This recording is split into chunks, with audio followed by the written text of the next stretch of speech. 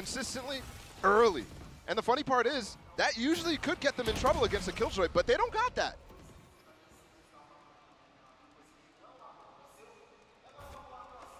Again, you see the persistence, the insistence on denial of utility from Secret. Denial of having orbs. Zipon gets tagged there, breaks the drone, and CNET actually takes the angle back that Zipon was on. They've just gotten a lot of information right now because of how quiet it is over towards A. But Team Secret, they're doing it on purpose. Look, they've doubled up the trips right now, both in kitchen and in 2. Angel's very aware of how easily they just won that last round. Yeah. And the nice thing is, if there's any doubt of them potentially going B, you've got Angel who's got the cam set up long, so you can just toggle in and out of that to confirm. And because of that, they still have 3 members here. CNED with the op, he finds another. Zipan trying to clear out the wall that was up. As CNED gets a second, you might as well leave the cam on CNED for now. As he's, oh my gosh, he does it. Still up, still in play, and still fragging. 4 on the round. This guy is such a beast. And what a treat to have him back on an international stage. The champion in 2021. And with this team around him, he looks in prime form. That shot, I mean, there's been so many shots that are just like jaw-dropping. Yeah. I mean, he can make a frag movie out of the first 9 rounds. And Team Secret is still up by 2.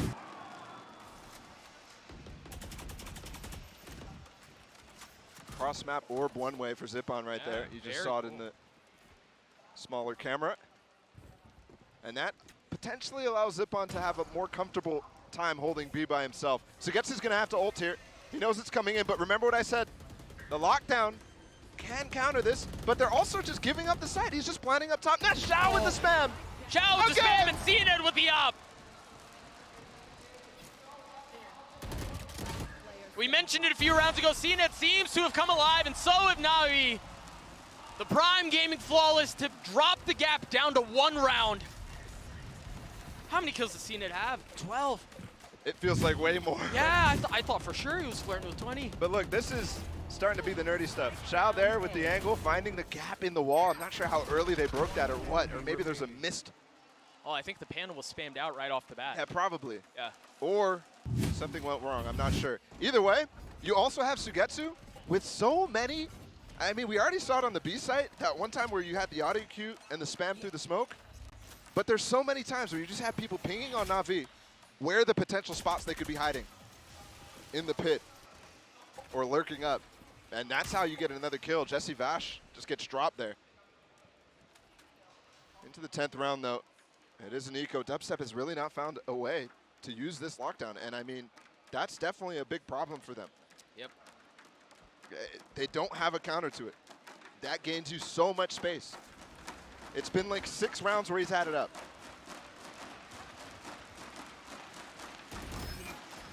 You wonder here if they choose to invest it.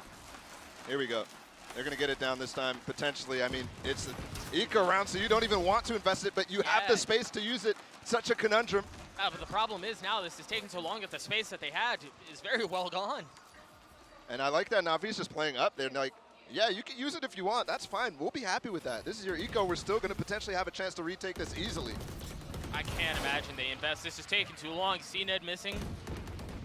He's been so good. You have to call it out. Xiao and Sugetsu do not, though. 1 enemy remaining. Now Dubstep drops. Another Prime Gaming Flawless comes through for NAVI. Look, the score is tied, yes. And Team Secret, I think, played great so far in this game. But NAVI, when they win these rounds, they just look like perfection. Yeah, yep. And remember what we were talking about a lot when we first, and if you watch that first game for NAVI against Crew, it was a lot of Zipon, it was a lot of Angel. The other stars, they weren't necessarily the biggest factors in that game. Yep. They were, in some senses, struggling. Here, not at all. No, they're all mine. It's their playground. And to go back to what you were mentioning, NAVI, when they win their rounds, they look clean. When Secret was winning their rounds, it was clutches. It was magic, right? How much of that magic dust do you have left? Here we go. They've given the space this time. You do have an anti-KO setup being played by Angel. He's way off the site with 2 trips for Sugetsu to play with. And they're mauling him off the pipes. This is taking forever still. Look at the flank. It's coming in. This is what I was talking about. There's multiple counters here. The turret destroyed. And Zipan's actually rotating back. The alarm bot spotting one as well. And the thing is, you don't know if it's coming from mid. You don't know if it's coming from spawn. Jeremy gets the spike down. Lockdown finally being invested. That's good timing there, actually. They've given up the flank after breaking the alarm bot. No way. Oh, he had 2 lined up. But Envy able to decapitate him for now. 4v4 here on the round. They have to wait for the lockdown to clear. This post plan retake is taking way too long because of that lockdown. Dubstep very far away. He has 2 mollies to work with, but he's so worried about the flank that he's not able to help with the fight on side. 3v3 here. Zipan falls. The other molly missed, by the way. It's in front of that.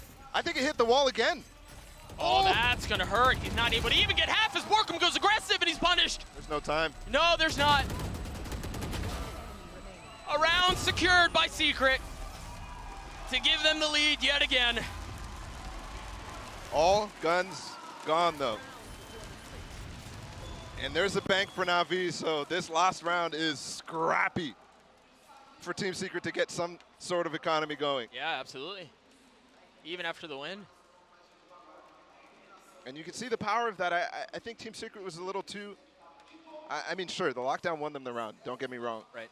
But a little too hesitant to try to use it to secure the round like they did there, rather than use it to get them in positions to win the round. Because when they get in those clutch situations in the post plants, I think they've been doing quite well. Especially with the amount of post plant utility you have. I think that's the win condition, and I think it's been slightly errant. They're still in the lead, though. Which, given Cena's performance, given Xiao's performance, is really impressive. Note, Angel there waited for the shock dart to be used before he put, and then he put the trip down. Yeah.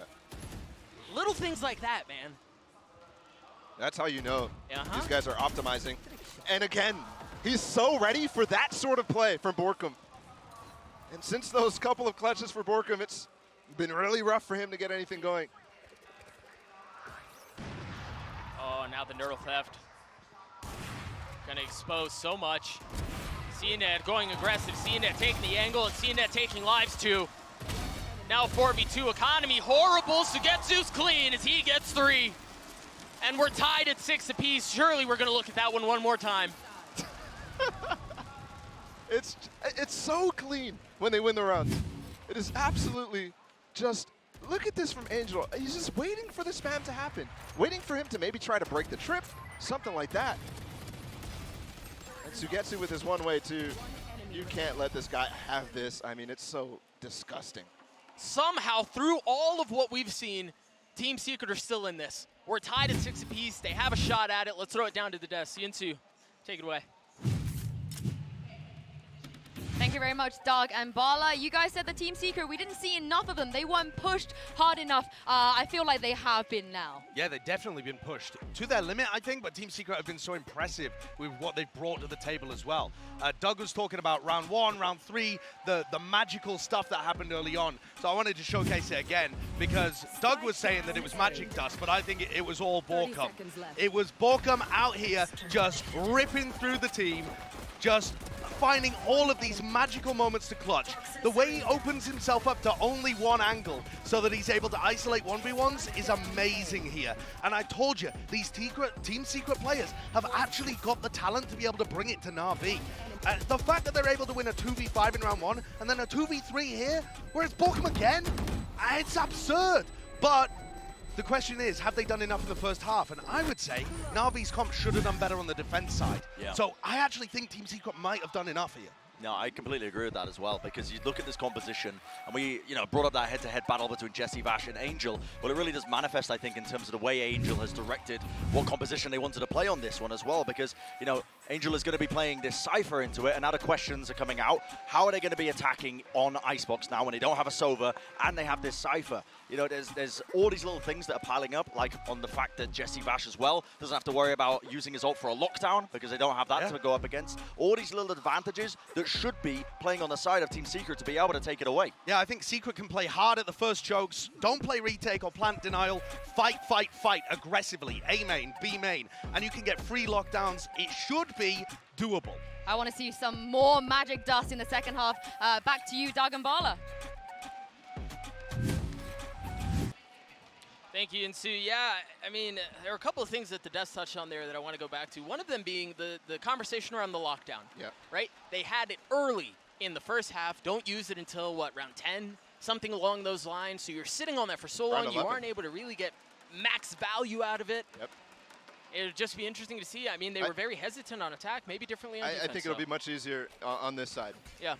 And I also think Dubstep, who, may I remind you, the times we've seen Team Secret, he was the fragger, he was the star on this team. He was that jet player. Right now struggling, but I think a lot of that comes down to him having so much responsibility. There's an early pick. Same thing that Navi pulled out on the pistol, just slightly different. And we haven't really seen much of these man advantage situations for Team Secret. You're right, we haven't. What we have seen a lot of, that we just saw again, is Angel being the first touch. I mean, the guy's consistent. He likes to fight. And, well, if you win him more often than not, why not, I guess? But you just toe a very fine line when you play at that pace. The spike has made its way up towards 410. You see CNED waiting for the flank that has never come. But it looks like they're going to be able to contact out, and there's no one really looking. Yeah, that wall's going to go up, but they haven't cleared Borkum, have they? Oh, they've not. There's a counter wall up too. Xiao gets the spike down. There's no wall to defend it here because they invested it to control the site itself. Can't give up bodies anymore. No. To these early picks before they force Navi off the site. Dubstep can't work away in, and Envy can't either. They finally clear out the panel. A little high-low is way too much for CNED to handle. It's way too much for Navi to handle. They're overwhelmed, and they're done. That's a good pistol. Carrying all the advantage you can possibly get from that initial pick. And you mentioned Angel with the first kill. Going down to Envy right here. Not the most impactful agent, but you could think maybe you start to have Angel wrapping in the mid-round. And then Borkum, yes, he did fall after getting the first kill, but he maintained the advantage at least. He got his. And then they properly cleared the rest of the site together. With that high-low swing, really, really nice. Big anti-eco here, Team Secret. It hasn't been clean on the anti-eco so far, and that has caused problems and given Navi a lot of staying power in this game. It was 4-1 at some point, and when Navi won that second round, they got broken economically. Yep. Drone being used by Jesse to try to spot some info mid.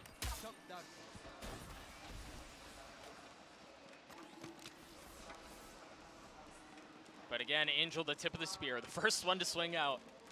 Yeah, I mean, I'm super curious because Xiao has the spike in mid. I think there was a second there that Angel wanted to call an audible, but decided against it. So they will fake over towards here with the cages. Angel gets knifed. CNED's still here. That looked like it cleared. It was a really nice setup, right? They want to creep out up to B just long enough to trigger the Killjoy utility and then rotate off. I'm wondering if this wall was just placed, actually, given the way that Jeremy is rotating off. Yeah. Does Xiao have a counter wall to get over? No, they're going to have to wait this out if they want the ruse to still be there. 30 seconds left. It is solid. Yeah, and there's not a lot of time left here. They kind of have to commit to it, and that's going to give away what's going on. The decay. Zipan's all by himself now. Oh! Traded What out. shot, though. Did they get the space? Yes. 14 seconds for the plant. They've This gotta is where go. that shot comes in from Jesse Vash. He doesn't have it. CNED's going to show up on site. He's got a Marshall, but Angel gets two. It's all onto CNED, and he's gotten one with the Marshall. A 1v1 left. Envy on the tap. Tempting CNED to go aggressive, and he does. Not able to land the shots. The young buck from Team Secret wins it out. Another 1v1. This game might have the most clutch attempts of any game Aside from maybe the NRG Loud series that went just 3-map gigabanger. This again wasn't clean. I mentioned at the beginning of the round, how did Angel get 2 there? I thought CNED had a chance, but Envy waited long enough there to give CNED the doubt that he was sticking in it. And CNED dashes forward. I mean, that was still such a good play too. Forces him to get off if he was sticking. And also gives him a new angle. Jeremy with the early slow for Dubstep to take the fight. Oh, he spotted ahead. Wait, hello? Patience? Discipline? Or a mistake? They saw him on the minimap, Doug. That's why Sugetsu starts spamming. CNED just barely on his screen saw him on the minimap. Got a little greedy. He could have gotten a free kill on CNED of all people. Yeah. A kill in the hand is worth 2 in the bush? Maybe. Something like that. All right. Wow. Jesse showing you can use the Marshall just as well. That is such a deep angle. Behind the orb too, you never expect that.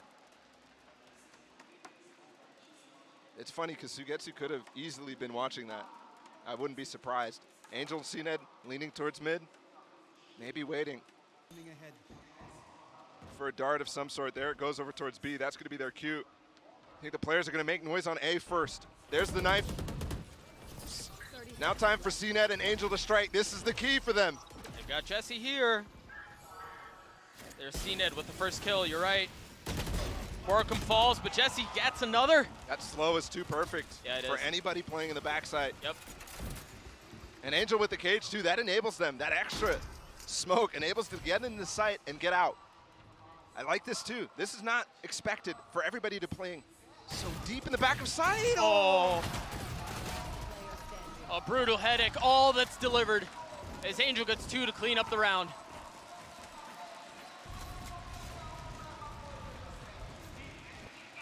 And they take back the anti-bonus. That is a crucial round to stay in this game. Always in these second halves, no matter what the scoreline is. Team Secret is starting to get rolling with their shock molly combos.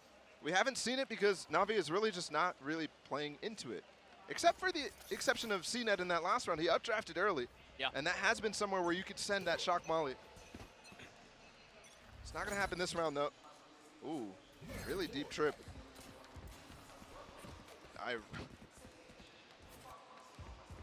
With the B presence,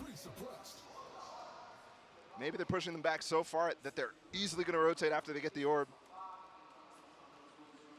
And I think they already did manage that. Interesting here how Secret really don't rotate off of A, given that they saw the knife get 3 early on, and now they have the recon cleared out as well, so they know there's still some presence long. Orb comes up, Jesse Vash's drone goes out. Everybody's dodging it, and I mean, I can't believe CNED's walked all the way up here with the wall. They have so much space on both sides of the map. They already know Borkum's position, by the way. They cammed it earlier. Borkum had to break it. Well, the problem with an approach like this, though, is if you lose members on both sides as you take these split fights, oh, what a peek out from Angel. Ah, utility in hand. Timing unfortunate. Actually, Angel's Cypher ult went off there. And I think that caused that second kill to be kind of easy. They get the res back up, too. I like this approach. Oh, Angel's been tagged. Angel falls. Hey, I'll take that trade, though. Trade the res for the Hunter's Fury? Yes, any day. Kills Angel's stats, though. Unlucky. Shao jumping away. Jesse Vash falls.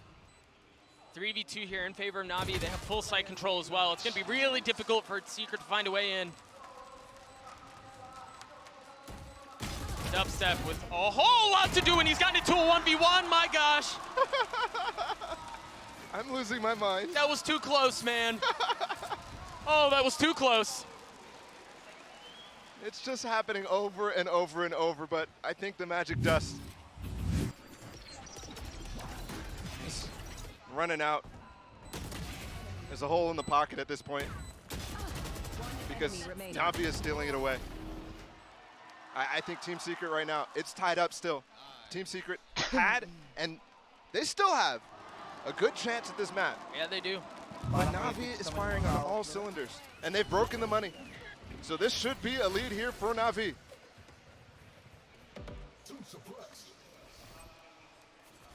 And a third close by. Save si Sined for up to. But it seems like all of NAVI are grouping towards B-Long. Ayun na. Meanwhile, Sugetsu's still back A. And it seems like Secret want to fight this. The flash in the face, the CNET has to drop. I can't believe Angel has a cage up there to save them. I've never seen this wall be used. Nope, me neither. It kind of gives you a weird angle on the backside. If you can maybe cross there, I wonder if Angel's actually aware. Bilis to ano. Either way, they're just rotating off. They don't want to deal with it. There's been 3 pieces of utility shown on that site. They already got the mollies out from Dubstep 2. All up to Borkum right now. CNET, the cloud burst to drop the dart, the swing out, the shot doesn't land, but he stays alive. The spike still hasn't gotten down yet. CNET's one pushing forward, Jesse just waiting. Waiting and waiting. Now they see the wall up, they see the spike going down, and they have to go aggressive. They have to try to take these fights. Viper's Pit invested, and round certainly secured at this point. Unless they can do something about it here, they have numbers. Peek too They've soon, invested there's no the ult as mollies well. anymore. Everything's Angel's covering suppressed. the flank. He's upgraded a weapon and he's up top. Angel needs to be the one to clear him out here. They know where he is, and yeah, he's dropped. So one weapon they had, now gone. And nobody coming from the rope either. You can't res him from down there. What was that? Not the pit though. The tap, just to threaten. Angel gets 4 on the round. And the round is secured for NAVI. They lined up. But okay, hey, there's the first non-clean round, I think, when it comes to those anti-ecos from NAVI. And when they're still looking quite good, they got the pit down, and then all of a sudden things started going haywire. Those shots from Jeremy, for example, and Envy catching CNET just willy-nilly jumping around there. I wonder if he thought he was way safe or if there's somebody watching that walk out of Rafter. But either way, Yeah. Angel with the lineup at the end. He's gotten 2 of those in 2 rounds. Don't forget what happened on Lotus. Tech pause coming through. As always, once we're informed, we will inform you as well. Abala, I need to go back to, as much as we talk about Angel and his calling, it really is so much fun to watch them on the attacking side. They manipulate the map so well. They play their opponents like freaking puppets, bro. The rotations, they draw out utility, they draw out rotations, they establish full control of the map, Yeah. and just leave Secret 2, perhaps even 3 steps behind at times. Yeah. I mean, I think back to that res round where you rotated, you had so much control in A, you finally start pushing on B, and then the rotate comes back over towards A. And they get the res off because they're playing so aggressively on both sides of the map. I think a lot of that comes down to just having really good ideas about how to play the game in general. Sure. Not even thinking about your opponents. A lot of times, especially, like for example, what we saw in the crew game from NAVI was just cycling through the strat book, for example. I think we're seeing a little bit much of the same. What I really find super impressive is how every single player is optimizing some little detail that there's just no way it's coming from just Angel or just Doom Bros. Right. It's them putting in so much individual work to improve and optimize the setups that are given to them. The fun thing about a global stage such as this is that it is the nuance that separates the good from the great. Yeah. Right? Like that often is the difference maker when you've got 2 really good teams going up against one another. And you can see that in this game. 1,000%. I mean, Team Secret is 100% playing with nuance, especially on this defensive side.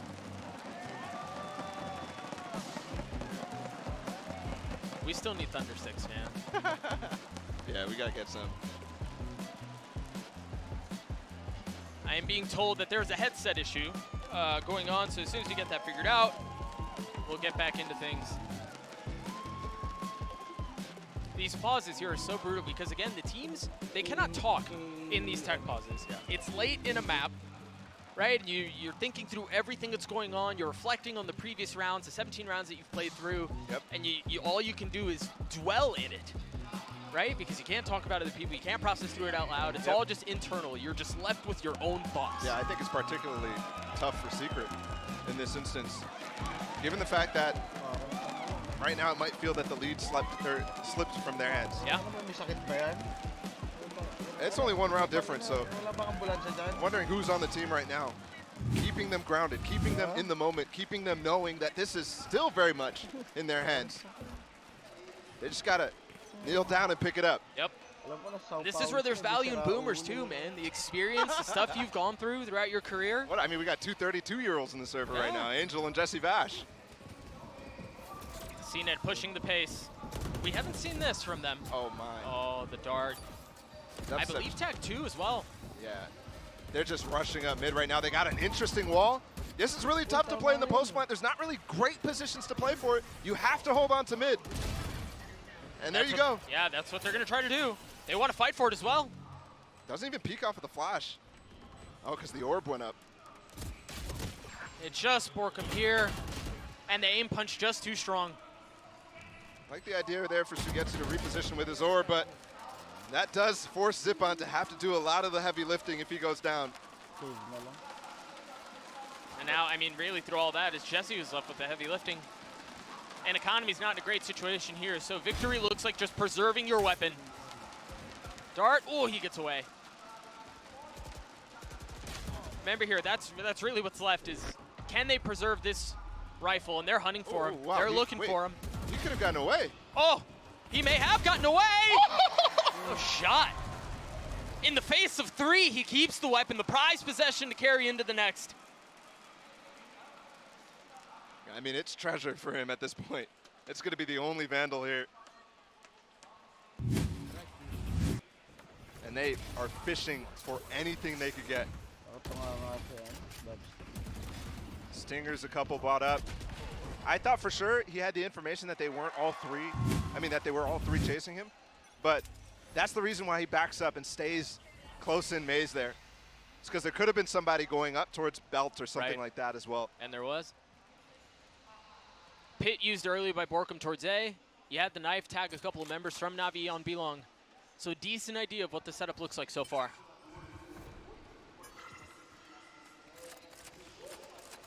Farming the orb for Shao. He's going to have his res up if he gets the plant.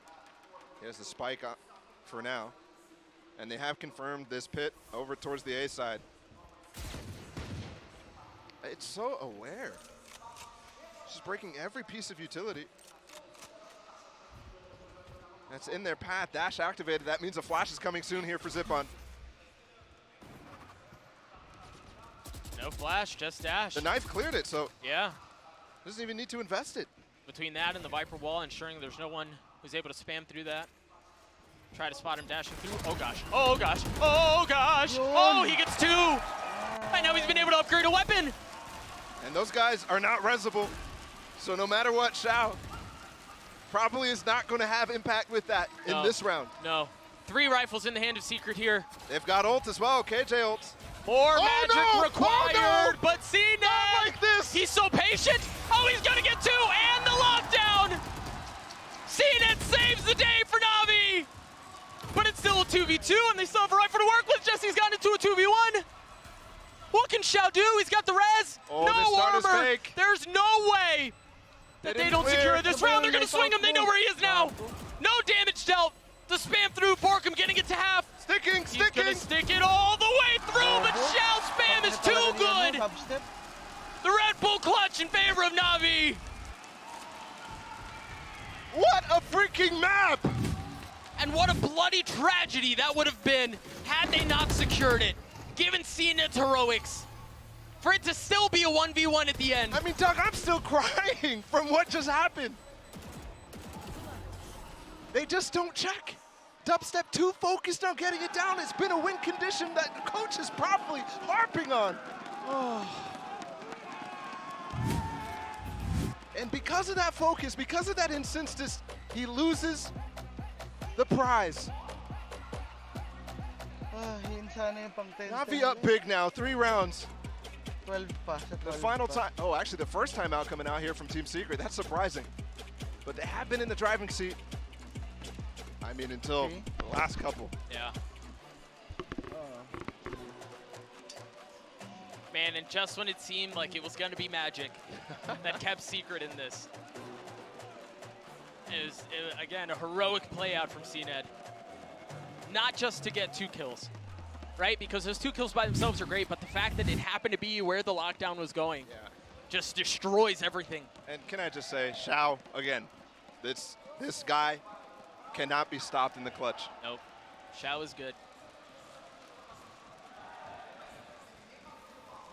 You start to worry about the economy here for Secret. They've got to win this round.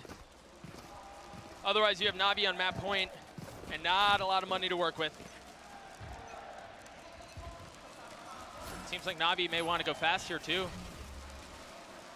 They've given up on the shock molly. They're not finding value here. Borkum against CNED. There you go. Talk about first kills in this series. It has been heavily in favor of Navi. The ult immediately for Jesse Vash, too. They pinged it before it even comes out, but CNED gets the dash. So frustrating. You seem like you think you've got CNED. You kill him once. You know he's getting res. Surely the Hunter's Fury will secure it, but no. The mobility just too much. Now Navi slowing things down. Reducing the pace in the face of the defenses that Secret have set up. With 55 seconds left, we've seen multiple times these rounds come down to a race to plant the spike.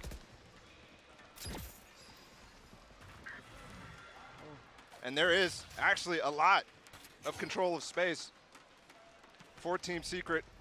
They're not in front of pipes. Those double cages go out. The execute's coming. Angels first again. Navi managing to erase the lead that Secret had, and they're now looking to put him away. The molly, the shot dart, and the kill onto Angel. How much more can they find? 20 seconds.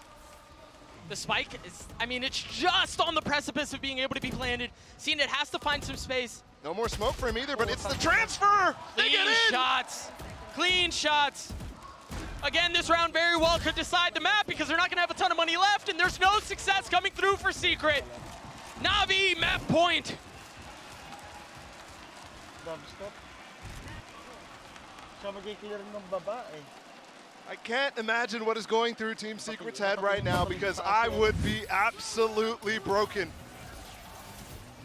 If Jesse Vash is a second earlier, he gets this kill on CNED, honestly. Yeah, yep. And they still have success going into the site. This was still a 5v5 when they take down Angel. But the trades are just so solid.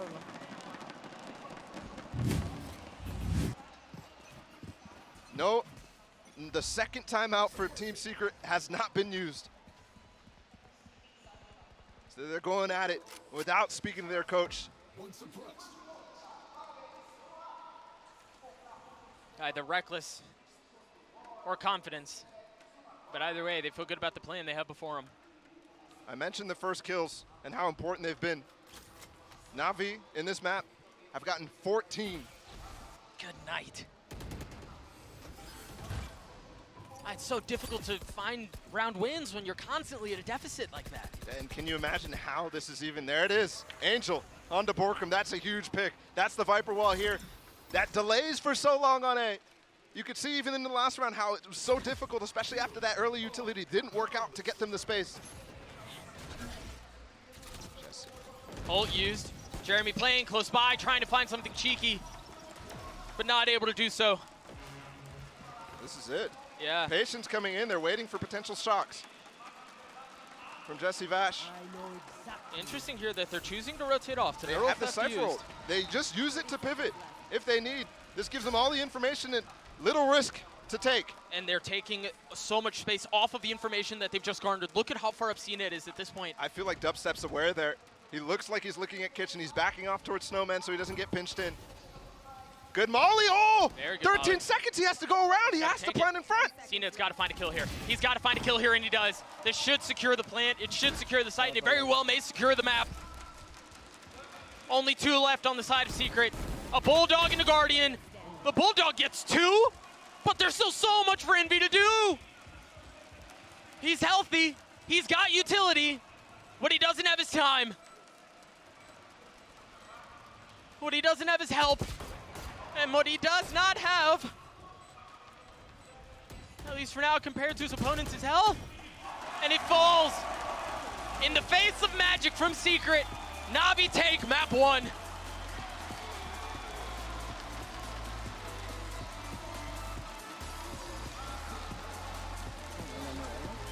What an absolute banger. I know the score says 13-8, but there was so much in that game for both parties. We started with 3 clutches back to back to back. Yeah. Yeah. And we did not end with that. That feels like an eternity ago as well, man. I just can't wait for the rest of this series. This was so much fun to watch. Another instance in which it's not about how you start, man. Right? Like how well Secret played at the beginning and how Navi were able to right the ship. Just made for a blast, yeah. We'll see if Pearl's the same way. We're going to throw it to a break. Stick with us, friends. We'll be back shortly.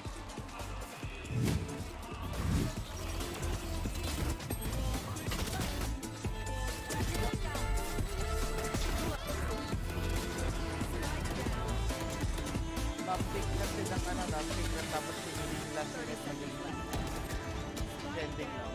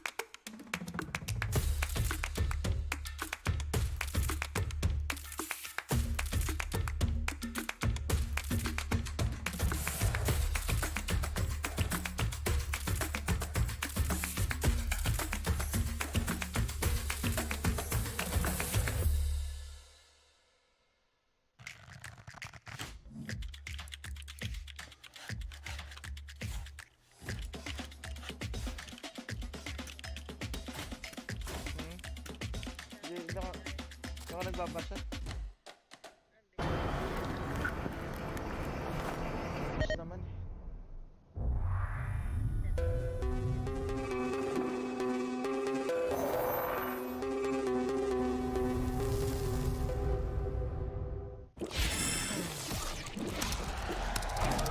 Red Bull gives you wings. Hindi na kasi kaya sumabay sa mga ano ngayon, sa mga duelist eh. Kaya nag-controller na lang siya. Leviathan pala? Oo. Controller na siya. Diyan lang naman. Diyan lang naman.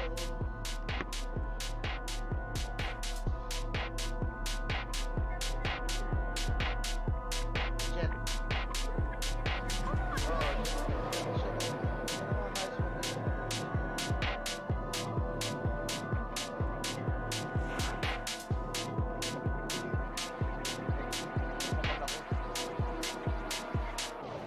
Sa baba yung ano, bro, what the fuck? Yun lang sa baba.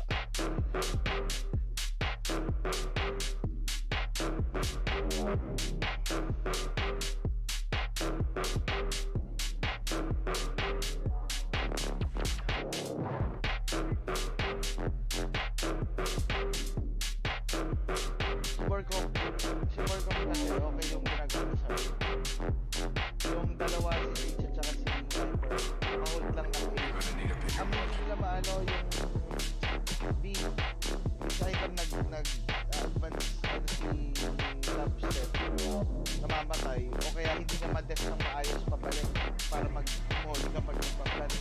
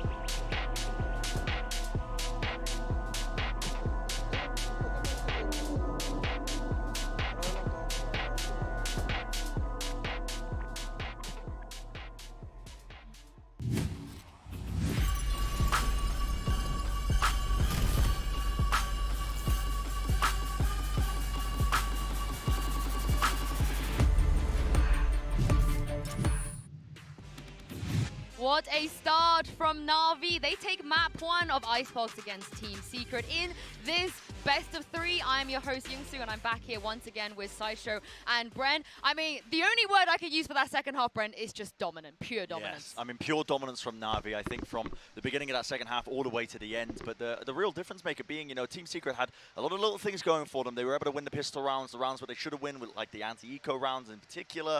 But where it really fell flat was a lot of the gun v gun rounds, what we were witnessing between these two teams. In fact, I was just looking at the numbers of it as well. When it was those full buy rounds, like 20k plus in terms of the loadout, it was 8-1 for Na'Vi. They won 8 out of 9 of them. Yeah. And so this is just a massive difference for them, and just that extra level that Na'Vi are able to bring by the fact that they are a consistent core roster that's coming to the event. They've got those extra levels to it, and also, of course, the CNET effect of that guy just absolutely tearing them apart at moments. Yeah, I think Team Secret showcased that they can win some clutches and have some big moments, but they weren't able to actually bring it to Na'Vi when it was the basic default game. Yeah. I think they needed to adjust their game plan as well, which I'll talk about in a bit. Yeah, everyone was hitting their shots, I feel like, on Na'Vi. They just couldn't lose.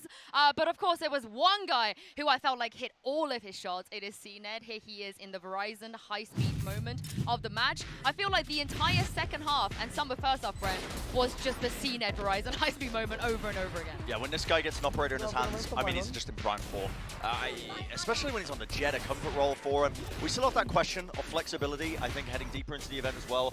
Well, you know, the kind of impact he's going to be able to bring when he's going to be playing other roles in particular, but his jet is just run jet every map. Yeah, just run jet every map. Genuinely, no, you listen, might be able to get away with it in some cases, and I think it's valid. Listen, CNET's the kind of player where you do want to build around him as a jet player predominantly, which is interesting, right? Because the core that he's joined, which is FPX, now Na'Vi, is normally it feels like Angel's running the show, and you know, we used to force artists like, listen, artist, you're running what I want to run. You're gonna play this, and you're gonna listen to me. And he puts his foot down. But CNET, I feel like, is the caliber of player where you can just be like, you can play jet, CNET, anything for CNET. I mean, he himself even said that, Sideshow, he is extremely happy that he gets to play jet again. Yeah, I'm sure he is, and I think that we'll have that discussion as we get later in the series. But I want to bring things back to Team Secret's game plan, because when we got to the half, I said that I didn't want to see them play retake and plant denial as much. I wanted them to fight hard. So I want to take a look at round 16 and look at it from CNET's perspective, because I think the big problem was they gave Na'Vi too much space on the site. And what that does is, I mean, here they get a really good entry just playing the fundamentals, right? So that's how they're mitigating not having the Sova. But then everybody drops back and they're playing these kind of positions way back on site. And what that does is, it allows CNET to get on these really aggressive angles. Look, there is nobody in the site for Team Secret right now. They're all playing these post-plant lineups. And then, when Na'Vi gets CNET onto the aggressive positions, he picks off Jesse Vash Envy as they're getting back into the site. And I think that is the big problem for me, is that without the Sova, there should have been an opportunity for Secret to adjust their game plan, get aggressive, and stop them from coming in through the chokes. And instead, they still played their same game plan, sat back, and just allowed CNET all the space he needed to ruin them. Yeah, and it links back to what I was saying just before we got into that match about Team Secret having enough curveballs to throw at them as well. Not leaning on the same game plans that got them the win against Liquid, not leaning on the same concrete game plans of the post plans, like you said, because now they're the kind of team, they're going to adapt, they're going to throw new stuff at you. CNET's going to run at you with a rifle or an operator, whatever it might be, but they're going to disrupt you like that, and that was the clear difference maker, especially into that second half. Well, Team Secret, they do have a map to be able to try and turn this around, but before we get into that one, let's take a look at the AIM Lab shoot-around with Jesse Vash. You know, despite losing, Jesse still had a really, really good map. Yeah, he's looked weirdly like the best player on the team, and I don't think that that was the case when we've seen him at previous events, but the level up here at Lock-In is really impressive, and I think he's definitely taken it in the Battle of the Boomers so far. Angel had a good performance too, but I don't think the Cypher was the reason that they won. I want to see more from Jesse Vash, but I think he's got it. I think, though, the game plan and IGL element, that's where Angel is really pushing the game ahead here compared to Jesse, and that's where Jesse's going to have to adapt. I don't know, is there like a brain lab? Like AIM Lab and Brain Lab or something? Yeah, just like a little puzzle game on the DS or something. just throw it on up to keep your mind sharp. But we are going to be heading into Pearl, and you know, just coming off the back of Jesse Vash and watching that guy, he's going to be tested like he's never been before, I think. You know, you're going head-to-head with a battle of the minds, the IGLs, which Angel clearly got the better of him on that Icebox match because they weren't able to make the necessary adjustments, make the necessary adaptations to how Na'Vi were playing. And now you're going into relatively unknown territory as well, because don't get me wrong, you know, the core of this FPX team, previous events, we've seen them play Pearl before, and so they might pull out something different now that, you know, they've got this Na'Vi squad, they've got no artists and now CNED into the team. Yeah. But overall, you know, it's going to be a different test and also potentially the final obstacle. You know, the last chance for Jesse Vash to really bring his team over the finish line if they want to stay in the series. Well, we're heading into the Prime Gaming Agent Select. Now, I know we all want to see CNED on the Jet, right? We don't want to kind of, no, don't play around. So. Yeah. I think CNED on the Jet, or if they want to run some kind of Sage composition, I actually believe in Na'Vi to have created a crafted strategy around that. Harbor, all right. Pretty cool from Team Secret. I'm hoping they've got something cooked up. I don't know how deep their map pool necessarily goes with these crafted strategies, but I have no issues with the composition itself. I think no duelist comps can really work. However, someone's got to stop CNED from doing CNED things. Yeah, someone's got to step up to the plate because it feels like CNED right now is, again, back on that comfort roll. We've been hitting it time and time again. This guy has just been a menace when he had the operator in his hands on Icebox. Guarantee you we're going to see him upping on this map as well on Pearl. That B-long angle is just fantastic for it. Yes, also Dubstep's debut on Astra as well. What a time to whip that one out. I can't wait to get into this game and hand this back to your casters, Dark and Bala. What do you make of this? I don't know. The only real takeaway I have, Sue, is that we're asking, how do you stop CNED? Who stops CNED? I don't know that you stop CNED. I feel like you just try to contain him, but CNED doesn't care. Minimize his impact? Yeah. Is that a better way to phrase it? I don't Probably know. the best way to go about it. I think the comp is very interesting from Team Secret, but I think as well Na'Vi is leaning into exactly the same thing that we saw in the offseason from them, and that to me is a very scary thought, given how much we just saw their optimizations on Icebox. So Team Secret is going to have to be just as drilled, honestly. And we might have it. This Harbor, in my opinion, has been super successful here so far at Lock-In on Pearl. And things like this is exactly why. The wall into B-Link, but it doesn't matter. CNED's not stoppable. There you go. And he's way in front of it, too. This could give you control of both B-Long and B-Link and give you kind of a false sense of security because you're playing off that turret if you're Sugetsu. Yeah, but what I do wonder is if the wall is sectioning off the turret. I couldn't tell for a moment. Oh, yeah, it was. Definitely. It evaporates. And Sugetsu can just adjust. Yeah. It's not the biggest of deals. But then Harbor adjusts, and then Sugetsu goes and goes and goes. Then, yeah. A little tit for tat all the way through. Speaking of getting all the way through, you see how far up Dubstep has gotten down B-Long. So they just got their high tide back up right now. Borkum's positioned to help them out. He's going to wall off the backside, but I'm looking here for Angel's dart. He just used it, and I think it insta got broken. Yeah, and then the knife tagged him, so they know he's backside. Or at least they know he's somewhere in the vicinity. The spam starting to come through, and the spike goes down, but so does Invi. How many kills have we seen through the smoke for Too many, Na'Vi? bro. Still even here, though. 3v4. Secret have a big opportunity To win another pistol. They've been so good in these situations, but no, this seems like it's all Na'Vi all the way. First round goes in favor of them. Regardless of the comp, I think a big concern for me coming into this was how is the mental going to be for Team Secret? Because it's situations like this when, again, Icebox, they had such a chance. And it slipped away from them. And honestly, towards the end of the game, it looked like there was no more chances. It looked like they were not finding anything. It looked like they were out of ideas. And so coming into this, is that going to carry over and cause them to lose the idea that they could actually beat Na'Vi? Yeah, I mean, it's a really hard test on mental because not only do you have what just happened in your rearview mirror, but then you had CNED aggressively swinging out of double doors right off the bat. Yep. That's just so difficult to weather. And they've got a beat on them. They're not winning any of the magic things. Jesse was so far up ahead of everyone else that I'm not really sure what he was trying to do. I didn't catch which Astra actually recalled that smoke. If it's Shao, I'm just so impressed. But I think that might have been Dubstep. Yeah. I think that might have been him trying to get over into the corner, but it was just mistimed. Enemy remaining. I mean, there's no fight here on this anti-eco at all. No. NAVI happy to continue to take fights. They've got the spike down now. And the pivot from them, from both sides, even farming an orb, I mean. It doesn't get much easier than that. Prime Gaming Flawless comes through for NAVI. We worried about how Secret would look given Icebox, and I know it's only been 2 rounds, but they look uninspired. But again, I have to stress, it is early. There's still time. I just love that re-clear through Art with everybody there. After they get the first kill on A main, they put down a smoke, and they leave it for a bit. Yes, that gives it timing, but you have to be so ballsy if you're Team Secret to just walk through a smoke like that when a player has just died. Yep. So you have extra time there, they group up, and that nets them so many free kills in mid. CNED aggressive, dodge the knife. Dude, that is CNED will continue to be a problem. Just ridiculous. This guy went 4 first kills for 1 first death in the first game. 80% success rate is very high. It seems like he's just picking up right where he left off. Note here, Dubstep has gotten a lot of room to work with A. That's a nice kill. I think Shao peaks a little ahead of his teammates who are ready to peek with him. But what is the plan here? Could have been a bigger engagement, but it's even now, and this high tide is going to give them potentially some space. Yeah, the problem is they don't have Dubstep for this take.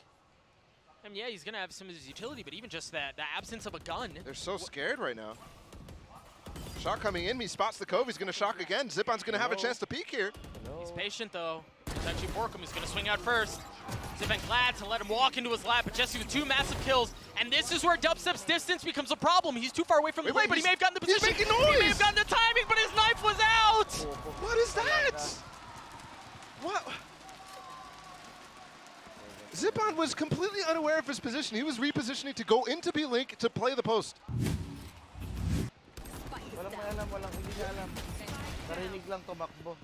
I mean, Yep. was there a lack of time there? Potentially. Yeah, perhaps he'll felt the urgency and, oh, I'm so far away from the hit. I've got to go. I've got to get there fast. And Dude, what? that's What is this outrageous. stat? 12 in 1 in first kills to first deaths. That is, I just talked about CNED, but no, let's gush about Zipon. Yeah, Holy bro. crap. We're talking about the wrong guy. But even in that, you see the strength of a team like NAVI. You can talk about all of them. Jesse Vash still having such an impact. The deaths touched on him. He might be their best player, and I think 100%. Yep. He is their best player. Weapon here. And he's not playing the primary role we normally see him on. He's playing the Fade. And on this map, honestly, Fade has kind of fallen out of favor in a lot of teams. Because of the long Prowler distances getting nerfed. Got the Reckoning here for Harbor, for Borkum. This can clear out the site.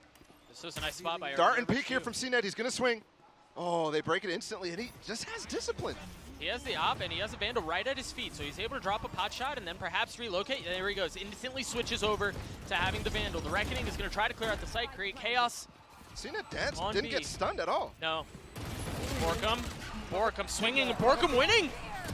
Now they got the Nightfall too, but Borkum continues to push the matter.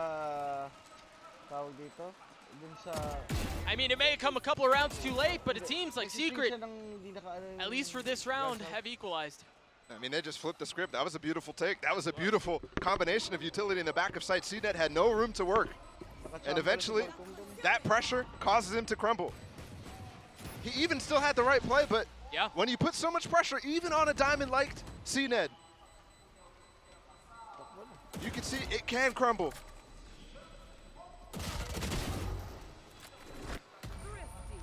A gun out of hands of Dubstep, but a thrifty round win for Secret nonetheless.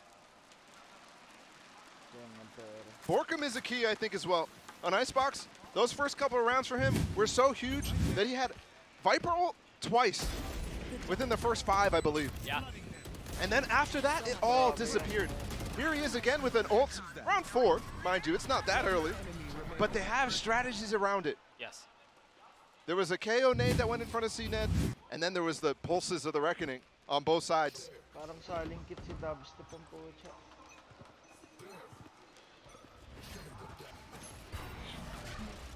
Couple of pings early on. The Haunt not finding anything. The knife doesn't either. Oh, that's such a cool haunt, though. It lands in the other window, Yeah. so it clears both a main push and inside of art. That's really nice. Parang ngayon mo lang Interesting nakita here naman how yung they'll choose to lineup read niyan. this, because a drone and aggression down B long Dami would ko naman suggest naturuan that yung it's lineup CNED na who's yun. following up shortly thereafter, as he's done time and time again. Yeah, you're right. But this time it's just Angel. And the funny part is they're using utility as if it was CNED.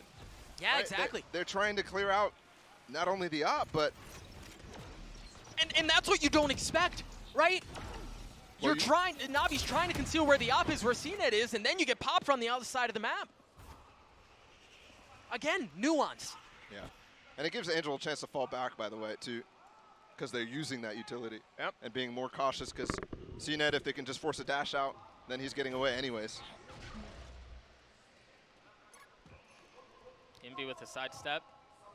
Zipan jump spotting.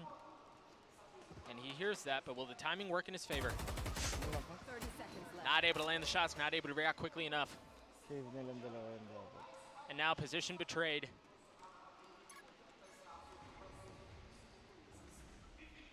Shav's already watching the Sewers flank. Yep. They've got CNED with the op, nothing to block him off. They've got to save here, 12 seconds. Yeah. Navi have a chokehold on this round. A chokehold on the map.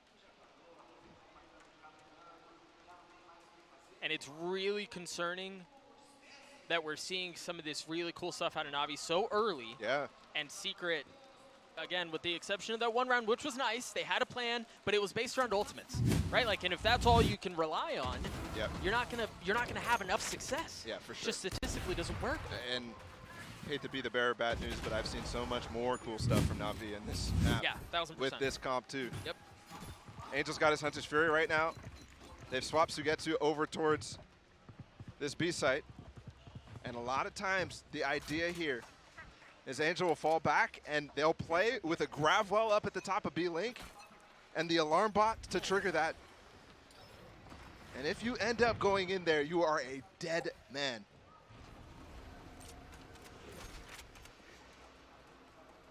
Interesting wall here from Harbor to deny not only B main aggression, but then also the op. Oh. That's where CNED's playing. Angel just missed that. Yep. CNED gets marked up, so they have to leave the setup. They were posting him up on such a good angle. The question is, do Secret push into that, knowing that that's where the op is, knowing that's where CNED is? They use a Prowler to push him off the angle, and they succeed. Art control theirs as well. A really nice flash, but a better turn from Angel. Zipon challenges, though, and he loses his life right now. They're relying on Shao's smoke to stay up for CNED to work his magic in Art, but it's a little too late. He's still there. He still hasn't been taken care of in the Cove to try to provide some cover. Shao pushes through it, lands the shots onto Borkum. The peak just a little too early. And now Shao finding comfort in the Cove. That Cove is giving them space to actually get out of flowers right now. Shao Yep. doesn't take the opportunity. Oh my gosh.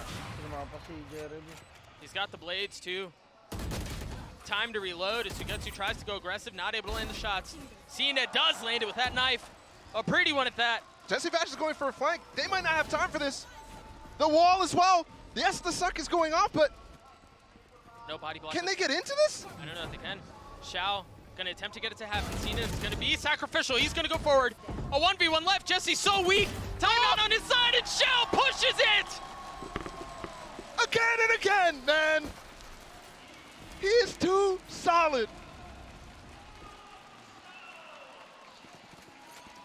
You just never, ever, ever expect the round to be over when Shao's alive. I don't care what the situation is. But props to CNED too. He did all he could. I really like what he did in the final moments here. Yes, he gets killed by Dubstep, but the way he smokes out of there and gets a step in front of that wall, Yeah. gives him the information. Are they close Yep. or are they far? That sort of thing makes all the difference for Shao. He's currently on a 10-1 start, by the way. We've talked about Zipan, we've talked about CNED, we've talked about Angel for good reason. I mean, this just feels like such a complete team. For it to be this early in the season, too. That's. Oh, that's a scary thought. There's a moment there too, inside of Art. Hard to recall exactly, but bring your mind back to Zipan jiggling that push from Art coming out. He saw somebody and he laughed. He laughed. He flashed for Angel. Angel gets one. Yeah. Then he swings and dies. But it's that type of thing that I see, and I see how comfortable Navi is. Yeah. Just fully confident. Yes, the beginning of Icebox was a little rough, but I think you can, especially a team like Experience with Navi, you just brush off those clutches. Oh, 1000%. They yeah. could go your way. You're slowly hearing Bala fall out of love with Liquid and in love with Navi. I mean, if you've been listening, you know I've been in love with this team already. I'm trying to fall in love with Team Secret here too. But unfortunately. What? I mean, come on, man. Any other team, any other day, and they might have a chance. You're just running into a full force, all cylinders running, Navi, and that's a terrifying sight.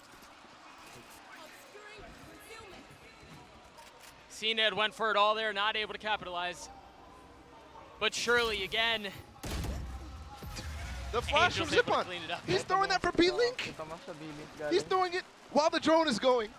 So your focus is completely on trying to dodge the drone or break the drone. And so you're blind. What can you do? What can you do? What can you do? Nothing at all. And I'm sure Secret are asking themselves the same question, I man. mean, this is just ridiculous. The dart didn't even tag. Like, there was no dart tag. There was no drone tag. That was just, it was free, man. It was free. It was a gift. And the exasperation, you can see it on their faces. Walang kukunta sa inyo. Despondent, because you're right. What do you do? Patay na naman. Same setup for Angel, but this time he's actually baiting for CNED, which is just ridiculous. It's a dangerous game you play. Jesse Vash, the one to take that too, and him and Borkham are the guys I think right now that need this. Turret spots. Immy's close. Oh, Immy Baka spotted. yan. And it's just spam. There's really not a ton of utility here for Secret to be able to win this. Look at that smoke Fight. from Shao. Look at that smoke on top of the box in the Yep. middle of there. Just provides such an easy one-way. And it was there the entire time, too. The setup was already planted. Well, it was off the turret that it sprung, too. Yeah. I mean, I knew that was coming, and I'm still shook. Borkham is too. Wait, did he get hit from that? I think he did. Tinamaan si Borko mo. Yeah. Pumintuin pa Observer's rin. turned off the X-ray, and I didn't even notice because I'm watching CNET, and it looks like he has wall hacks anyways. 30 seconds left. One enemy remaining.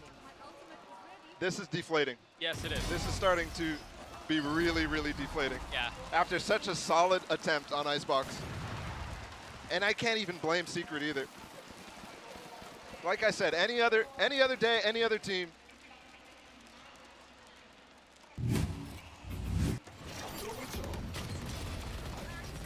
They're just so complete, man.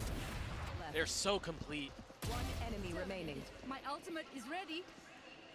You watch games like this, and I think people who were doubting Navi at the beginning of this tournament saying, yeah, they're good, but are they still going to be the best?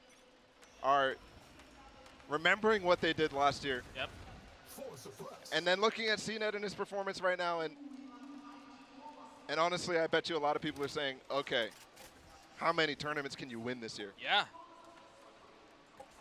We're getting way ahead of ourselves in this stomp, of course, but there's not much to talk about when they're frying this hard.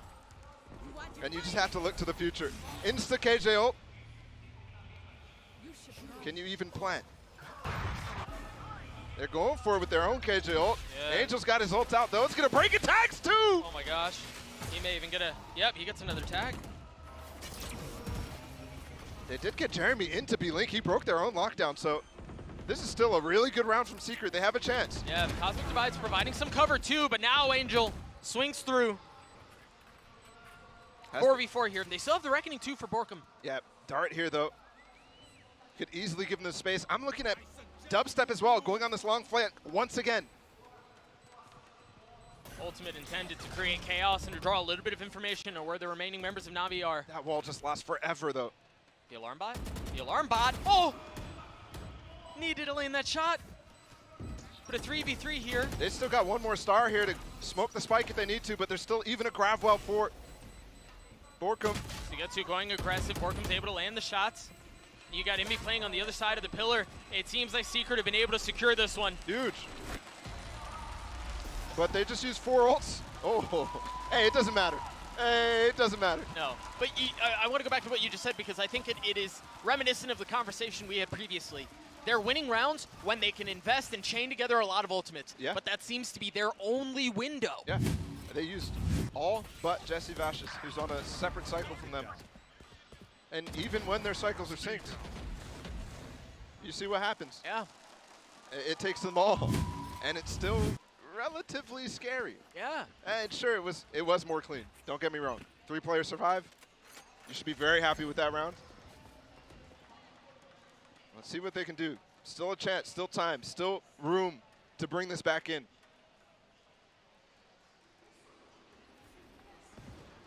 Very similar look here. The Prowler's going to clear out Cubby.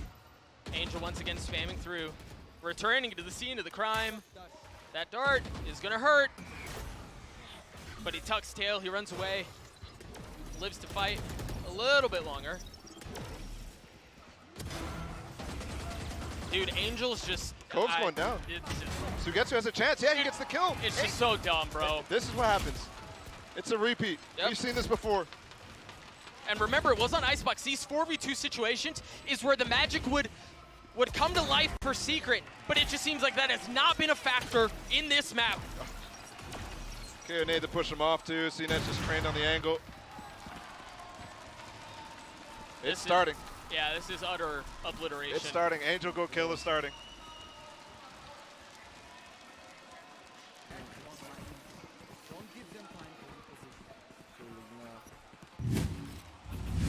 There was so much energy in this room for Icebox. Yes, there was. So much energy, excitement, that we had a close game on our hands. This is what I was worried about. And again, I don't even think what I said came true about Team Secret not having the wherewithal to recover from that. I think they probably are recovering just fine. It's just a matter of the players they face. See what they do here. Round 11, a decent spotty buy for Secret. As Cena trying to control the middle of the map.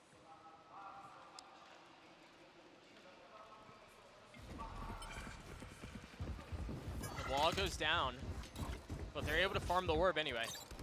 The B side has been the successful point for them. He's flashed by Zipon again, but Sugetsu's not able to follow up. Look at this from Dubstep. That's a big kill. The timing just not quite there. Yeah, Dubstep falls on the other side of the map. Now Zipin has shown up. Shao here. Angel's here. Excuse me, Shao just rotating over. Jesse Dash trying to play this close angle. He was only able to get one. Borkum swing! Where's the swing? He can trade that. And the thing is, now all of the rotations have arrived. There's still the op in the hands of CNED. And Envy has a turret. He has a sheriff. And he's got a 1v1! Magic strikes again!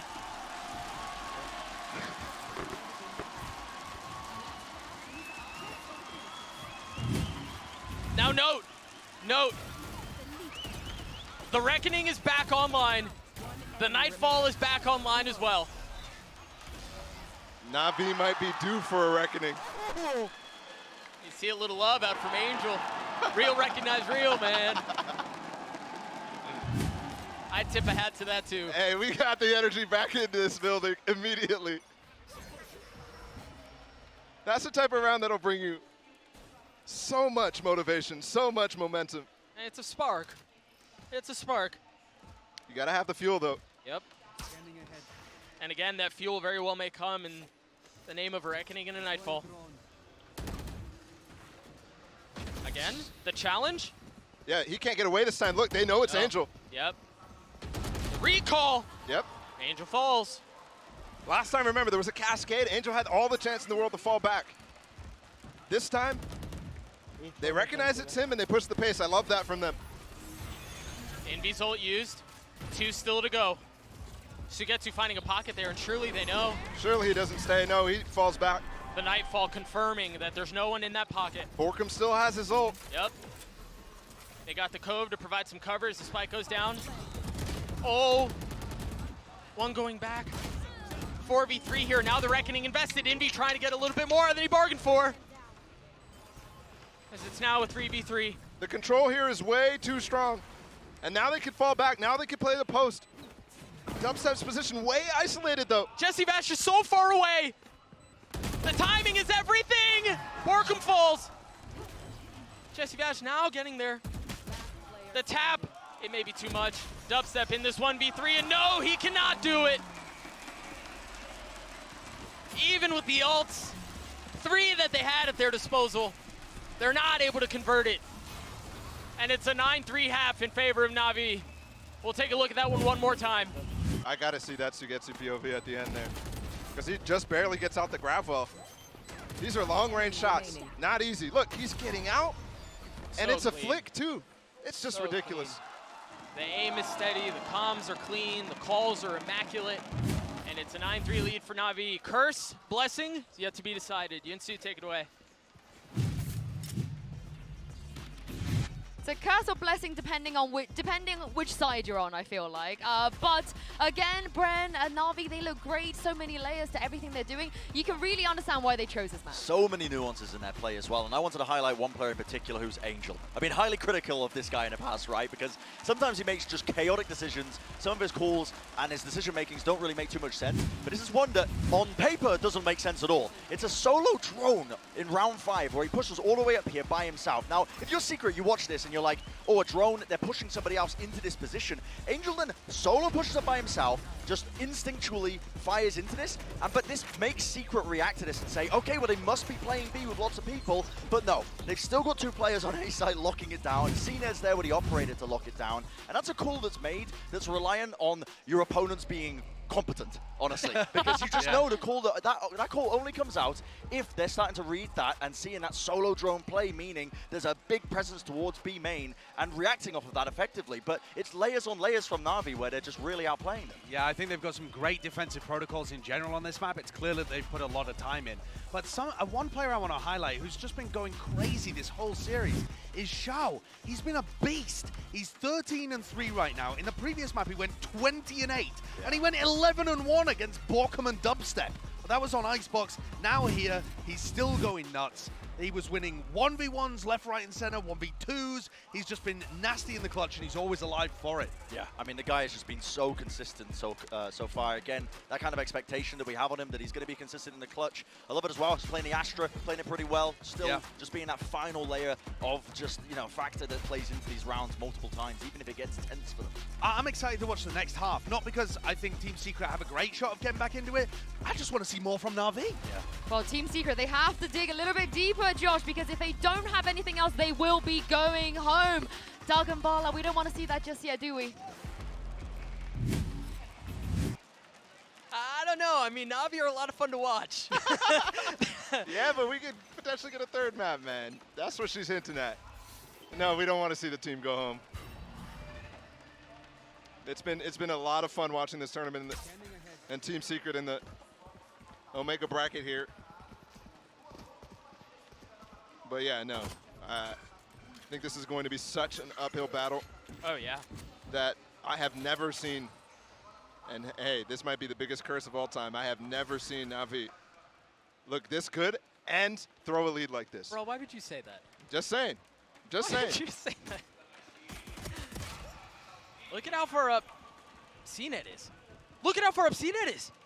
Hey, he's all the way backside. How did the turret not spot him? There's just chaos right now. Oh, was there a... Oh, my goodness. Wait, what? They know, Yeah, bro. That may have been a bit too much. But either way, even with CNET making that aggressive play towards B, you've got Chow, who's already gotten 3 on the round today. Spike's going to go down. And because of the attention that was drawn by CNET, the rotations are going to show up late.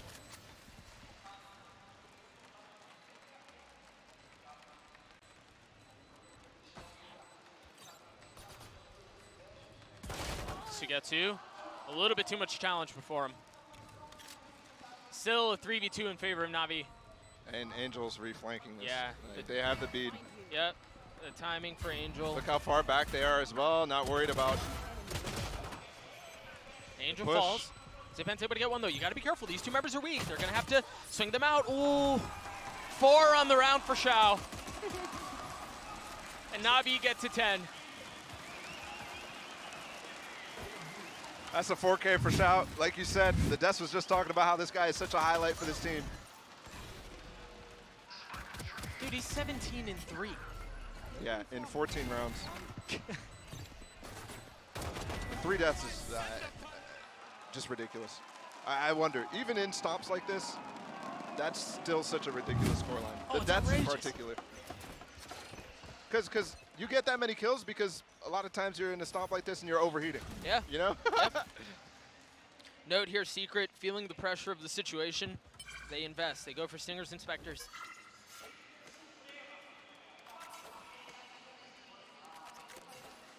You see this vintage Navi buy.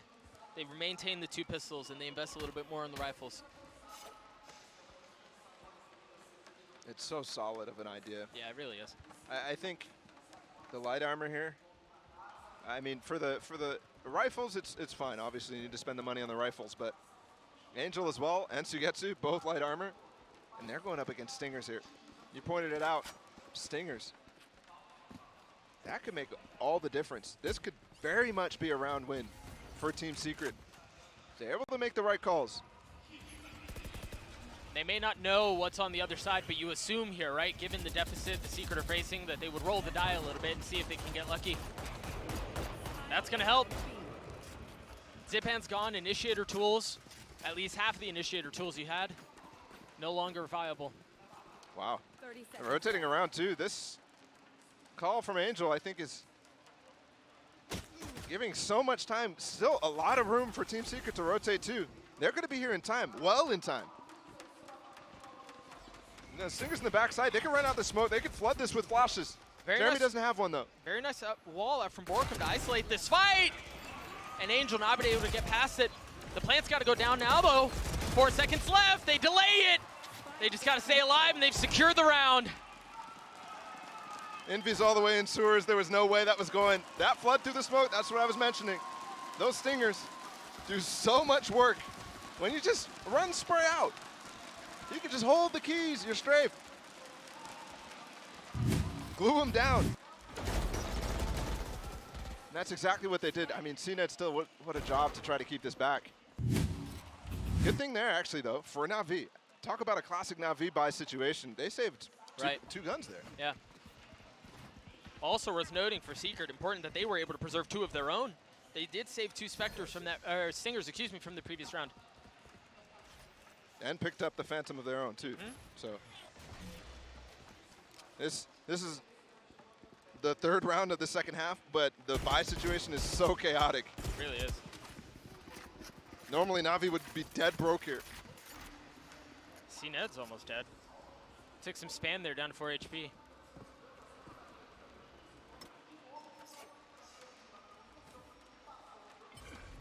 You've seen this from Navi, and they're just so versatile on the attacking side. Excuse me. They can slow things down. They can speed them up. Yep. You got Angel who can go aggressive. You got CNED who can go aggressive. Oh, I'm just waiting for the dash smoke plays from CNED on the B site when it comes. So much synergy. There's the kill. Angel with the first one again. This might be the coming best in? we've seen Angel play, man. Dubstep with the shock dart in his lab. Still takes care of CNED, who, mind you, only had 4 HP. Put that into consideration, but Shaun Zipan able to clean up 2. Might be a flood here. Zipan ahead of this wall by himself. Sugetsu gets it down to 1. And Sugetsu cleans it up. Navi at 11. And that should be economy broken for Team Secret too. Yeah. So Yep. unless we see another magical Stinger round, and at this point, Navi's economy is so good to withstand that. We're looking at match point here. Yeah. At this point, it's not magic that's required. It's a bloody miracle.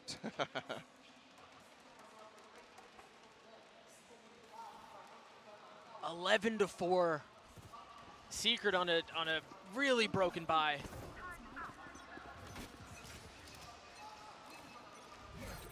What do you do? Just a couple of pistols. First engagements have been tough for this team throughout the entire series. Absolutely. Oh. Dubset had gone undetected by the drone, but does clear it out. The flash, CNET swings around, and just really unfortunate. Combined with the fact that CNET's just frying. And you see the outcome of that. You see the score on your screen. Last player to find 2. It is match point. It is looking like Navi is going to continue to just do what they did in the first half and bring it all the way home.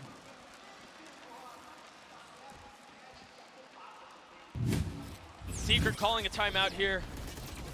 1 round away from elimination. And in these moments, again, you test the depth of your playbook.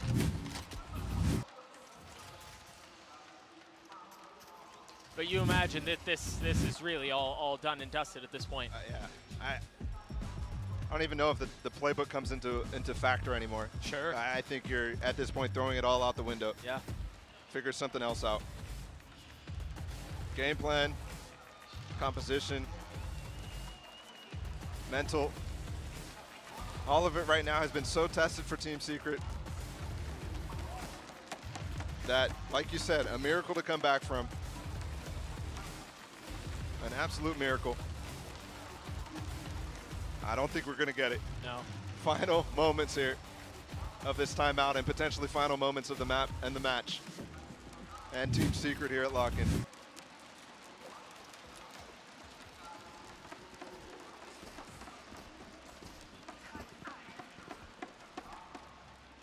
What do they have to work with? They've got rifles, light armor on 2 members. Jesse Bash 1 point away from having Nightfall. The great thing about this map and how much I've enjoyed it is because this is a treat to watch Navi just kind of show so much and at the same time be so electric. And there it is again, Zip-On. This guy's been a monster. I don't think I've seen him die first since that stat that popped up, and I bet you he's gotten like 3 or more extra first kills. Yeah, if we can get that stat, that would be awesome. Because, yeah, I think you're right. 2 for 1 on this map.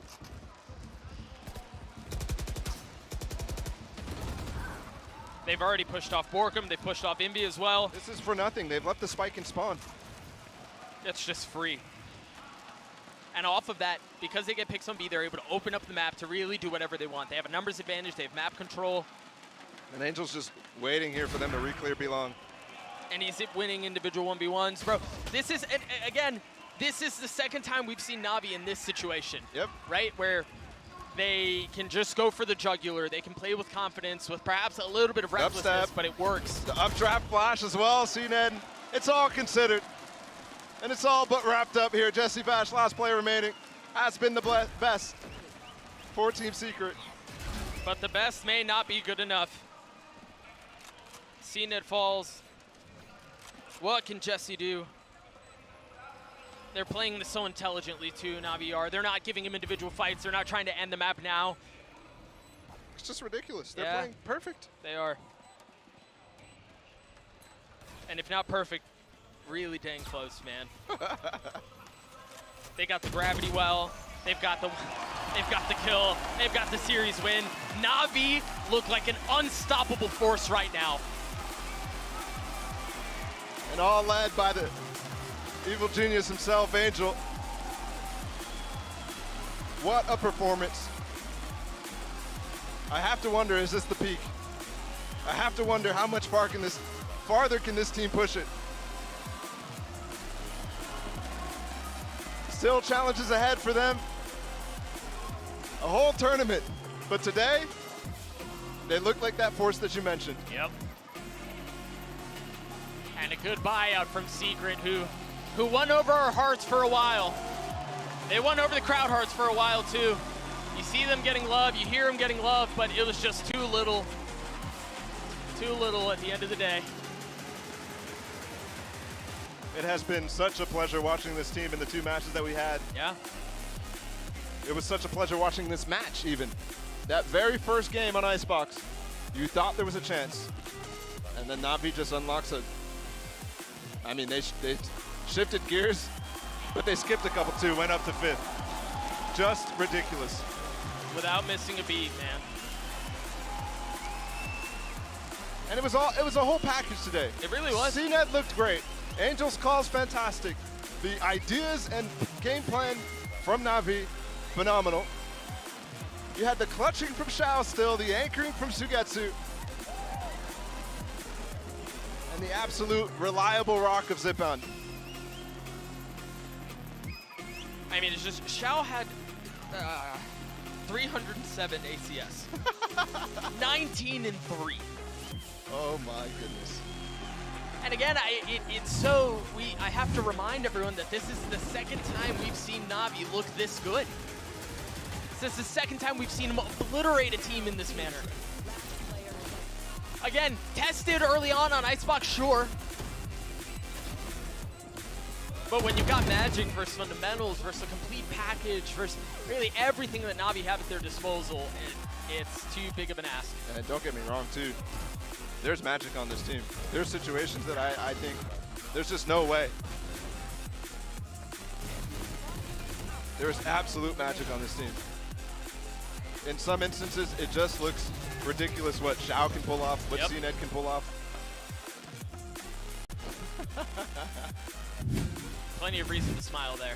Yeah, laugh it all the way to the upper bracket, or the next round. end of Omega, Yeah. essentially. So cool.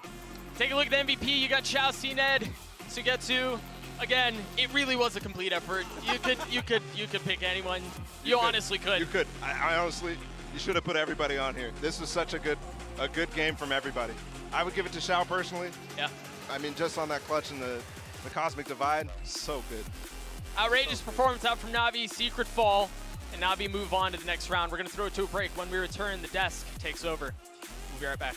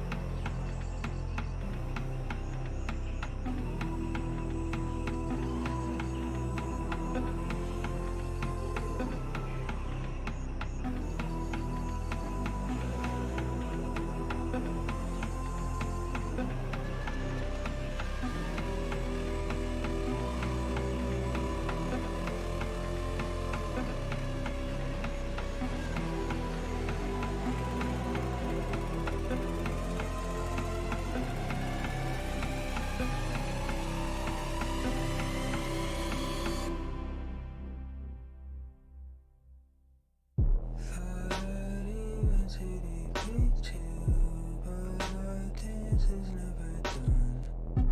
I'll try my best to live with you, 'cause there's nowhere I can run. I might never start seeing you behind my own reflection. Close my eyes and I'm staring down the barrel of a gun.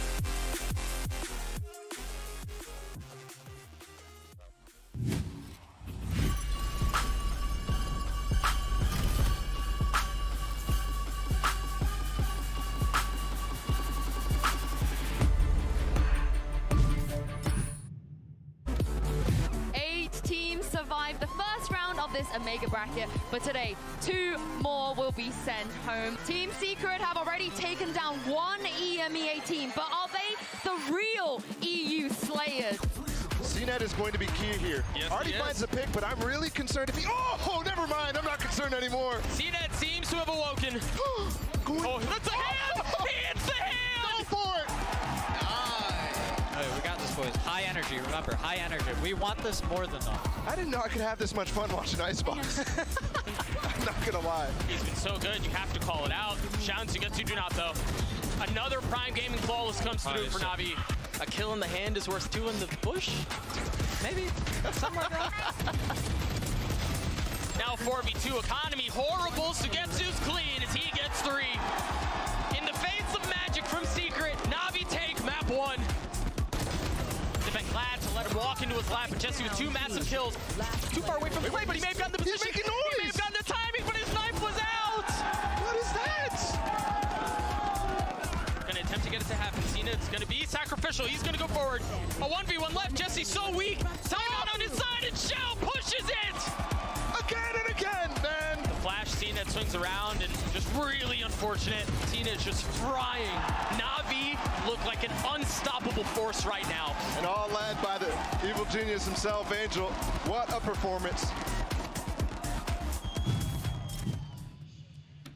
Welcome back, and that was the Prime Gaming post-match highlights. As you guys just saw, Navi, they live to see another day. They carry EMEA's hopes onto the next round. I'm Yingsu, and I'm back here with Sideshow and Bren. That part of your bracket was at least accurate. Yeah, You got that accurate. bit. You got that bit. Concrete. Now wait till you see the next matches as well. You guys will be eating your words when we see the next upcoming ones. But that was an absolute flattening by Navi, isn't it? Again, just glimpses of that really solid core that went on that run at Copenhagen, you know, almost a year ago now as well, actually, if you think about it. But yeah, just from top to bottom, honestly, there was so many great moments in that match. But the major ones, honestly, as well for me, that I think got exposed in Team Secret was, 1, map pool. I think the depth of their map pool, they just weren't able to build that up coming into this event. And 2, the player quality. But that's understandable, right? Because they went up against a team that has won many titles before. CNED, you know, former champ as well, 2021.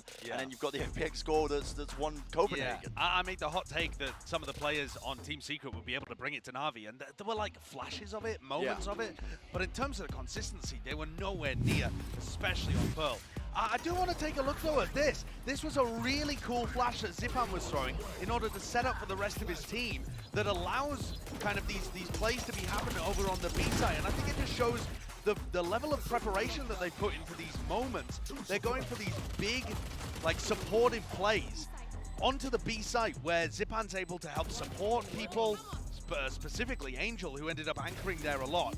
And then you get, unfortunately, be closing this one out with an absolute blinder. But I think looking at this flash that comes through over the top, it is so clear that Navi have put some serious thought into how they're going to play these rounds and how they're going to set up CNED back on these angles now that Chamber isn't in the game.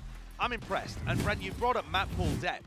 Well, yeah, Team Secret clearly not there on Pearl, but for Na'Vi, they've demonstrated an incredible ascent, incredible Pearl and Icebox. Their Lotus attack half was insane. They've previously been great on Split and Fracture, and they're banning Haven. What, they've just got to fix their Lotus defense and make sure that their Split and Fracture are as good as they were before? Yeah. That's insane. That's the luxury you're afforded when you have a core roster. You can bring in the previous ideas of what you had that was really good at. There's not as much catch-up, right? When you're coming into a tournament like this and you've rebuilt the entirety of the roster and its core, that's the luxury you get when you're a team like Na'Vi. Yeah, we get to see more of Na'Vi, of course, in the next round, but unfortunately, we've had to say goodbye to Team Secret. They brought us a lot of great moments, especially in that game against Team Liquid. And Pacifics, once again, I think it's going to be a stronger region than people think. Yeah, I mean, Team Secret came to this event, and I think most people were expecting them to go out in one. Maybe not the Team Secret fans, but Team Secret took a scalp, and I think I mean, I would expect them to have absolutely boomed Team Liquid. I think they might have killed the team. I mean, Team Secret might have actually gone out there and assassinated one of the other partnership teams. And they're looking decent if they can build out their map pool to go on maybe a bit of a run in the Pacific Division. And I think it just takes time, right? Because the quality of these players as well, I think the additions that Secret have added, but in particular the players like Envy and Jeremy, they really did show real great flashes of brilliance, but it's a time thing. You know, you're not going to be able to compete against the Giants immediately, and that's what the 2023 season can be for them. Yeah, they need some time, like you said. But before the break, we asked you guys to vote for the player of the match. The results are in, and I've been told that this is the closest poll we have ever had. And CNED has taken that by the tiniest of margins. Yeah, I think those were the best two candidates there. Xiao and CNED both put on a blinder of a game. Yep. And Xiao wasn't really required in Navi's opener against Crew, but now you get to see what he's actually capable of. He was winning clutches, he was so good in his anchoring, his utility to help. It's just, he's the full package. Having him as the final line of defense is just unfair, man. It's just unfair. Like, it's so reminiscent. It's why the most dangerous teams throughout tournaments often have these heavy hitters that are just that last line of defense. You think of DRX with Mako. Think of, you know, when the NRG core optic were really just so sublime. It was like players like Marv being able to just carry that forwards for them. And then you see it just there and then as well in the form of Xiao playing that as well, Astro, whatever else they've got him on. I love how CNED won that poll, but you guys were just like going on both. I mean, CNED deserved it, right? No, I mean, I don't know. So I think both of them deserved it. The analysis for CNED is he played Jet and he killed everybody because he's so good. He shoot ahead really well because he's insanely cracked. I want to pull Van Silly and just everyone deserves an MVP. But Xiao is actually standing by right now with Achilles in the Verizon post-match interview. Thank you very much, Insu. And that's right, I'm standing by here with Xiao, fresh off of his victory over Team Secret. Now I want to get right into it here, Xiao. Things started off a little bit rocky for you. You went down 0-4 in that start of Icebox. I just want to know, what were the comms like during that time? Were you guys panicking? Were you wondering why you weren't able to win these rounds? Or was it just cool, calm, and collected the whole way through? First of all, you have to know our team never panicked. And I think we just lost to, like, Pistol, we lost Clutch 1v1 or 1v2, and then we lost their bonus, our equal, like, also. One guy survived. I think it's just a little bit unlucky. I would say it's just unlucky. A little bit unlucky. But we bounced back and took 6-6 half, so I'm proud of my team. Yeah, I mean, no reason to not be, and then you close it as a 13-8, so it was really clean stuff and a really great bounce back, and then an even cleaner finish on Pearl. I do want to ask, because, you know, we just heard that the MVP poll ended up going over to CNED, pretty well deserved, and today, I think he looked absolutely fantastic. It was really clean and comfortable play from CNED. I think he was a little bit rocky in that first one. I just want to know, how has it been integrating him into this roster? Because obviously you had Artis, now you've got CNED, things are looking good. Has there been any bumps in the road getting him ready, or has it been a very smooth transition? I would say it was smooth transition, but he had some like let's say ascent pings when they're playing over aggressive, like one by one sometimes. But now we play like for 4 months together, and he's learning fast, I would say. So now he's really good teammate, and he was before, but now he's doing correct things when it's needed. All right. Well, I mean, looking good, and hopefully that continues as you move on. Healing, clutching, and just good guy. Doing everything. And we're also seeing a little bit more personality come out of it as well, which is great. You can tell that that comfort is there. But you guys are going to be playing against either Leviathan or Team Vitality next as you get ready to go through. Yes, they're getting ready behind us right now. I want to know, who do you want to face out of those two teams? Actually, hard question. Probably Vitality, but I respect a lot Leviathan. Because I want to play against Vitality. We never played against them. Okay. Actually, we played on Jalut. No, I'm lying. Then, to be honest, it doesn't matter. Not in a VCT event, right? Yeah. So, all right. So, Vitality. Well, we'll see if that's going to happen because that match is going to be coming up next. That's all the time we have here for Shao. Thank you very much for joining me for this interview. We're going to go to a quick break, and when we come back, we will see Leviathan taking on Vitality. So, don't go anywhere. Thank you, guys.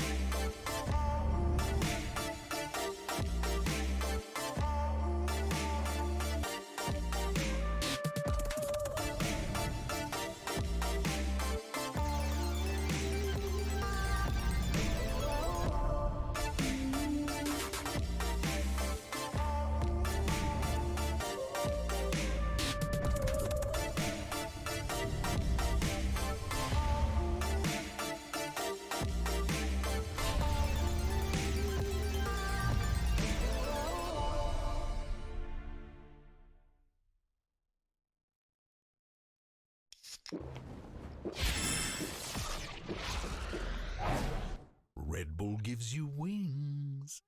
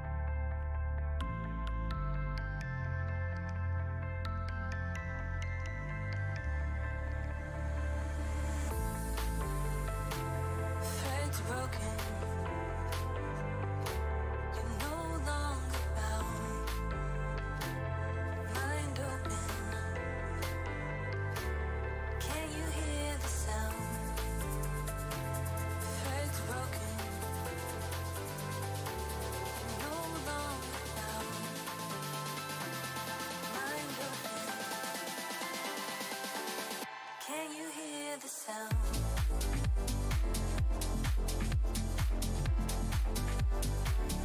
No longer bound.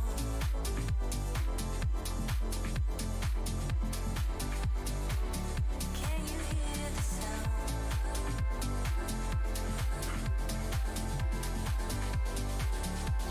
longer bound.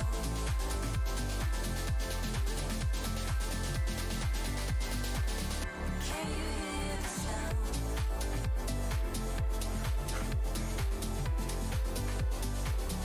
No longer bound.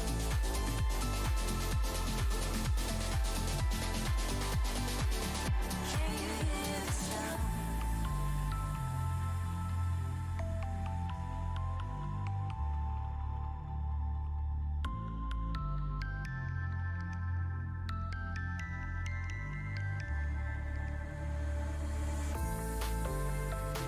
Threads broken. You're no longer bound. Mind open. Can you hear the sound? Threads broken. No longer bound. Mind open. Can you hear the sound?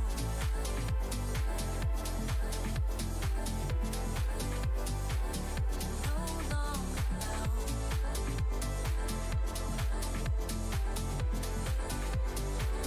Can you hear the sound?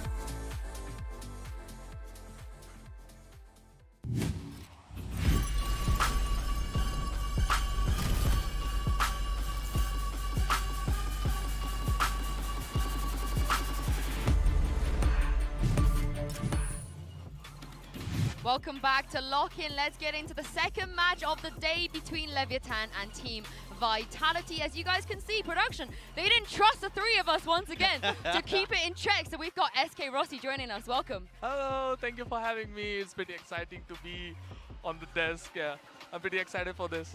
Yeah, I think it's going to be a great game, and I'm sure your insight is going to be invaluable. We haven't been scrimming and playing against these teams, so you've got a very different perspective. Yeah, from us. I've even played against one of the teams, so yeah, I have pretty good insights. Oh, I can't wait. I can't wait to see us break it down. But let's start with Leviathan here because Brent's going to troll this, so I'm going to let you take this one. Josh, troll. because they are looking so good. Yeah, I think they're looking scary good. A lot of teams have been talking about how good they've been in scrims, and now we've actually had an opportunity to watch them play. And I think their ascent has just been absolutely immaculate. We'll talk about that in a bit, but the player quality they've got too is really, really high. You know, King's been fragging, Taco's been fragging, Mazzino, the new addition, has been popping off too. This is really supposed to be like a South American super team, right? Yeah. That's kind of the whole point of the addition of Mazzino. No, I couldn't agree more. I mean, from the talent perspective, you look at the individuals, they're just all so damn good. I mean, I'm especially been impressed with Mazzino over the course of the tournament, because that guy has just been, you know, just dominating from an anchor position and playing smokes as well for them. I mean, we talk about maps as well. I think in the last matchup, you guys had questions about the map pool. But when it comes to one particular map, Josh, I feel like Leviathan are just one of the best, if not the best in the world. Yeah, I mean, I'm looking at their ascent. The South American teams are normally so good there, but look at how they control the attack side here. You know, they're just immaculate. The utility usage and then the way that they're pushing through, they're able to trade their way through. I mean, this round was bonkers, though. This round was the one where Mazzino TP's up top, and he's pinging out his teammates to spam them through the smoke. In a lot of the other rounds, they've got Taco dashing in, and then they've got Mazzino teleporting into the smokes. A bit like the Telestrator you saw earlier from Bala, actually. This is just a team that understands how the attack side works, and for a defense-sided map, if you're good on attacking, you just got it all. And I think that makes it really difficult to get through. Yeah, and Rossi, you know, I've heard so much scrimbucks about this team, and after seeing them, do you feel like they're one of the favorites in this bracket in the tournament? Leviathan for sure. They're like very deadliest team out there, I would say. Aim-wise, their strategy-wise, they're really strong. Even when I was talking to Erin, he said like they're one of the best teams on Ascent. We're like, they're really good and they're really sharp, and especially King. You know, he plays like multiple agents like Viper, you know, sometimes Duelist Raze, and sometimes Initiator like KO.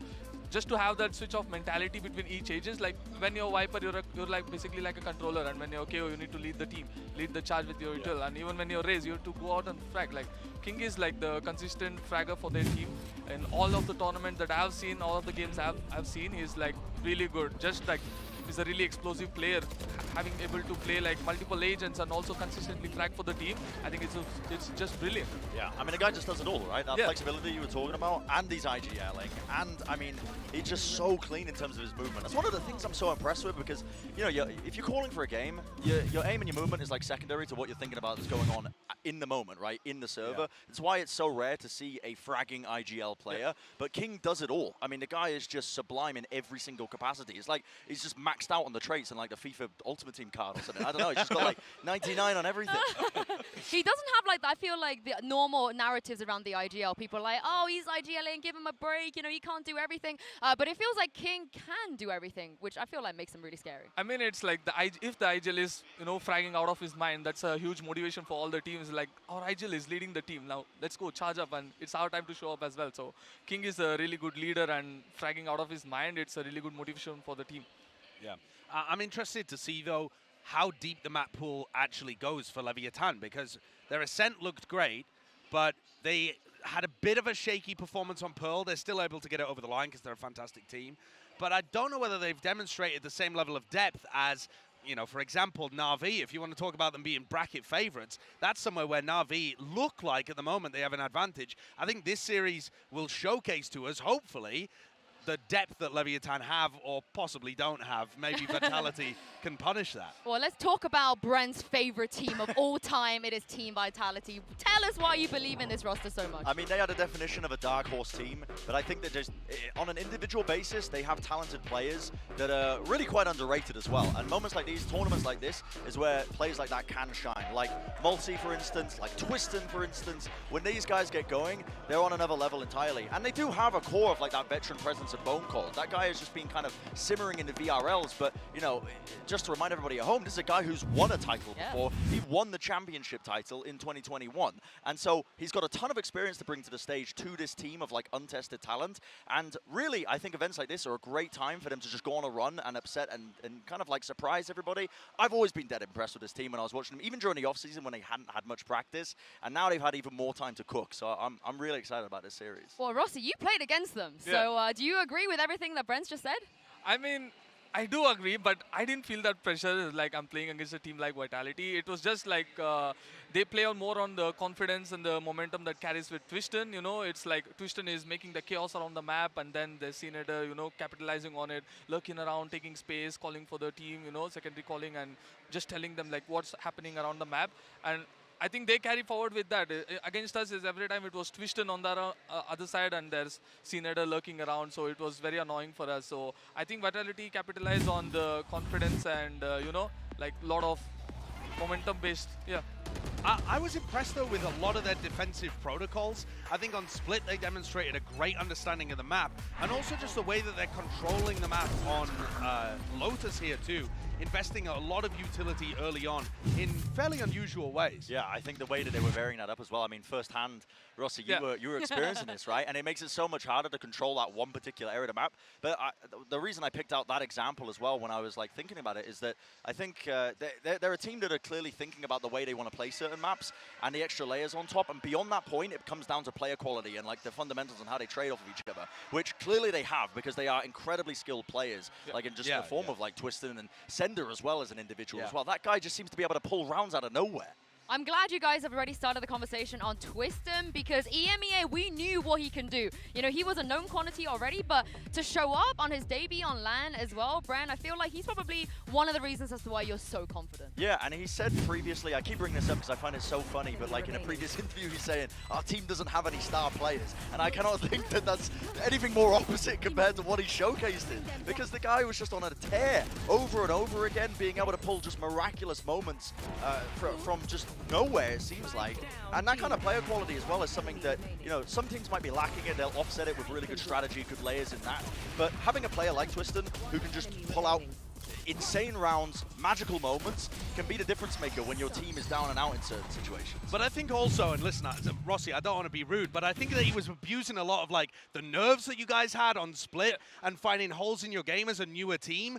I think he's going to find that way more difficult against Leviathan, a team that is really drilled and the core's been together for a while. Yeah, like if the Leviathan boys have saw the game against us, I think they're gonna definitely punish, because even when the Vitality guys had the side, Twiston was always like aggressive. Yeah. You know, he was never passive. So I think if they start punishing that, I think Twiston's confidence will also go down, and the team will be like making a lot of mistakes, and that might, you know, stop their momentum. But they need to punish first. I think that's the game. Leviathan need to punish Twiston out and punish their mistakes. I think that will be a very good start for them. Well, Twiston, he's got a secret weapon, though, and we all know what that is. Let's do a shorty check-in. Of course, this guy in EMEA, he loves shorties, buckies, judge, anything like a shotgun. And as you guys can see on your screen, I think it's 45 so far shorty kills, and I believe he even tweeted like he's going to donate 25 euros to every shorty kill that anyone does in this tournament. And I did a little bit of research, and I think the max anyone has got in one map was Sugar Zero, and that was 4 shorty kills in one map. Was that all the way back in like Reykjavik or something? I think so, but I feel like Twiston can beat that. Possibly. I mean, the shorty developments, I'm not even kidding. It's really nerdy to talk about, like how weapons come into like tournaments and people figure out more and more ways to use it. But the shorty is just, this tournament so far, people are using it way more. Like it gives you the extra element, like I've noticed so many more players spamming through smokes with the Phantom, and they run out of ammo, and the immediate response as like a pro or anyone is to run in there and punish them, but they just whip out a shorty, and then they kill you when you're trying to punish them like in smokes. I've seen that so many more times now. The reason it works with for Twiston is like he plays Jet, and he's an opper. He just take a shot. Let's say he missed. The opponents are like, he missed a shot. Let's run at him, and instantly have a shorty, and it's an easy kill for them. And that's why it works more on Sugar Zero as well. He plays a controller. He just pop off a smoke and play inside with the shorty, and it's very hard to expect. And on a big stages, you might tend to make mistakes, and you might forgot that the player has a shorty out of nowhere, and it really works with Twiston because he's on Jet. He just throws smoke and gets shorty kills. They need to bring back the broken classic right click, because that was keeping the shorty in check. When the classic right click was broken, there was no need to buy a shorty, and we all just had goofy, silly moments with the classic all over the place. I want That's the what Bucky. we need. I want the Bucky The back. old Bucky. Yeah, Bucky FC. As a Buy secondary Buckies? weapon? Dude, Korea would take over as a region. When I was playing Korean ranked, the amount of times people would just force Bucky, second round, third round, whatever, they would just full buy around Bucky was insane. They're playing like it's pre-nerf Bucky. Like Korea would take over if it was on the, like at the same level as it was in 2020. I mean, Brent, I know you're still on the side of Vitality, but Rossi, I want to ask you, who have you got for this game? Who do you think is going to be taking it? I think Leviathan. Yeah, like I said, if Vitality continues that momentum and the twist in confidence, and if Leviathan don't punish that, I think it's a game for Vitality. But I know Leviathan has a really good team, and they are very experienced on big stages. I think they'll be able to punish it, and they're going to take this game away. Yeah. What about you, Josh? Yeah, I've got to favor Leviathan. I just think they look so clean on the maps that they're good at, but I want to see more from them. I know that, you know, people in the scrims have been really impressed with what they've seen, but for us actually watching the matches, we've only seen one map so far that looked dominant. And there are other teams around, even in this bracket, like Navi, like Fnatic, that have shown us more and on deeper map pools. So that's what I'm looking for here today. Leviathan not just to win, but to impress. Yeah. You got about 10 seconds to 10 seconds, that's fine. 10. Listen, my brain says Leviathan. I agree with you guys. I think on paper, everything across the board seems like they should be taking it, but my heart says Didn't know Vitality. you had one. I don't. It's pea size, it's tiny, so maybe that does not bode well for you guys, honestly. Time's up. Your time's up, Brent. Your time's up, because the teams are ready right now. It's time to bring out Leviathan and Team Vitality onto stage for the next round of this matchup.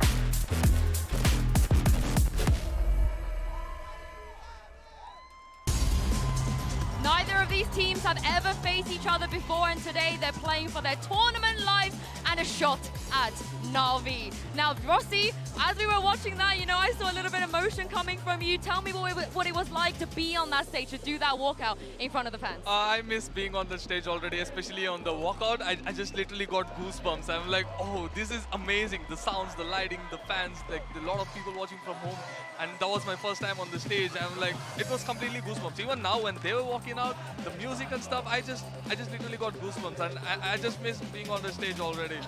The players for Fidelity will be feeling the same way. Leviathan have actually done a lot of work to calm themselves and be match ready for tournaments like this and moments like this. But Leviathan, as you see them still grouped together, it's still pretty new for them. Yeah, it is. But one advantage they have coming into this is they haven't lost that underdog mentality, I think, at the back of their heads. They still like the fact that they are dark horse in this tournament, and that's the fact that people aren't really, you know, paying close attention to them. But these maps are going in a very interesting direction. Ascent has not been banned out off the rip. I'm not sure if that's a mistake from Vitality here, not to take away the obvious one, but Leviathan are not picking it. That is weird to me. Yeah. I mean, I think in the off-season, their Haven looked really shaky. Leviathan were playing with Kesnit, though, and they were still playing in the Chamber meta, so I'm sure they've done a lot of work. From a curious analyst's perspective, I actually quite like this because we get to see more map depth, but I also just feel like Ascent was the obvious pick. Yeah, Rossi, what do you make of this? Haven and Pearl as the first two. I think like Leviathan guessed that Vitality might have prepared for them in Ascent. I think that's why they went for a surprise pick of Haven, because everybody knows how good Leviathan is. Like that's their highest win rate, right, on that map. So I think that's why they took another route of going for Haven, maybe knowing that Vitality might have prepared for them really well. Yeah. We're gonna get Ascent anyway, it looks like. But and I think if this ends up going to 3, I heavily favor Leviathan. But there does seem to be, based on the map pool, an opportunity here. If Leviathan start out shaky on Haven, I could see a world where Twisten's Jet leads them to a 2-0 upset. Yeah, and here's the thing. Vitality, first map Haven, I think actually will work out quite nicely for them. When I've watched this team in the off-season, and at various times as well, multi-pedestrian, fantastic in the map in the past when they've been on Oglu. Bone Code also an amazing IGL. Well, here is the Prime Gaming agent select. I'm looking forward to seeing what both teams are going to pick here. And obviously, as we see, Lev, they haven't played this map yet in 2023, it looks like. And so far, everything is not too weird. Yeah, I mean, Leviathan were playing it in the off-season, but you're right, that might have been in late 2022. So Shy going to KO, just Taco's got to be playing Okay. On the Rays, right. I mean, this is really interesting. When I watched Leviathan last of this map, they had counter-strats on counter-strats. They were seasonading the pocket where Omen's TP in A lobby pressure for Haven. But so look out for those kind of layers as well. But to me, it felt a bit surface level. I want to see deeper. And Rossi, Jet versus Rays, what do you think? I think like the Rays is really good at taking the A lobby control, especially when you're a defender, conditioning the team to go towards B or C. I think that's their game plan. It's all about the A lobby fight is what I feel. Yeah, and also Twisten's going to have some opportunities on that shorty. And speaking of shorties, here are my two shorties. I'm so sorry. Suj, you get a lost in the sauce there. Little lost in the sauce. You said shorty and there's nowhere to go. Yeah, we'll take it as a compliment. Sure, I appreciate that's what I'm going to do. Thank you. However, let's kind of talk about this game, because I genuinely think this could be a very volatile matchup between these two. The desk alluding to the individual capability, how it felt to play against them, multitudes of aspects coming into this game now, but where's your mind going at the very start here? I mean, I'm kind of in agreement with the desk in the fact that this seems like it could be very split between who is going to be able to take this one. Vitality have everything to prove. They're coming out here the second series now on this stage. Leviathan, very experienced roster, but a lot more expectations riding on them, especially with a lot of the crowd backing them right now, Lauren. Biggest question for me is Taco Leah, how is he going to be looking on this race? Last time we really saw Leviathan crushing on this map, it was King playing that, but Taco Leah was on that chamber. Now he's out of the meta, so we see King flexing over to that breach role that Adverso used to play.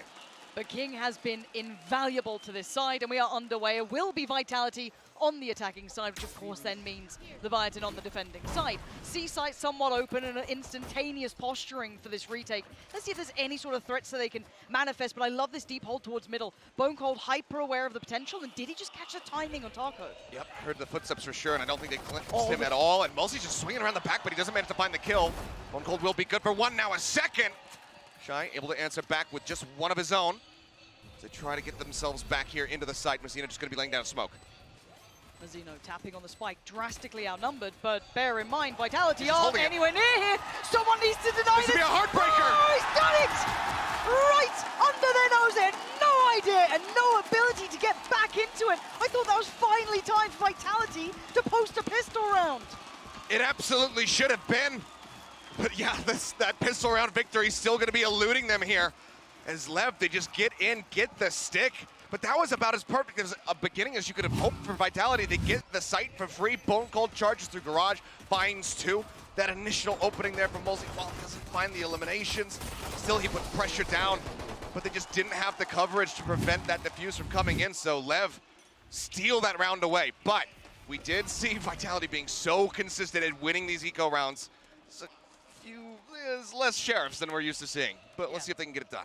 Yeah, I want to just keep tabs on that. Again, I asked Hypok, who is currently obviously in his dungeon, what he was looking for. Give me a win condition here. Hold on, that's a mistake from Taco. He's got to try and stay alive. He's being pressured. He's down. Okay, any more danger? Yes, actually, they're on the side. Hold on. How do they do it? Twiston, that is the player that Rossi was saying. If he gets that momentum, that confidence, that's worrying. That's a big swing and a big paranoia, but no one really ready to play off of it. Just cuts across, everybody continues to get into position. You still have that deep lurk from Bone Cold hovering back at a lobby, just making sure that no one approaches from behind. This should give them now a very good idea that it's going to be a Heaven and Link push. Their way through, Twiston finding 1, now a 4th. Oh, Twiston's on for the damn ace. This boy is heating up. 4 already. Wants to make it his own. 1 HP. Oh, he's done for. Bone Cold, yeah, he'll take it away. That's just fine. But 4 for Twiston. You talk about confidence. You talk about being an Eco Cobra to an extent. But again, you'll take that every day of the week, punishing any of those players who are pushed up, catching Taco in an uncomfortable scenario then, trying to back away desperately, the paranoia, straight sent out, it was just perfect. Able to spiral off the back as soon as he got that SMG to hand. He was golden. And I just don't know how they continue to be this consistent in winning out on these eco rounds, but they're not letting that initial little scuffle on the defuse upset them whatsoever. Now the momentum is completely swung. You see 4 rifles, still the Spectre held by Twiston, who's 5-0 and 2. As it's just going to be classics and some util for the side of Lev. Turning this around for them seems like a nigh impossible task.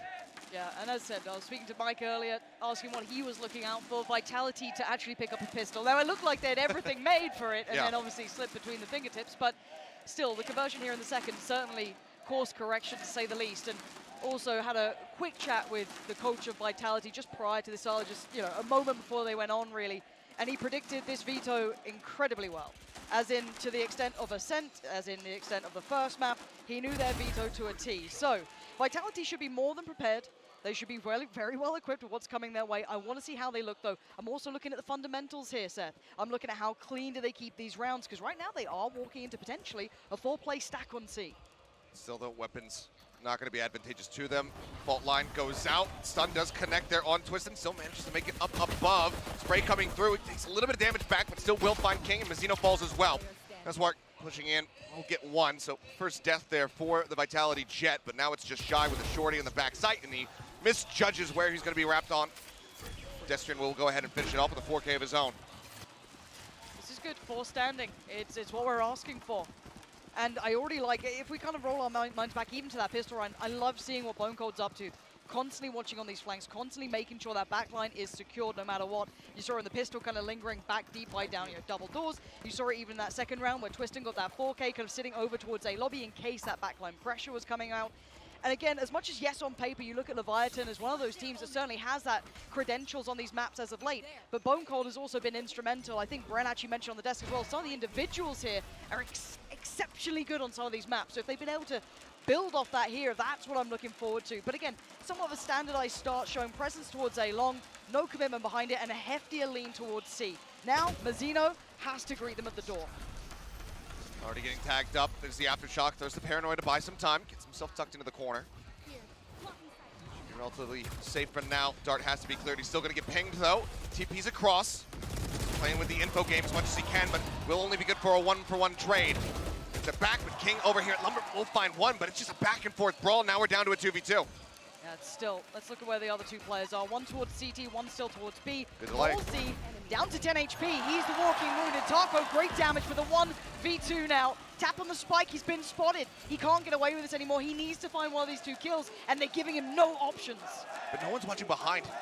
with 44 seconds on the clock, he could absolutely rotate out of this, but he's going to be creeping back into C, looking to take the fight. Spots one. Now he's going to hightail it. Cuts a crossover towards A. Yeah, he's making a go of this one. Gonna make him work for this. Still a little bit of utility on the fade as well, so Sender, where'd you take this one? Gonna get himself a plant here, but it's all about timing, and how does he divide these two players? 10 seconds left, now 8 on that fade for the Haunt.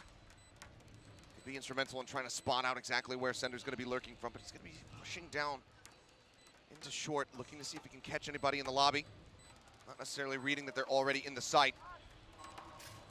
As they continue to poke and prod around, Haunt still not yet coming out. The plant's almost baiting for the other side, right? Oh, no way, that's devastating for Sender. Just enough space to be able to spot him out. The Prowler now chases. Taco goes on the aggro swing, gets the headshot, and Lev will go ahead and even up the score at 2-2. I like the concept there from Sender, though, kind of faking out the plant spot to an extent and then slipping in towards Sewer, trying to maybe keep him guessing. They were both facing towards CT, looking towards Heaven, but again, gets revealed and the jig's up. There's no more getting away with it. You can't do anything. So split at 2 apiece here. This is what I expected from this game. What a high quality game we're seeing so far. Highly volatile. We're still seeing that value from Twiston hitting on this. I'm looking on the other side. Leviathan, as a collective though, answering back in kind. Not a single individual standing up and kind of over-delivering yet, but my eye's still going towards Shy. He has been so good at kind of the quiet, unsung hero to an extent at times in their previous games as well, so have to wait and see if this carries on forward. Different look this time, over towards A. Sending out the Haunt, to be cleared. Thought maybe we would see that Seize Nade combo, but for now, Taco's just going to be holding on to the paint shells. Heavy pressure applied as they get that 3-man push down, but with the smoke coming through, looks like they will just maybe look to back away.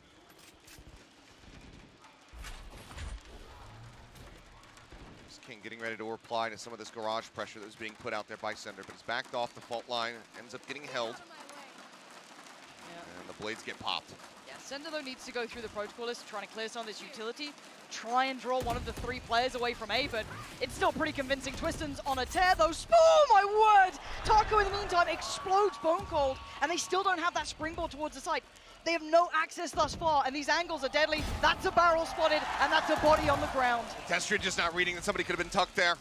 Right in the cubby, they get spotted. Now the Haunt out, tagging 2. Twiston entries, finds 1. Sender getting Nazwar as well.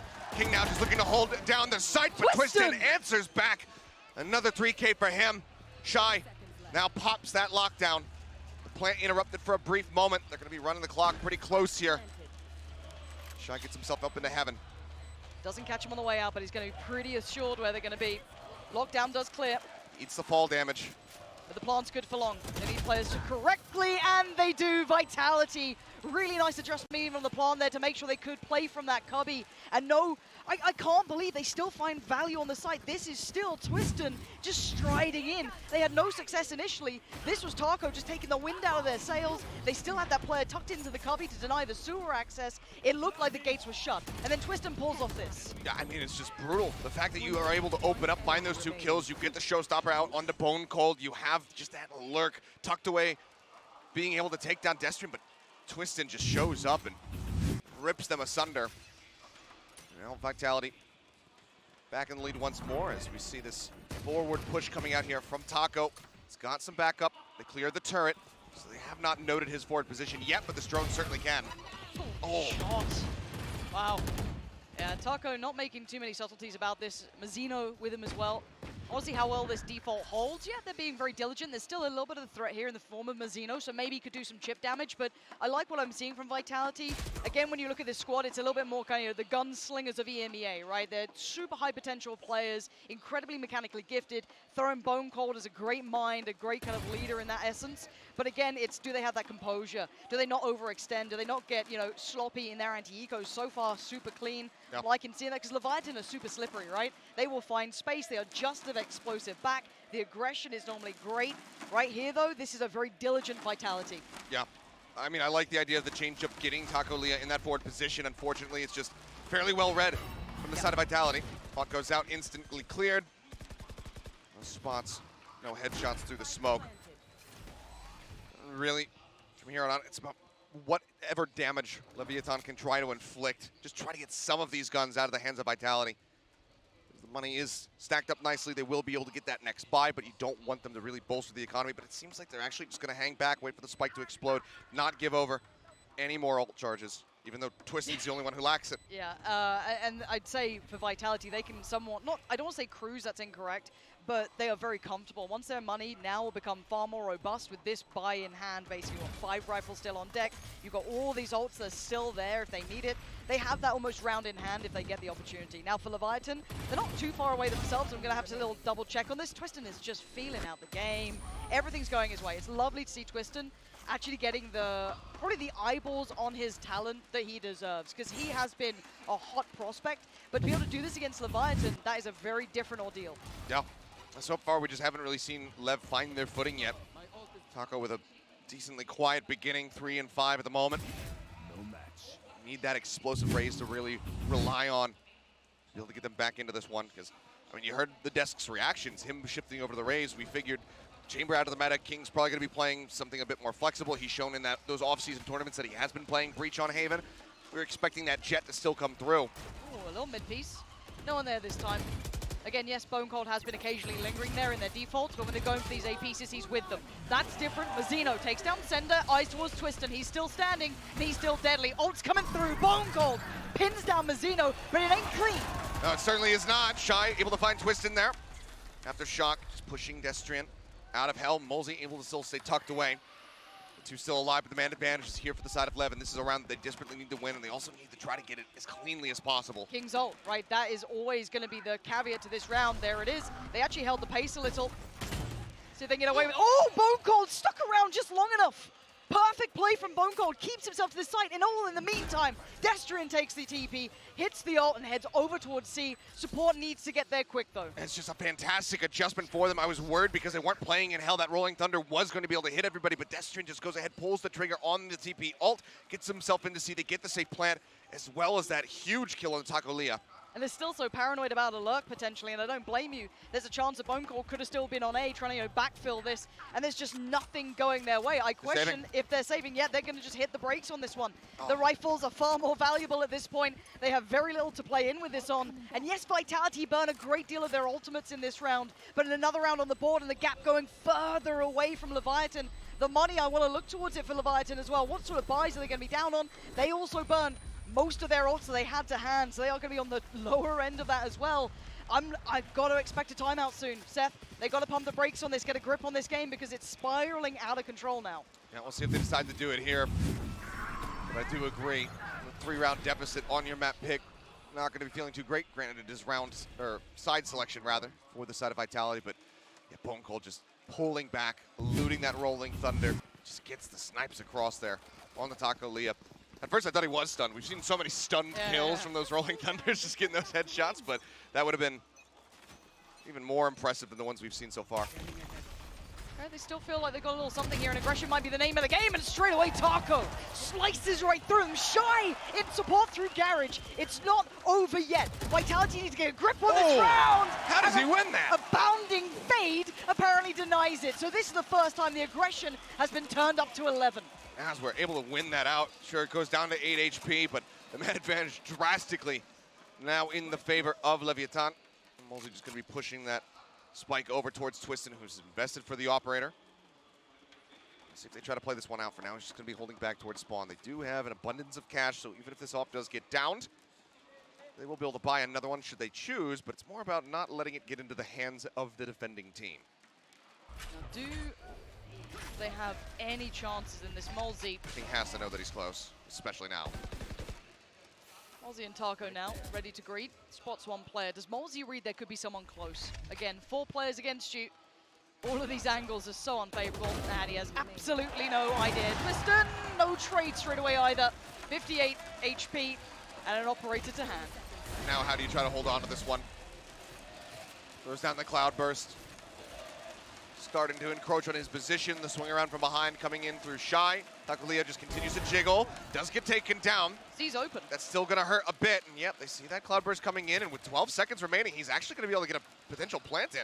Obviously, he doesn't know how much space he's got, so he still has to clear slightly. Expecting someone to be closer by. Shy could be the end of this anyway, going towards C-Long. One towards CT on King. Twiston, he's going to be surrounded here. Right as he Goes the pull off of getting that spike planted. Granted, they don't really need that plant money. The Swarm will come in to get the kill. Still though, dropping a couple guns for the side of Lev. Just continue to make them feel a little bit more uncomfortable. But crucially, they're able to win that back without having to call the timeout. Yeah, and again, though, you will have to look at this in the aspect of, could you do that again? Is this now something you can find, repeatable success with? Sure. I don't think you get away with it a second time. It's great to throw in there once in a while. That's perfect.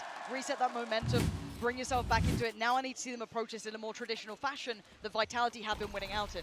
For me, the best thing about that play, just upping that aggression and being able to get the round win, is that the coach didn't have to get involved. It was just on the in-game leadership saying, okay, we're going to go for this, and then they made it work. They didn't need that intervention. If they can continue to run things back now, bring this to a 5-4 scoreline, you start feeling really good about Lev's options, because the longer you can pocket those timeouts, the better it's going to be. Yeah, I like the kind of counter utility towards Garage, because they know there's been a layered piece coming in for Vitality. Destrian's in a little bit of trouble, to say the least. Down pretty low, and he's been found out so early on. They're not denying these players on the back of the side. There's very little pressure. Twisted, yes, still standing, but so many more on the Leviathan side. Mazzino, he's so very low. Twisted will be able to find King, but he just can't quite take down Nazware. Now Bone Cold left out in the open, the spike on the ground. It seems like Lev should be able to go ahead and convert this into a second round win in a row. Let's see what Bone Cold can do.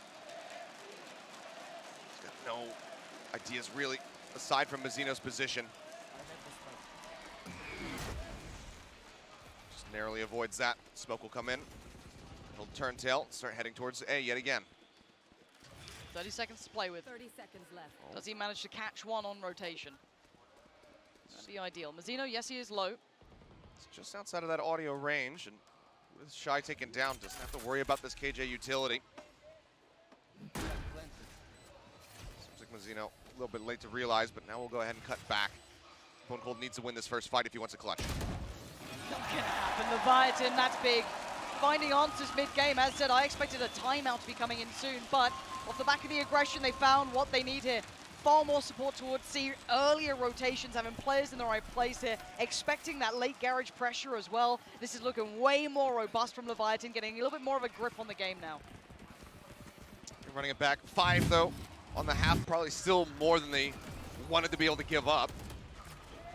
In position to potentially run this into a 7-5 if they can continue to streak. See the fans out in abundance here, making a creative use of their thunder sticks.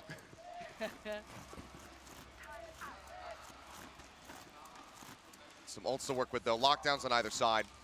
Expecting to see those come into play since we do have a double buy round. Okay, Syllop still stands. And early intention towards pressure. Yeah, Twistin getting far further ahead of this. Now noting another player towards A Connector. Do they now expect to push up towards A Long? Yes, they do! Sender heads up play. Noting the additional rotation potentially, or just simply quicker to pull the trigger. And now, where the hell is this final player on this A side? Can they get around them? Nazware would love to have gotten out of this lockdown, but as he tries to get repositioned, Sender just pushes in out of short, finds the kill. Molesy now gonna be the one left behind to watch for these flanks. As they just spam out, but it seems like Lev right now, no intention whatsoever of even trying to play for this one. I can't blame them.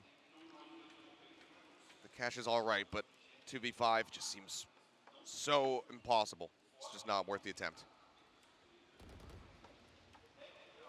Good response from Vitality.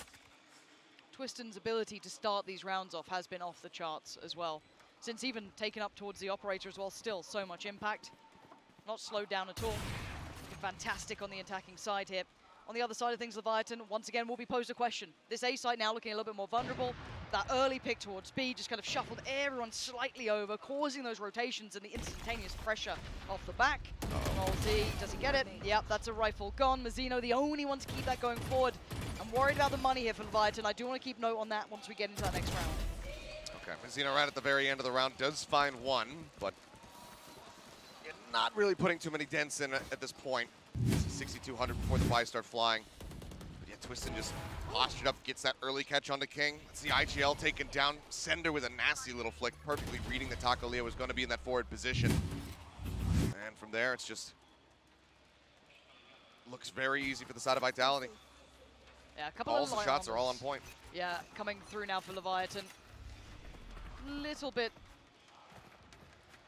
on the back foot in that regard, but still able to post up what they need. I want to see what if there is a response again.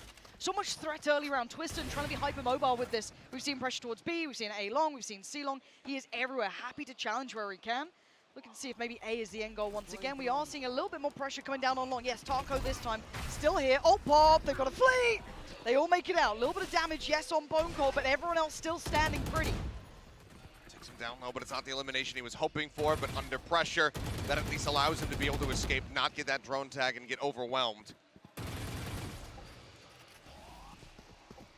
So now, in position, there's the fault line from King. Sends it out, trying to delay. They go for the swing, but Molesy, Bone Cold, not tagged up. They just counter swing down, stare into that sewer, and find the elimination. So again, it's Vitality starting with the right foot forward. Now, the only factor is to this, it's only Sender here so far. They're actually looking towards B. Now, there's still that Killjoy utility in place towards this, and Sender's finding success. That's so the much bigger success. issue, Sender! You are meant to be the bait! You're meant to be the fake! And now they're winning out on towards A. They've taken the B side, but there's still utility here, as noted earlier. The lockdown gets dealt with, and the plant can now come back around for the second time. I do like what I'm seeing from Destrian, though, slipping back in towards deeper mid, knowing Mazzino's been on C long. This is a high potential position, and he's been spotted. He has been spotted, and as he tries to go for the paranoia, there's the swing out. Destrian just lurking perfectly. And then Shy again. 0 credits.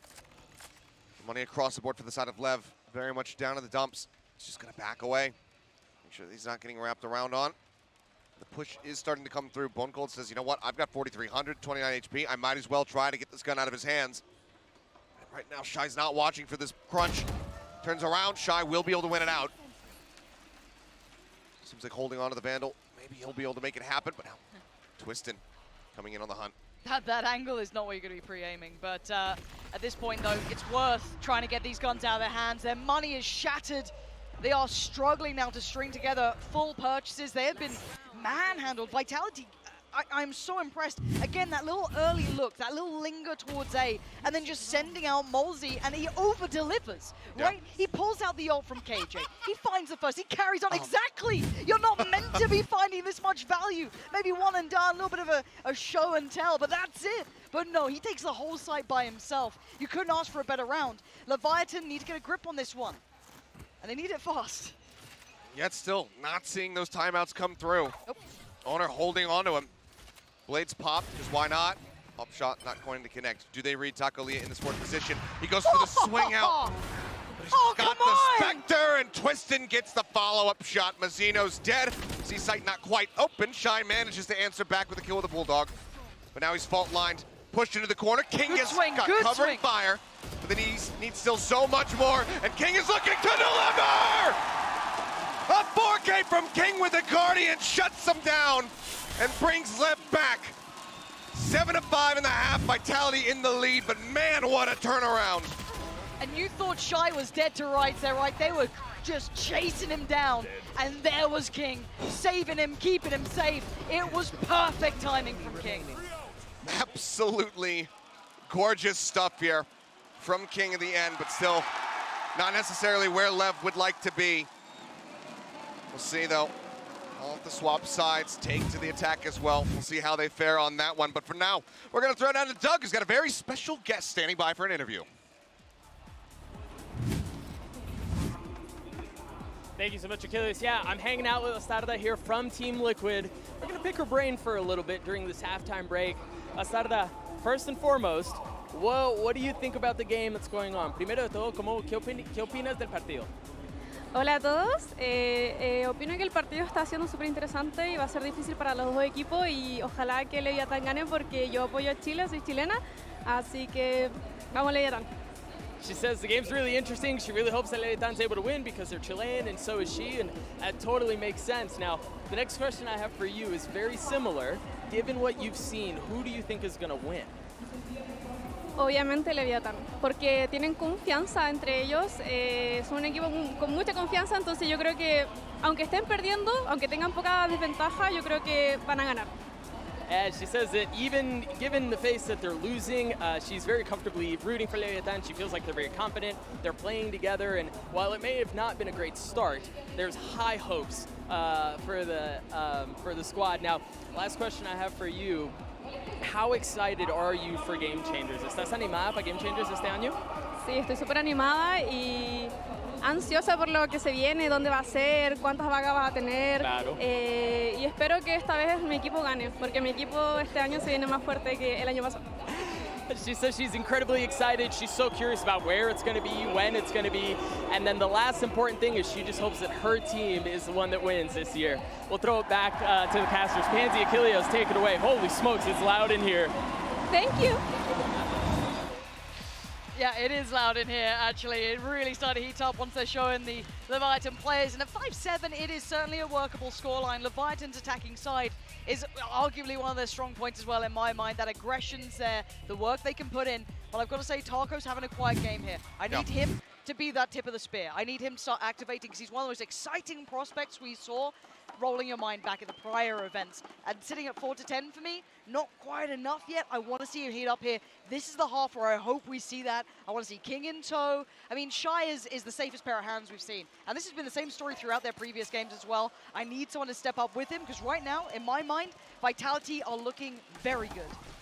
Feels like the Rays still a bit more work to be done as, okay, King gonna find Twistin. That's a great way to start things off on the attacking half here from Lev. King closes the first half, starts the second. With the Jet gone, you breathe a bit more easily here if you are Leviathan. You have to say, one of the weakest points of Vitality is the pistol round. It looked so good even on the first half, and then it still somehow went wrong. So for them, this is kind of par for the course, so the scoreline could get close here. Leviathan have a big opportunity to close the game back in, and the chip damage is wonderful. That bone pulled down to 50, but Takolia taking a hell of a lot of damage, but mostly going to get finished off there by the Boombot. TP in the close corner from Destrian, but everybody else from Lev is making the call, rotate out. And see, that's going to be Sender as well, responding in kind. They push to the garage, the Nanoswarm setup is there. King would be at risk. Let's see if they can get the read on this, get the timings. There's the push, there it is, and ooh, he narrowly survives. Yeah, very fortunate to be alive. Shy, though, going to try and lean a little ahead. Don't know if Bone Cold noted that. They're actually readdressing towards B. Stunning shot from Leviathan. Destrian's lurk gets red. This is gorgeous. Mazzino reads that perfectly. Gets the timing, says, I play Omen as well. I know what you're trying to do. Cuts him off inside window. Just like that, Lev closing out another pistol round. Vitality seemingly just allergic to pistol round victories. They can't do it, man. It's like old Division strikers where they could just never do it, but they always win the eco round. I mean, look, They got sheriffs. If you've forgotten about Bone Cold, put a sheriff in his hands and see what he can do. He's one of those weird specialists that always seems to be able to hit with that. Twistin obviously mechanically gifted, but the buy back in for Leviathan. Light armors, yes, twice over, at least with the rifles. That's what I'm looking at. This is a heavy investment coming in. This is dangerous. They have to keep these in this game. Yeah. They lose them, I'm worried. Looks like they want just that much more firepower to try to ensure that they don't have that anti-eco loss. Twistin a whippy on the first shot, and Shy cleans up too. The A side is theirs. That is exactly what we were asking for. Precision, clean approach, not allowing any of those sheriffs to find any damage really at all. Yeah, Shy took a little bit down to 70, but he's still standing. This is wondrous stuff. No threats being made. Vitality unable to find any sort of danger here. Now, Mazzino, He's gonna take this fight. Okay, that's the first. Okay. Not one of the two rifles though. That's the problem. One of the rifles just got lost. Now I'm worried. Don't think they're gonna be able to have access to it though. It is below window. Time is ticking down. Widely though, any more damage they can deal. Takolia dead. The shots flying. King stabilizes, swaps back over to the rifle, and he will be the finisher. But that's still a hefty investment here, Lauren. Lev will be able to tie it up, but they lose one of those Vandals. Ooh. It just gets so precarious if you're coming in on this. Because again, this round they're gonna have 3.3, 3.5 left on Taco, and again, I get worried when I see this because they're left in that predicament of what do we do now with this purchase? Do we try and just get around it with the light armor, which is totally viable if they fancy it, but on the other side, it's a far greater purchase now coming out from Vitality. Pretty comfortable, not perfect by any means themselves, but again, if you're looking on the checklist of things to do in those sort of rounds when you only have Sheriffs up against rifles like that, they did everything correct for Vitality. Now the test begins. This is what we want to be looking for. You just love to see these rounds being put up by King. So shy. All right. Why not? Great way to start. But as SK Rossi was saying on the desk, you see your IGL doing well. That really rallies the rest of the team behind because you say, you know what? I need to be putting in that much effort too. I need to be having that impact. And King is certainly delivering. The rest of the team, at least in this half so far, looking pretty damn good. Thing comes across, but again, it's King. Yeah, between King and Shy, they are holding onto this game and putting up numbers. Yeah, Taco's disappeared a little, but there's someone ready to step up in his place. And now we'll see the readdress of the other side of the map. Maybe expecting a pull of the rotation here, but actually Sender is tucked in that corner still. And actually the re-explore from Twiston now, noting no one's here. Able to clear through towards mid as well. They're going to be at least note that this will be the CPs coming in. Do they stick around? I think they do. Sender! That's 3 kills! He's massacred Leviathan and brought back to a 2v2. Absolutely unreal from him. Now Shy taking down Takolia. He's been a bit quiet so far on the map, but now it is his time to be loud. Finds the kill. Goes to cut across. He's against Twiston. Didn't spot him. Doesn't know. He's running low on time. He's going to go for a backside plant. Twiston starting to get into position. Let's see how he plays this out. Swings around the front. He gets jumped on, and Twiston will close it. Last man standing, but Vitality will retake the lead. Taco was so paranoid about Long, so paranoid about Garage. After just, a couple of jump peeks, couple of fakes, he went, okay, I'm just going to go for the backside. Surely that's the safest option. We may be already considering that they noted him on that flank earlier on, but in all reality, you got to say Twiston there playing it perfectly, didn't fall foul to the pressure. And pound for pound right now, Twiston is drastically outdoing Taco. That is a weight off his shoulders as well, gets Vitality around on this half now. Potentially they can build, but their money is not good. Leviathan will still have the better purchase coming into this one. Ultimate-wise, very similar, near on mirrored in this. Yeah. Lockdown for lockdown. Rolling Thunder for King, just 2 away. Molesy, if he can get that early orb, would be nice for a kill. And you can see that's exactly why they're pushing out into A. We'll be able to have that now online. Garage, however, being pressured out. Turret cleared on the C site. Stestrian up top, Guardian in hand. Gets a couple taps across on a Mazino, but cannot find the kill. And that's going to be the go there for Shaw to go ahead and drop down the lockdown. Yeah, they have to respect this. They have no means really to challenge. So I actually quite like this kind of gear shift coming out from Leviathan, taking that garage control substantially quicker, pressuring in towards C. This is nice, but it does then pose the question, how deadly is this retake? Smoke coming in towards C long, one towards CT, kind of almost again mirroring each other, paranoia sent in. It's all time being purchased, get secure in the post plant. There is no big flank in this. It's the lockdown coming in. This has to be the go signal. Shy can still be devastating from here. Yeah, but now he's spotted. He wanted to push in, trying to go ahead and destroy it. He's unable to do so, and that Rolling Thunder is still in the back pocket of Molesy. They buy themselves some space to get over towards the spike. Now the Rolling Thunder comes across. Paint Shell's lobbed in. Does it interrupt? No, it gets the kill, but they still got it up the half. Showstopper comes in. They lob it, but it's shorted. But Mazzino with the spray finds Bone Cold. They're back onto it. Sender trying to prevent, but he just can't keep him covered. He's back on it once more, holding for dear life, and he's managed to get it. The Paint Shells, the reset was there, but it's a bit too late. He holds it out. He gets the clutch. Vitality stretched the lead by 2. How the hell did that happen? I thought that was Leviathan. I think had 4 players standing, desperately spamming, and Taco was putting everything to this. He put the showstopper in, the paint shell in, he spammed people off the spike. I mean, it was everything. Joined by Mazzino as well for that final moment, like a thief in the night, takes the defuse and gets the hell out of there. Half a second sooner on that paint shell. He was down to 30 HP. But somehow, some way, he managed to hold it out to get the clutch and stretch the lead. And somewhat surprisingly, it's going to be Vitality who are calling this timeout, not Leviathan. They still hold on to both.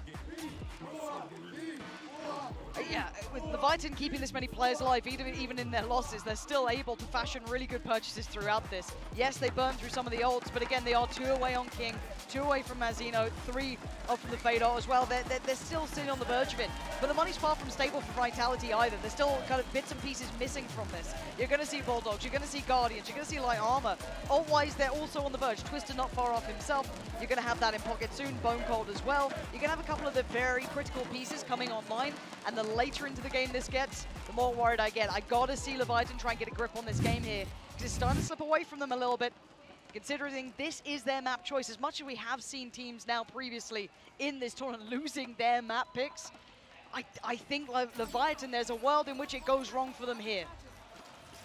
The backs are certainly against the wall, but as you mentioned, the buy is still looking decent here for them. Just need to clean up those post plants a little bit more.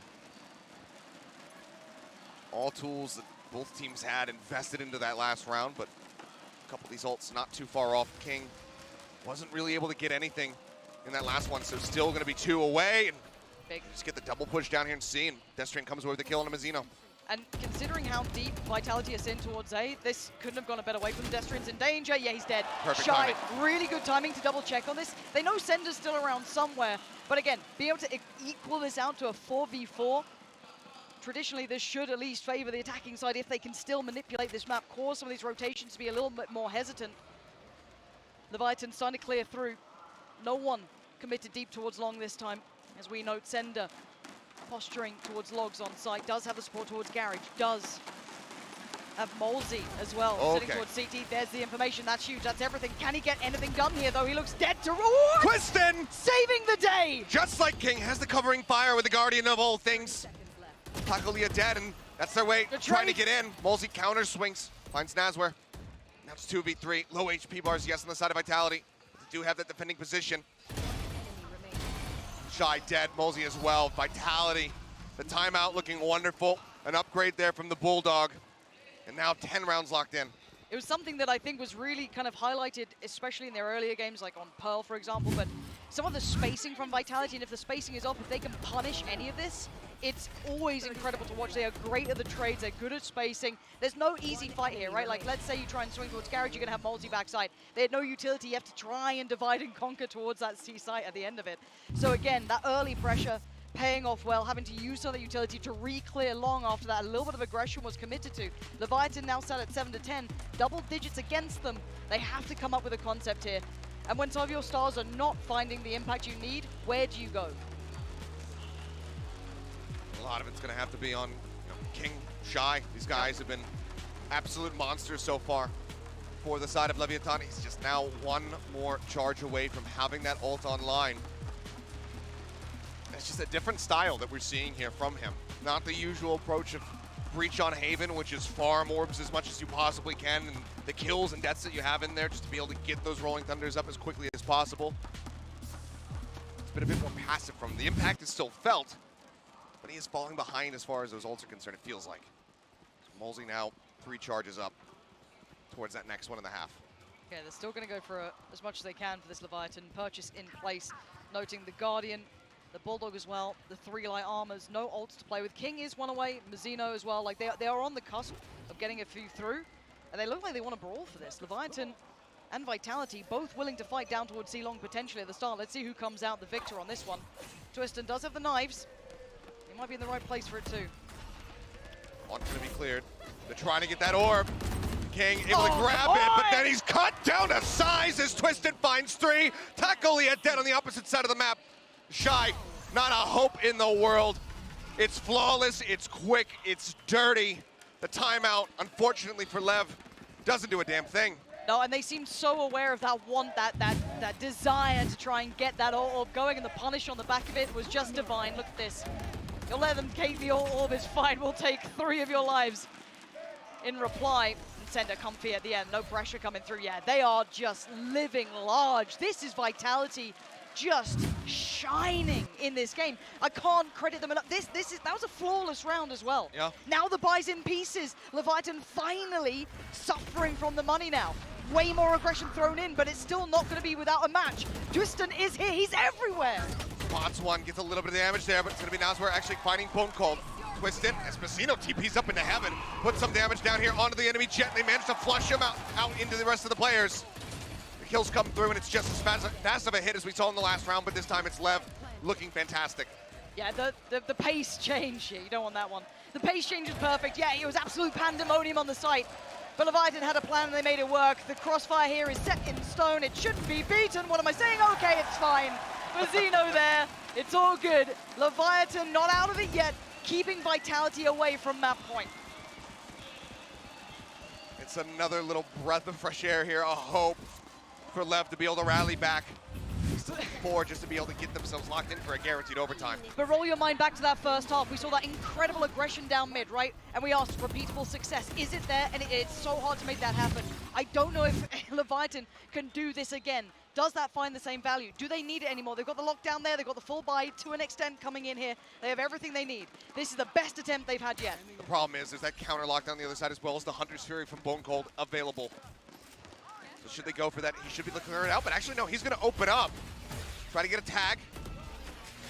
Just a little bit off. Does get one shot across there on the Nazwa at the very end, but as they pile into B, they will all go crumbling down. The utility just keeping the way, softening them up, maybe expecting this more aggressive approach. The Hunter's Fury allowing that pressure to come down towards A-Long from Twisted. He's taken the space, and now what remains is attempts. A desperate attempt at trying to find some space. And now Destrian is surrounded. He's in a whole lot of danger. Leans a little forward, tries to find the fight and loses. Shy, Mazzino trying to keep Leviathan alive. Now they can actually get an immense amount of value here. There's nothing left to really clear out this lockdown. They drop it right into the site. But they're still being approached on all sides. Mazzino winning that fight is everything. And spots no one else towards CT, so telling. Now they know it's either Garage or it's Long, so they can readjust accordingly. Mazzino looking to get himself up in the window. There's the push. Tries to take the fight, but yeah, Molsey gets the headshot. Shy, well aware, knows where everyone's at, but now he needs to play this to perfection. He is the safest pair of hands. They've got 20 kills already. Needs to make it 22. That's 21. Does he have anything left? Twisted on the other side. The shot, it's gone astray. Another Lisa life Shy. Leviathan are just in this one off the back of that man. Snipes him out of the air. Twisted doing his damnedest, but just couldn't quite line him up. It's Lev continue to fight tooth and nail to keep themselves in this map. We'll look back, I mean, it seemed like that should have been Mazzino walking away with a win. Everything there from Molsey to get the kill. And there it felt like it was done, but Shy, as you say, a safe pair of hands, manages to close it out. Look at him, he's got a pillow behind him, he's all cozy. He's comfortable. The scoreline still not though. Need to wait a little longer in this, and once again they're trying to get Twisted deep towards A-Long, but the response from Leviathan is just take B fast, instant pressure, navigate around, and Shy is heating up. He's incredible right now. 23-14-3, reads it perfectly, backs away from the lobby after the turret gets cleared. Just gets that lineup absolutely perfect. Bone Cold still in a position where he can potentially do an immense amount of damage, but now he's going to be spotted. Just takes King down to a total of 80. 81, I can do math. That's brave of you to try.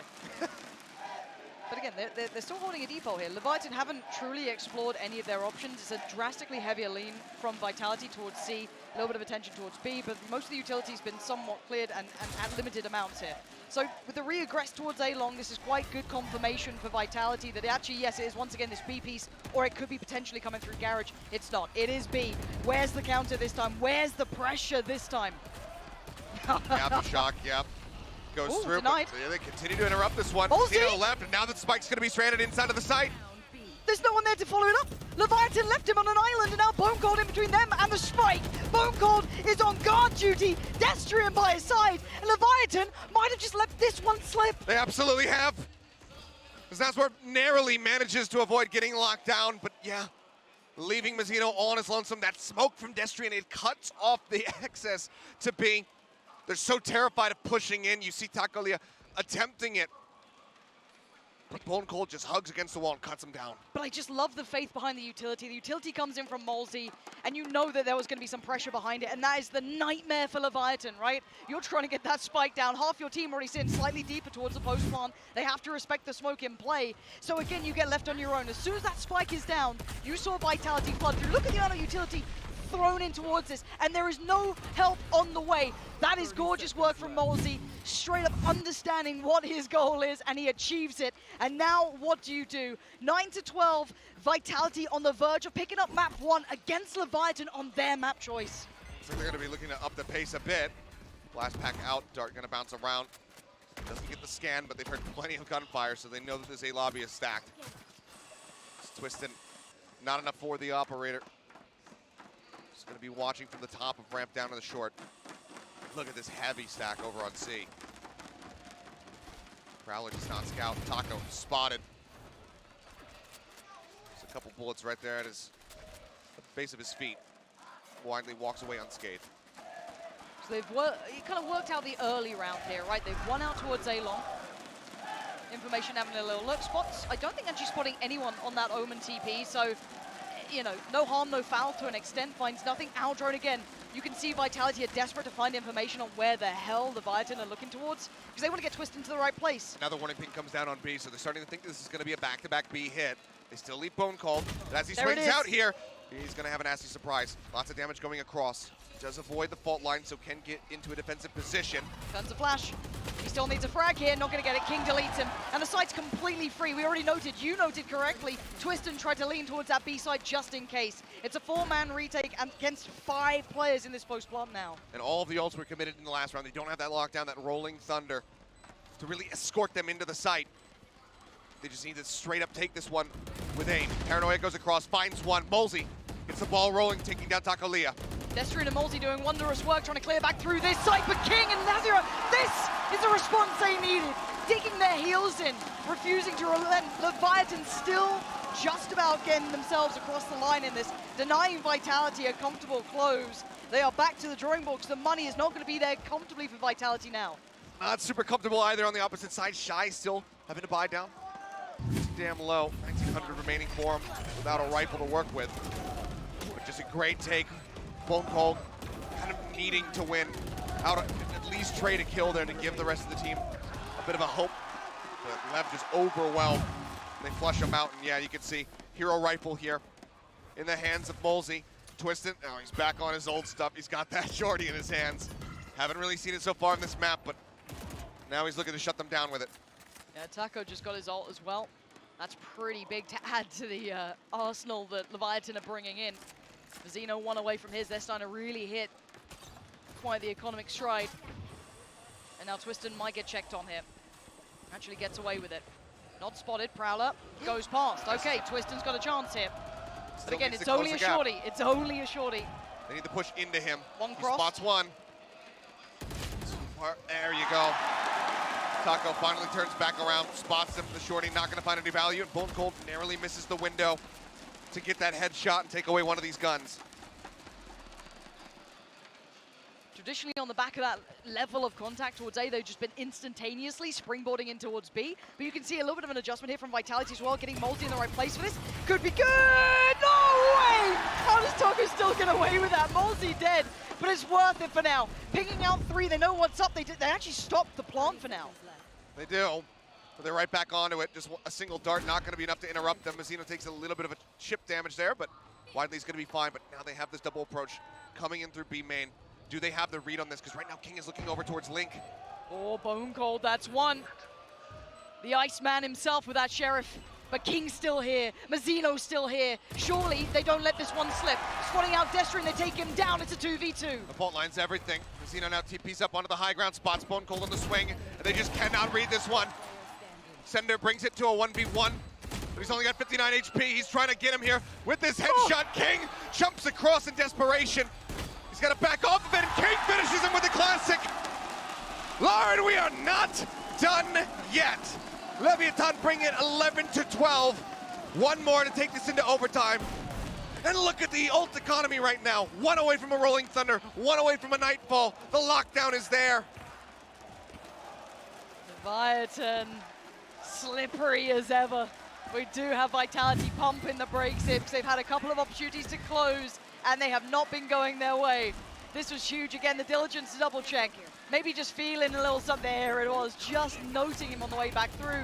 Again, Taco, so fortunate to even find that in this round. The right click from the Classic.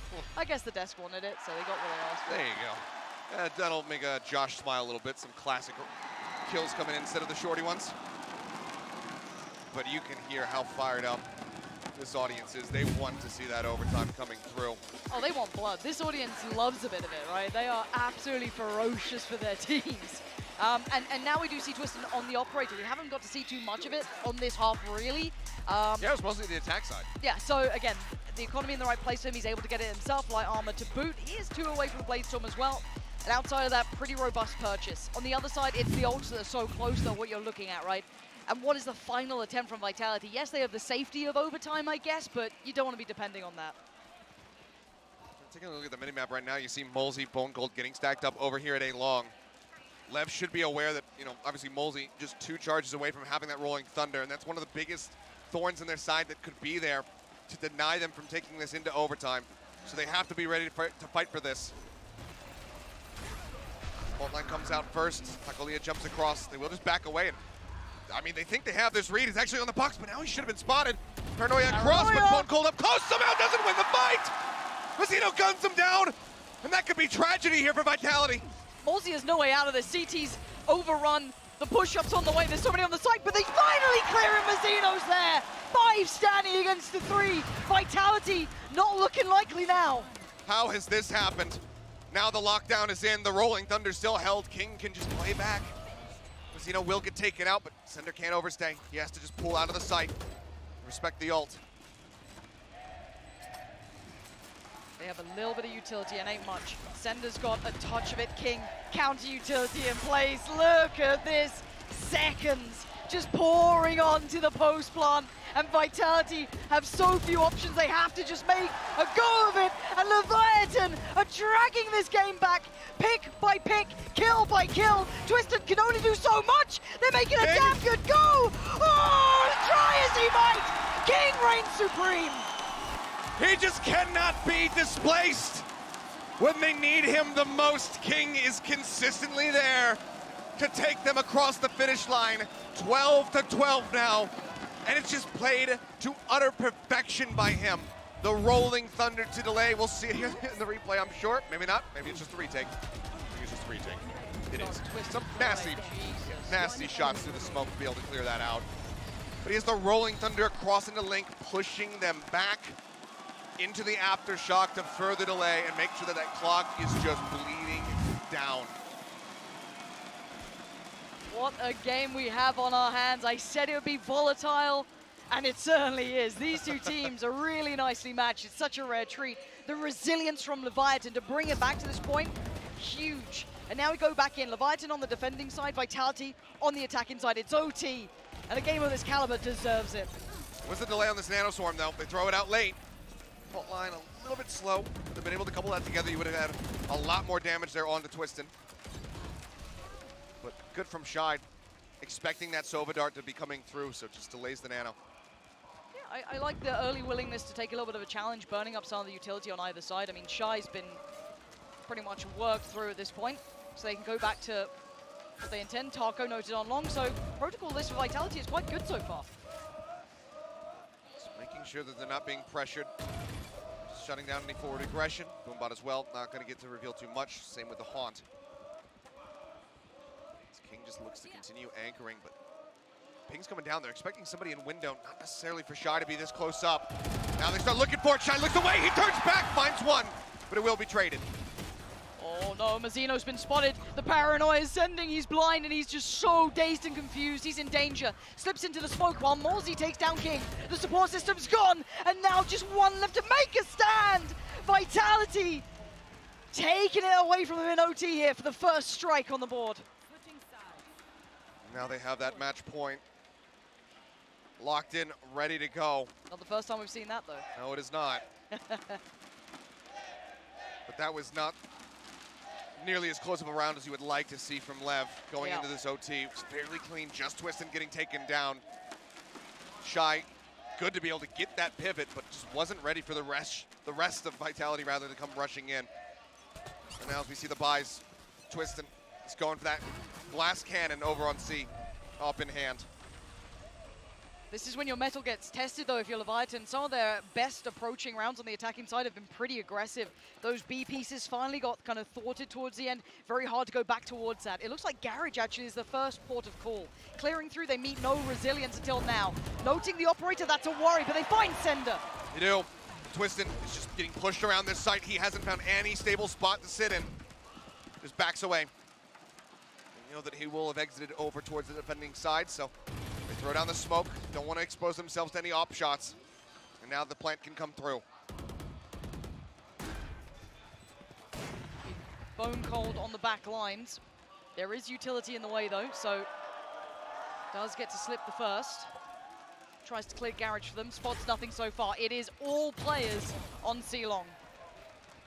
He's not looking to try to take the fight there. He's expecting that they're all going to be pulled back away. I almost would have liked him to go for this kind of as an attention pull. Stop them from focusing in onto the site itself. Paranoia. They're onto the spike for now, holding it to half. Spam comes in, they interrupt. Leviathan, this is great. This time not making mistakes. Twiston's found. 13-13 with a prime gaming, flawless. We go again. Like I said, that first round, not nearly as close as you would like to see for Lev, only finding the one kill. This time, they bounce back and they get the flawless as we reset. Continue to go deeper. Yeah, not having any attention dragged away. You've just got 5 people sat at C-Long, spraying into a smoke. You're bound to kill those diffusers time and time again. Now we see, as Lev's gonna call a timeout, Owner wants to make sure that they walk away from this round on the defending half with a win.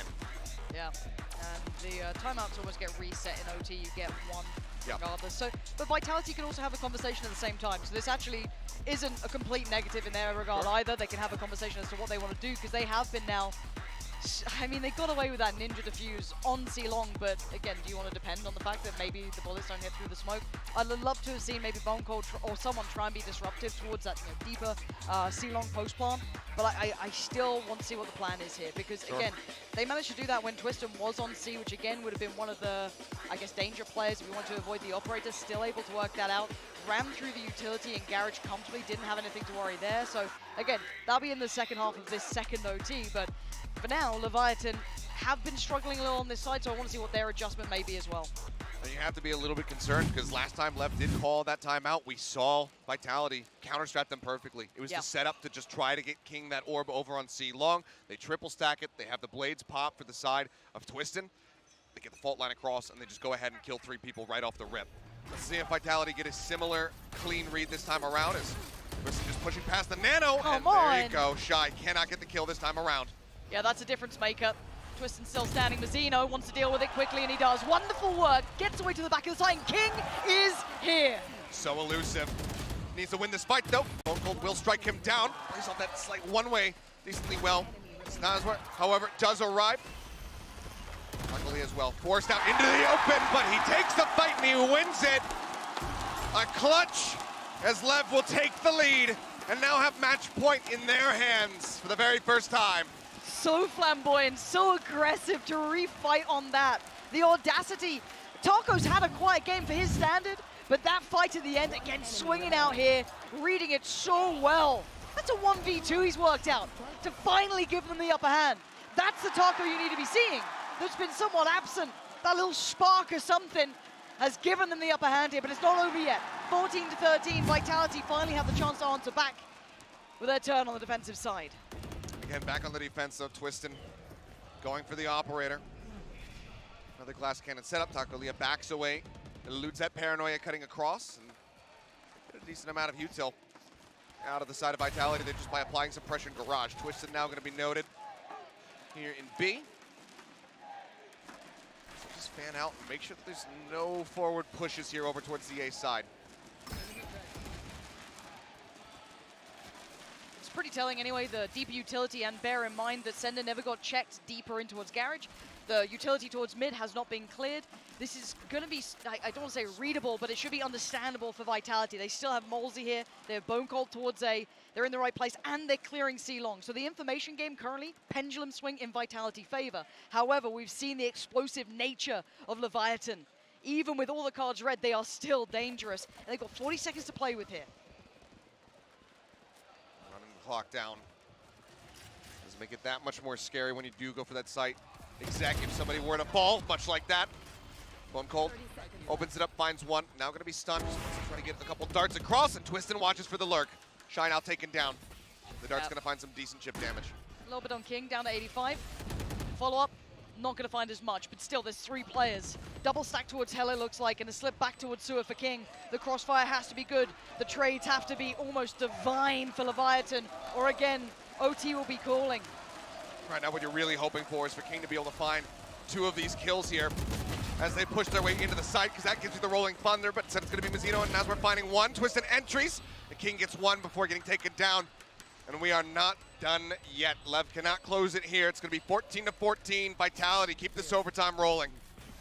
I'd love it's so tricky because Leviathan, to an extent, then almost it's not a complete contact play towards A, but by the time they were really investing utility, they were already deep towards A long. They hadn't cleared the deeper utility towards Garage. They hadn't cleared that B utility, which allowed Twistin to note the player that was coming through that way. Again, it was a little bit of a more comfortable read for Vitality in this, even though it did still come down quite close. You can see the pressure is mounting on these players. And now the question is, but again to Leviathan, for example, can they keep doing this? Does Vitality have this depth as well? We wanted to find out how much depth these 2 teams have. This could be a long old game if it keeps going like this. What's the OT record that I don't hold? Why not? Let's just break it. Don't talk about it. I'd rather have a long OT than a long tech pause. That's true. That, you know what? You're not wrong. We're aligned on that.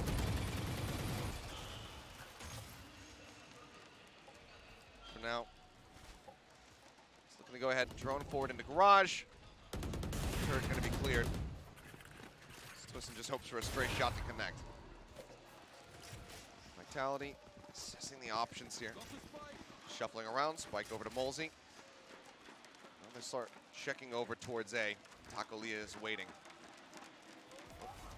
Spotted neither player looking to take that fight aggressively.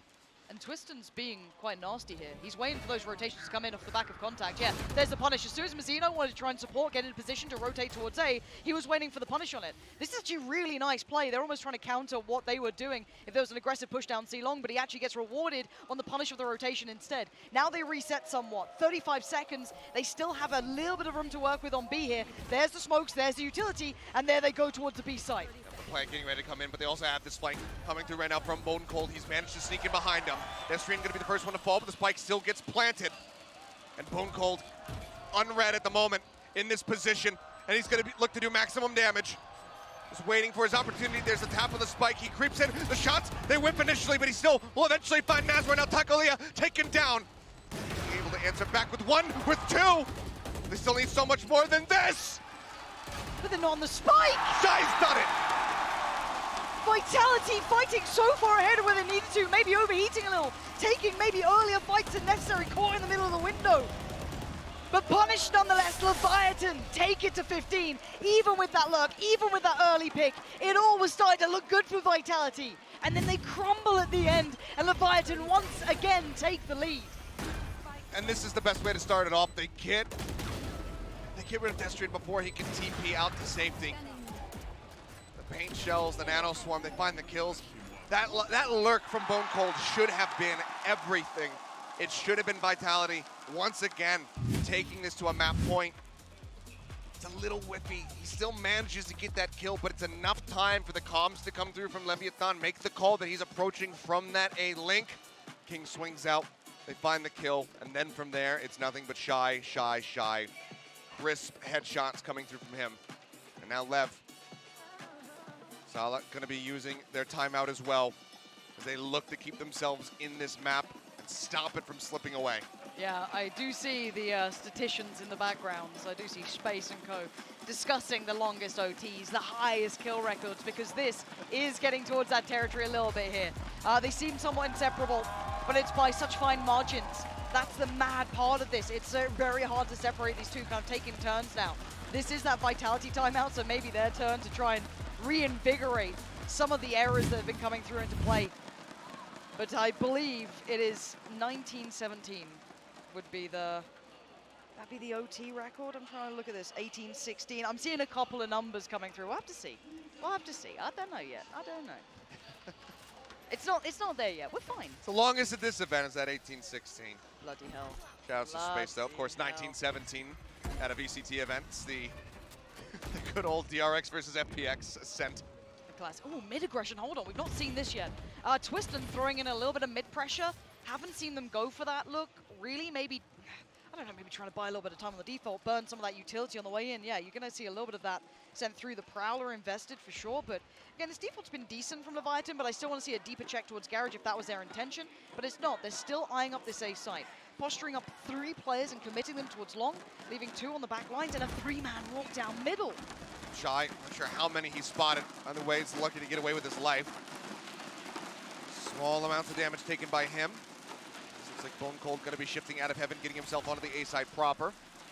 Smoke comes in from Destrian, just trying to cut off anybody who wants to approach from short. Dart out, and that is a hell of a ping. Bolt line goes across, they get the haunt as well. Mosley tries to clear it, but he's completely paranoid right now. They both tuck that back around the backside of the site. Takalia arrives, finds one, tries to go for the short, he can't make it happen. Mosley picks up 2, but there's King. But it's a 2v2. After all that mayhem, it's still all even. We said inseparable. How much more can they do? King still standing, Shy still there, but for only a second, Sender sends him packing, and now a 1v2 for King. The readjust is nice. But can he divide and conquer these 2 players? An attempt at the bait on the TP keeps him paranoid. King now worried, but he wants to get proactive. Gets the Rolling Thunder. It's a 1v1, and he does have his ult. The ult is in. One more teleport for Destrian. But he's got to know that this Rolling Thunder is going to come at him. If he taps the spike, let's see if he can dodge it. He just takes the fight, and King wins it out. The IGL tracks them across the finish line once more in a 16-14 victory. Leviathan will narrowly close out on their map pick of Haven. Narrowly indeed. The crowd is elated. The pressure relieved from Leviathan because that game was close as hell. What resilience shown from Vitality in just map 1. Seth, this is the series I've been looking out for. The Red Bull clutch at the end, but look at this work from King. When I saw it was King and Shy still alive, you know there's a chance in the audacity to take the fight on CT in a moment like this, and wins out, doesn't even have to use the ult. Man, I am just so impressed with them already. Absolutely gorgeous play, but definitely I think a couple more mistakes, a couple more roadblocks than you might have anticipated given their propensity for playing on Haven. But now we got Pearl on the horizon, Lauren. We certainly do, and that's what's coming up next, so do not go anywhere. This game is a barn burner.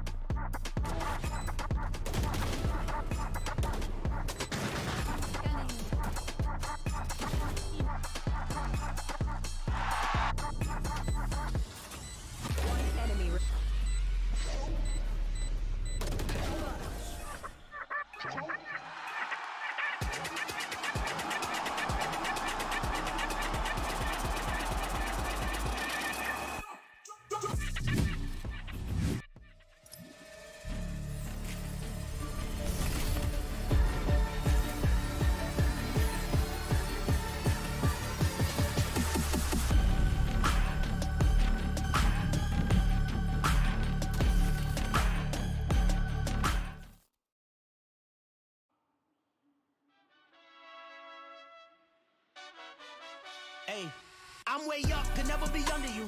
And I never move like a sucker do. Came out the mud and it wasn't because of you. Look at my stats, I got too many W. I got way too many W. Came out the mud and it wasn't because of you. W. Hey, I never care what the others do. I'm in the penthouse enjoying the upper view. Don't ever think that your lady is stuck with you. She pull up on me and tell me I'm lovable. Don't do the cap, never been gullible. I've been a plug and I'm unpluggable. Been undefeated for like a month or two. Call me.com, that's www. Really feeling myself. This ain't the place to approach me. I ain't never been on a shelf. I save that space for the trophies. I'm running to it, we get it and laugh. We catch a dub and we running it back. I'm like a boxer that's training to fight, cause I wake up and punching to get to the bag. I'm way up, could never be under you. And I never move like a sucker do. Came out the mud and it wasn't because of you. Look at my stats, I got too many W. I got way too many W. Came out the mud and it wasn't because of you. W. World. Yeah, prices keep on going, world. Y'all still need to get your world. Nothing left to say, I'm world. Hey, look at the drip, I'm looking colorful. I took a chick, kiss her in front of you. We got the win, that is a W. I ain't your twin, but I've been W. Said it before, I say it again and again. The way that I work is incredible. Do all the talking you want, I don't want to hear it. Whatever you say is incredible. Me and the losers are just not relatable. Don't call my phone cause I'm still unavailable. I've been the greatest, it's still undebatable. Breaking the records and make them unbreakable. Blazing the spot, mad clean. Hate it or not, game 7, game tie, vaccine. I'm taking a shot, I'm way up, could never be under you. And I never move like a sucker do. Came out the mud and it wasn't because of you. Look at my stats, I got too many W. I got way too many W. Came out the mud and it wasn't because of you. W. World. Yeah, prices keep on going, world. Y'all still need to get your world. Nothing left to say, I'm world.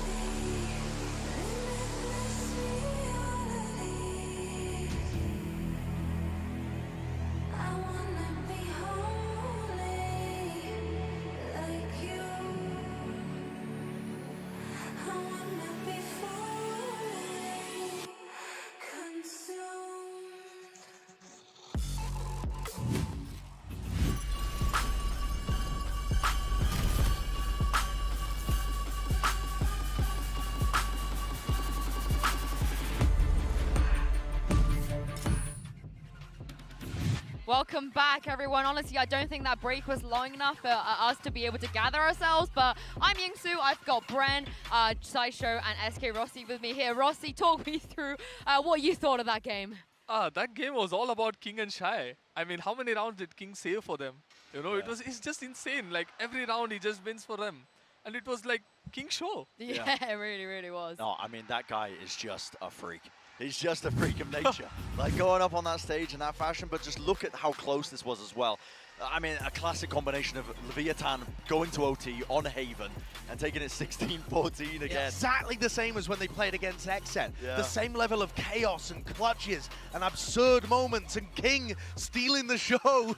I mean, it's just bonkers. It always happens on this map. And I feel sorry for the Vitality guys because the set plays, the mid-rounding, they had such awesome ideas, but they couldn't keep it going. The strap book ran out and that you could feel the tension, the pressure, the inexperience all mounting up. I want to quickly talk about the pistol rounds as well. Of course, with that map, that means they've now officially lost 8 pistols in a row. Rossi, you know, you were on the 6 of those you were involved in. So what do you think is going on with them? Why are they losing so many pistols? I think they're not gathered up or clumped up on the pistol rounds. You know, it's just like people peeking solo against 4-5 people. I think that's the part. I think like Vitality should just buy Sheriff. You know, they after every eco round on the eco round they just win. After the pistol round they just win like so many rounds, and the Sheriff is just so good. I mean, I think they're going to be kicking themselves though as well, because you look at that stat, right, and how close that map was.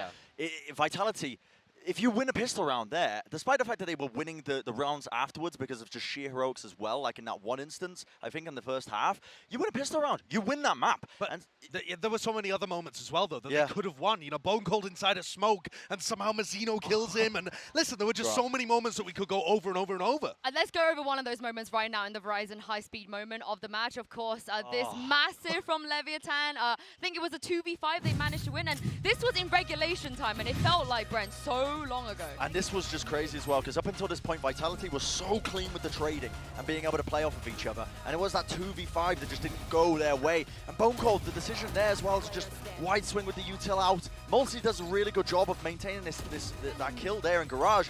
But Shy is just like the finisher here, man. I mean, this guy has been so consistent as that final level, that final layer in terms of like when it gets down to that situation where it's just him or King, always bringing it to them. Yeah, I think SK Rossi hit the nail on the head earlier. And while we were watching the match as well, you were saying this is all about the mental game now. Yeah. Because when it gets to that kind of point, Vitality clearly have the skill, the talent, and the strats, but they lost it. They didn't have the experience. King and Shy did. I mean, it's a 5v2. It's really hard to come back from that. And the scoreline is not like, it's not the beginning stage of the game. It's like the end stage of the game. And you lose a 5v2. And it's very difficult to come back from that. And it's all about the mental game from there. Yeah. I mean, one guy was really trying to keep them in the game over and over again is Twiston. Yeah. Here he is in the aim lab shoot around as he is warming up for the next map. Ross, you know, earlier you said that the way that they could beat them is to kind of punish Twiston. Do you feel like they did enough of that? No, I don't think so. Twiston was still stealing the show there. But, you know, like, there were two people from the other side. It's King and Shy. Yeah. They just outdid him, I guess. Yeah. I think they had some really good ideas to set Twiston up, though. There was a lot of aggression, and it's coordinated.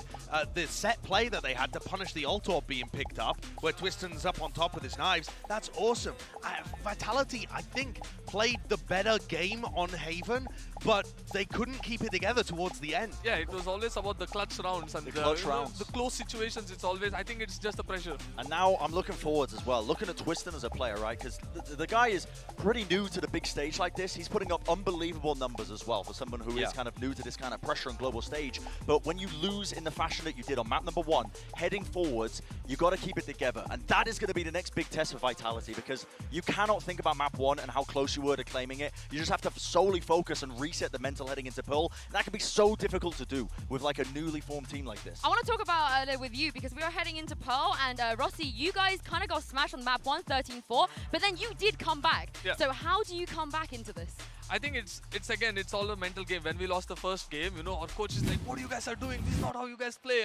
And they're just like, yeah, this is not how we play. On the big stages, you need to be very confident, very bold, and just group up together and keep hitting sides. And together on this stage, it's all about like trust each other and just go together and just win the game. Yeah, I'm really... I think Vitality are going to be kicking themselves, because I'm looking at that map graphic, and honestly, when things go to map 3, it's not going to get any easier. No. I don't think Haven looked as good for Leviathan, and they let it slip away from them. I think they're going to be kicking themselves. Yeah, and it doesn't matter if you're planning like a trap play. You win Pearl here, you take it to that map 3, and it goes to Ascent. It doesn't matter if you in your heads you were like, we wanted them to pick this, we are counter-striding it, because Leviathan are just that good. I don't know if we hammered it home enough at the beginning, before this match. They are unbelievable on Ascent. Yeah, I mean, Pearl was also the map that they dropped as well. Are you guys surprised that this is where we're going to go? Vitality wanted to go there. Yeah, out of all the other choices? I mean, I think the map pool is just so weird for this match, frankly. But I think that it's set us up for an insane game. So I'm hoping that we get to see all the classics. Twiston coming out and really getting on fire with his jet. And I want to see the continuation of this from King. The final moment where he's just stepped up. Oh, my God. Just pure, I don't even know what the emotion is on his face, just dominance. His iron will over the course of that map, I think he's going to extend into it. He just forced Vitality to bend the knee. It was absurd. That was just pure ego, I think. That's just like, I am better than all of you. Yeah. No, just an insane, that shot at the end as well. I mean, just looking upon his kingdom, and all that he had conquered. I mean, the guy is just... I'm convinced he has a divine right to rule. It seems I'm like down it, right? with that. I'm down with that. Yeah, we're all the citizens of King's Kingdom. There you go. There is something there. I'll give me some time. Give me some time. We are going to head to the Prime Gaming Agent Select soon. But again, Ross, you know, you've played against Vitality already. What are some of the, you think, strong and weaknesses they have here? I think the the B long, they always, as a defenders, Vitality have a flash peek ready always. Like every time we try to hit B long, there's always one of us used to die because of their flash peek. And their timing is really good. I think that will be a thing for them. Something to look out for. Yeah. Well, no changes it looks like when it comes to Agent Select at least. Wow, but we do get that head-to-head battle between the Jets this time. Literally just brute forcing it out, you know, Twiston versus Taco Leah. It's going to be interesting to see if Taco doesn't have a bad beginning like he did at the start of Haven that we just witnessed. Yeah, we haven't talked about it much because it didn't end up mattering, I guess, for the map overall, but Taco had a really rough beginning, and he only woke up by the time he got to OT. He can't do that here. Well, speaking of OT, I hope that Achilles and Pansy have had a nice rest and are ready for another potential overtime. What do you guys think? Yeah, I'm down for it. I mean, what else do we have to do? So yeah, and I think the desk had such a good way of characterizing that game that I do think overall Vitality had a really good approach to it, but then just between Shy and King, the clutches were insane. I mean, what are you going to do against that? I mean, a couple blunders there from the side of Vitality, but I mean, widely the calls of mid-rounding was quite solid. They just kept getting outdone at the very ends of those rounds. But now we get ready to go back into Pearl, something that we have seen from both of these teams here. Crucially, one of the maps that Global was able to take away from Vitality. We'll see if they've been able to workshop this and really clean it up. Leviathan in their own right, 13-11 versus Zeta when they knocked them out of the tournament, so wasn't necessarily a one-sided affair by any means. no, that was with Sugar Hero though. That was a Fair game point. and a half. But well, now they have to play this without Twisted. yeah, we did want to see Taco heat up early and actually get into the game earlier on. Yes, he activated an OT. I want to see him find that impact here. Him on the Jet, I think he looks way more comfortable overall than the Raze, if I'm honest. I think it suits him hands down way better. I mean, he's played it, what, now 11 times, something to that figure, so it's not been a big experience agent for him. The Jet very much should be, lend itself to a lot more comfort for Taco Leah. Can't wait to see what he does with it. But on the other side, Vitality, those losses, even in those moments, so difficult because it was that damn close, but very strained start. No one wanted to overstep here, but that confidence going to be building off that first pick. Taking down Twiston is a huge scalp to claim. The thing I am looking for from Taco Leah is a bit of an improved performance here on this map, because when they did beat Best Zeta, crushing that first map of Ascent, and then wasn't finding that much value. Okay, King just eats all of that damage, but doesn't matter, still finds Bone Cold. Pedestrian's able to trade back too. Man advantage there for the side of Lev. Plant does come in. Sender playing out from B Link needs to really help keep Pedestrian protected. Yeah, Sender needs to really create a nice crossfire here. Has to just kind of commit the all RCT. That paranoia that someone could be coming late middle has been the death of him, and Leviathan clearing perfectly. I love the little set piece they had in play to try and clear through B Link there. That worked quite well, but even still finding value on the site, Leviathan still doing damage, and once again, Vitality's inability, it feels, to win pistols has come back to haunt them. Now, where are we at, 0 and 9? Something like that, something horrific. Something to that effect. Yep. Not been great, but again, let's see if they can go ahead and convert this, because those ever dangerous sheriffs are going to be coming through. Sender himself not looking to pick one up. He was one of the really big factors in that split game. The sheriff in hand. Nope, never mind. He's got it. The call's been made. The sheriff savants, I believe, as we deem them on the desk. Let's see if they can get it done once more. But if you're Leviathan, you've got to be so readily available for this. It's so characteristic of this side now. Early flash will give away Sender's position, but not exactly the end of the world. You can see Twiston trying to test towards R early on. A little bit of a split towards A potentially. Plenty of bodies in between here and there though, and a whole boat of utility too. Turret playing contact to try to swing off that one. Nebula does come up. Suppress out on the Nazwort. Just clears the haunt. Can wait this out, and then we'll have those flashes available yet once more. Ash now gone. Dog's going to be sent over. Will spot Senders. I know there's still somebody lingering around A. Was able to go ahead and pick up that ult orb as well. Get it one step closer towards having lockdown available. Yeah, and they deal with utility pretty early on if you're Vitality. They've cleared well through up, but now they start to deal with the players in the place. Deep Flash will confirm attendance and actually does connect pretty well on this. Taco almost overextending towards A main, but again, you want to see him confident, you want to see him taking that space as he's done well. Doesn't even get to be punished on it either, falls away freely towards Pit, and still none of Vitality able to close down towards him. Couple spams through, Takaleo will be taken down, has to go for the reload there. Dangerous spot, a brief moment from Shy as Twisted will wrap around the side. Gets that headshot across and gets another one! Shy dead, King will again be there to finish the job, but fantastic amount of damage dealt here from the side of Vitality, getting rid of 3 of these weapons. Again, they always seem to find the small successes in these second rounds, but bigger picture, Leviathan off to the start that they needed. You got Taco way more activated this time. King still putting up that performance we want to be seeing from map 1. I just want to see what happens if Taco keeps this level of confidence high, because I think that's the one missing factor that could set Leviathan that one step ahead here. Yes, we know that Twiston is exceptionally good, but we had a very missing Taco on the first map, and they're still able to overcome the opponents. So if he is able to find this form, feel that confidence early on, that's where my eyes really tend to go towards. And similar scenes here, but again, the bonus round here quite light in regards to what Leviathan have. Spectres, Stingers, and a couple of Sheriffs coming out. So the question gets posed, how clean do Vitality keep this with their rifles and the light armor beside them? Oh no, Taco! He's been set up for success. Cheeky as you like, slippery as ever. And that's 2 rifles gone, and they are very much collectible late round. Yep, as they go ahead and drift away, back over towards shop, into B.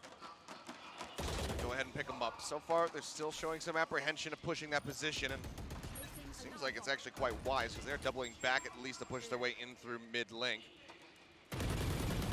King with a nice little jiggle will go ahead and spot him out. Does get tagged down to 62. They still garner a great deal of information. You could see the pings earlier on from Leviathan that there was a chance that someone had slipped through towards kind of, the mid-connector, go down towards water, but no one actually had. Now they've backfilled it a little, play some utility, but it gives them a fair fight towards the site. Somewhat, a 3v2. There is still King here, and maybe it outweighs his singular value. Destrian trying to close in towards long, but again, wall's still there. Not going to be easy. 15 seconds now, they're running out of time. They are, and looks like they're wearing this position. They do spam it out. King was trying to lurk, didn't go for the destruction on that 0.9 because he wanted to try to hide his positioning, but Shy and Nazwar, they go ahead, they storm their way in. They're going to go ahead and convert this bonus. 3-0 starting now for Leviathan.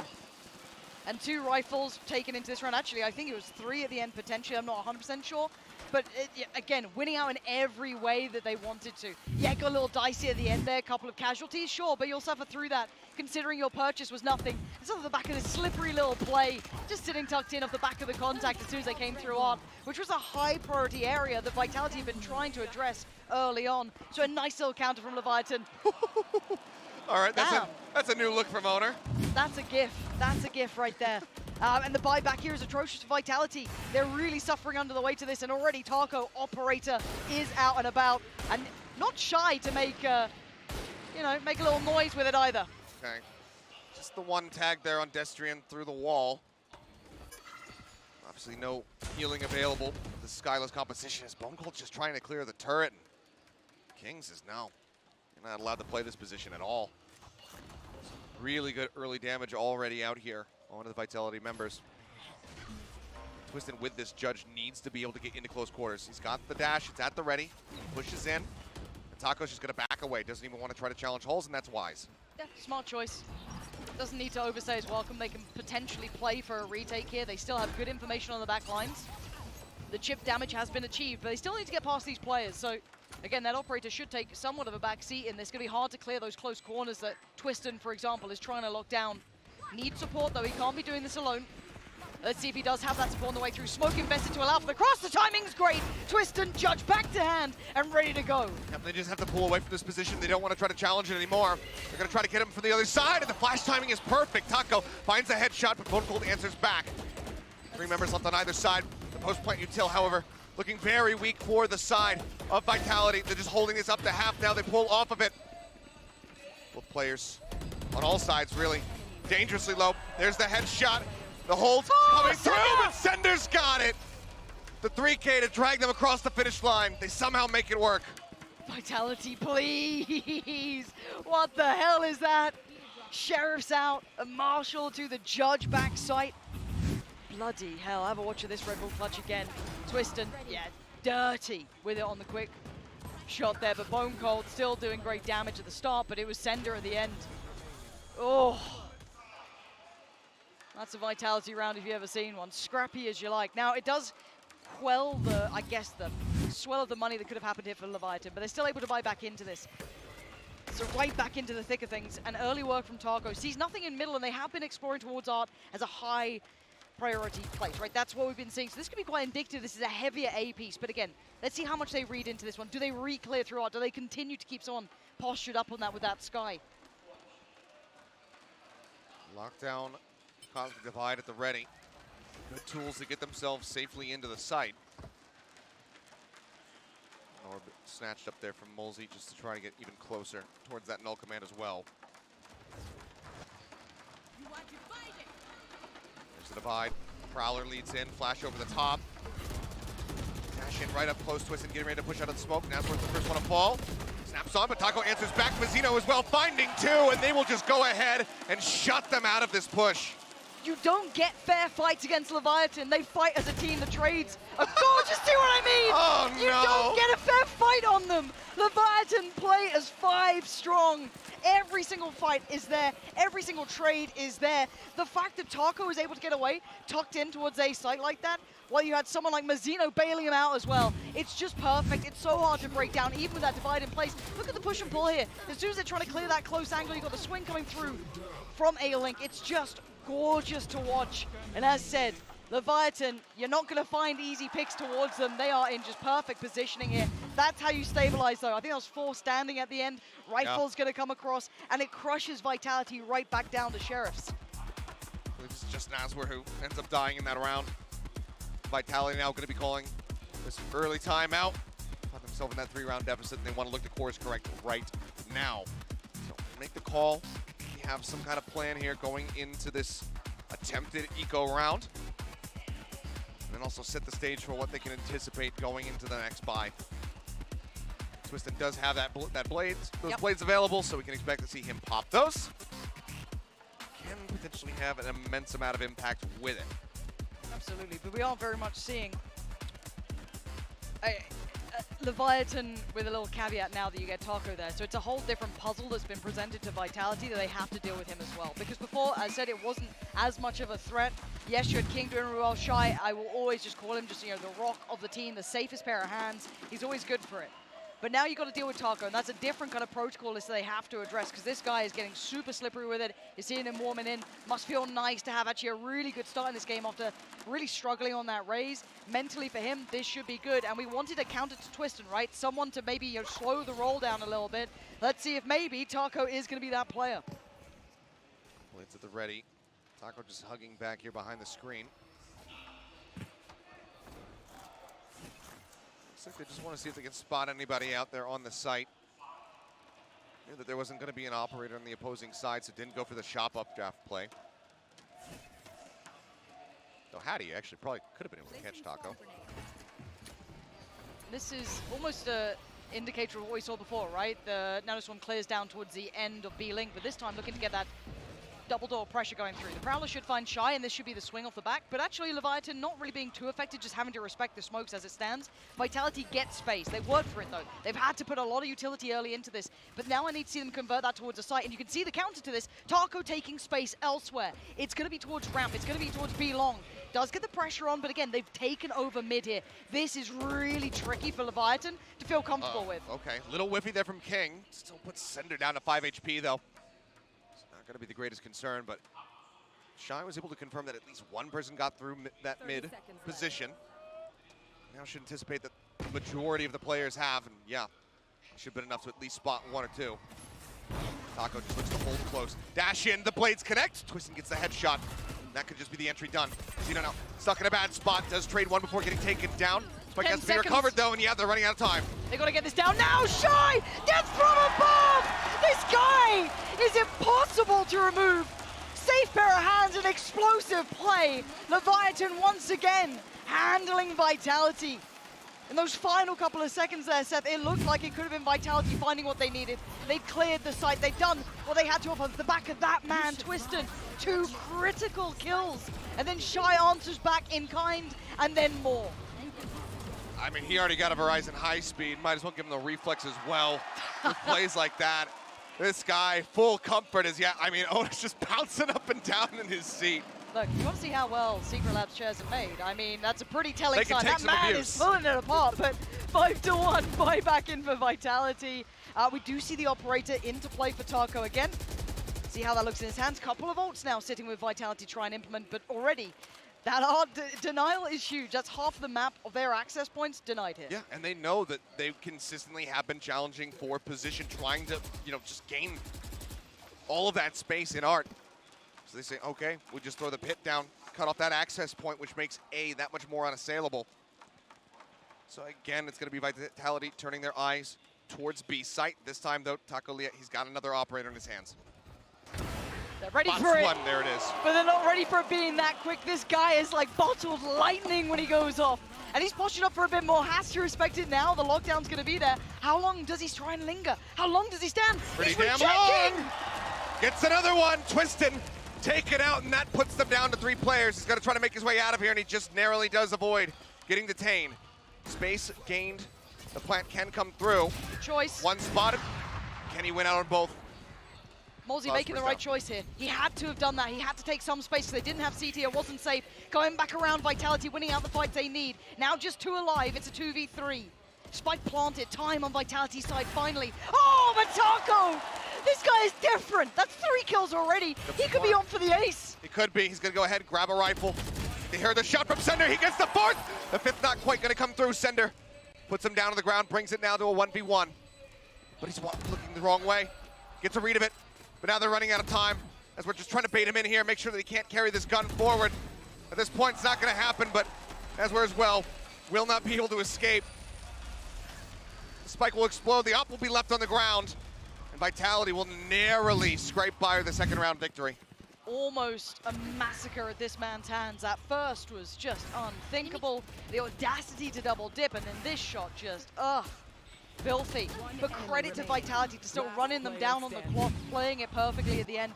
Desperate to play to that tune of the timer. 5-2, they get their 2nd on the board. They break the trend. They break the run of rounds. There's no 3 on the trot now.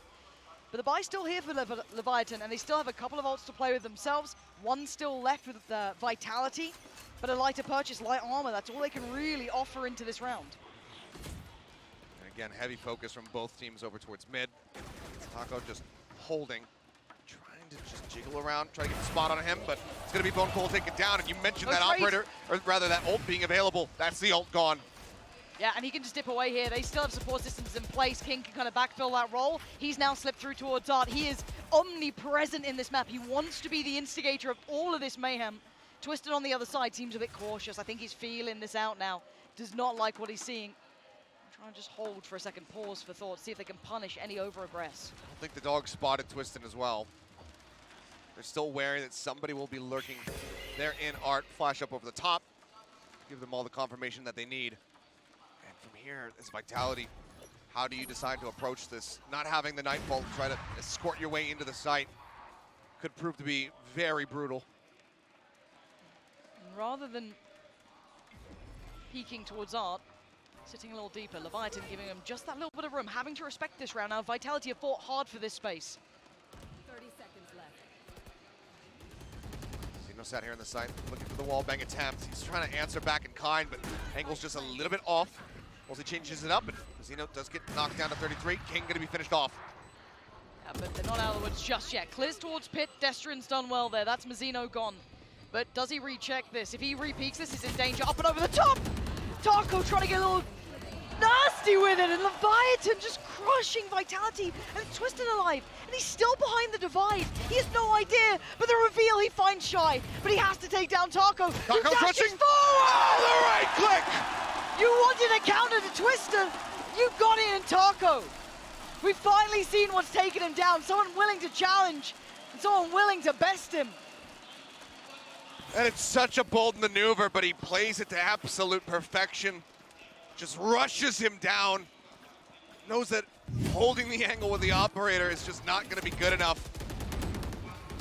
It's a bit rough. I mean, Mazzino swinging out without having that flash to escort from Nazwer is definitely a big risk. He gets punished for it, but man, does Taco Leah make up for it. I mean, already, Lauren, just look at his stat line, 15, 5, and 2. You can tell that this man is very well at home with the Jet. 100%, but you look at who else is around the map with him. You got King, who's been playing perfectly towards B, being a really nice anchor towards that B link side. There's that ult we've been waiting to see come out. I wonder how much value it finds, because it looks like Twiston was up for the challenge there, but Shy having to respect this fall away, but he takes a body with him. Brutalized. Taco Leah does fall, but there's a push in. Nazwer swings in and also guns down Molesy.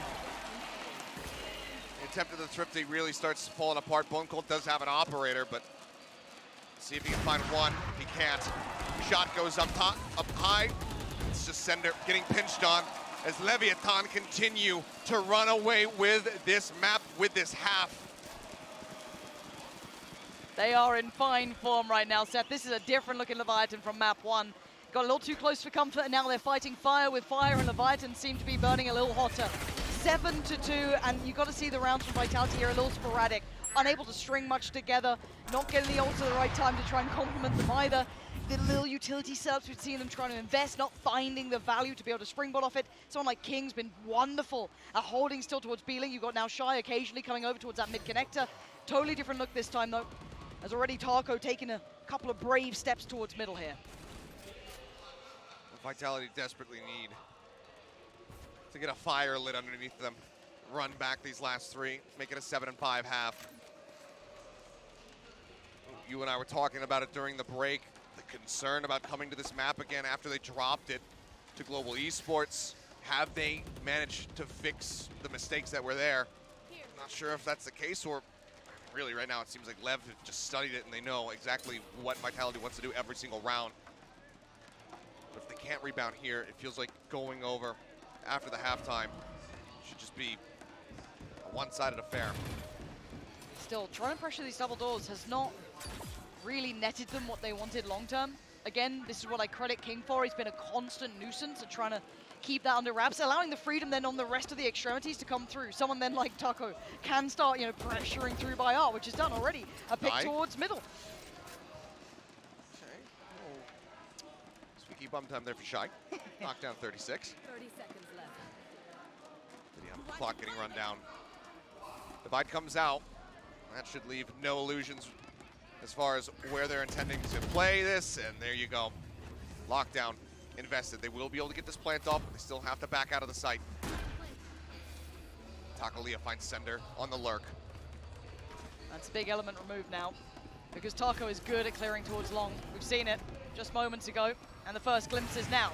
Does miss the first attempt at it, but a tap on the spike's going to draw the attention and draw the fire, but this time it's not just a tap, it's a hold. Shy has finally been denied off it, but there's the danger back in. Taco's going to make more impact, and it needs to happen now. The defuse, they can't deny it! And they will just go ahead and steal this one right out from under their noses yet again. Taco, another 4K round for him. Thought maybe he'd have the ace. He wasn't looking to over-aggress for it. He wants to hold on to the operator. And also really just continue to bank up that cash. But, I mean, this opening kill, we didn't get to see it on screen. Taking down Molesy, just that narrow sight line.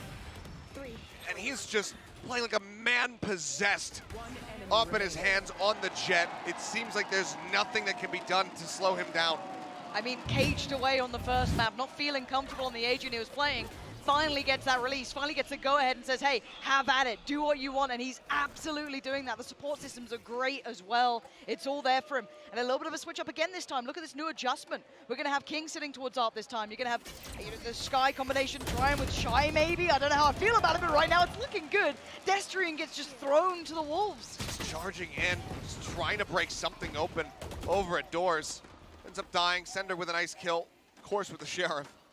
It does get rid of Mazzino, so there goes the rest of the Nebulas in the round here for the side of Leviathan. So a bit more space to work with, perhaps, for Vitality. Lockdown going to be used as well, just to try to flush them out of this site so they can get in safely and get that plant down. But used by King, not perfectly landing, so they've got a really good avenue to just push forward and avoid getting clipped. Yeah, but Twiston's just carrying on. And maybe thinking he had a little bit more time on that, but absolutely not. The cross being watched as well. That's not an easy point of access, but 5 HP and Sender. The turret is set up. Got him. That's lovely. Very heads-up play. No plant until now. Do get it rolling through. Taco Leah dashed already. There's the Prowler, instantly cleared. 2 towards Art, 1 on the site. One Cold trying to escape. They spot him, they gun him down. That's 3 for Shy. Cloudburst comes up. And the spike. Oh, the Nanoswarm will deny. A little bit more. It's just not quite planted for them, and Shy just charges in to clean up for 9 rounds now locked in for Leviathan, who are running away with this defending side.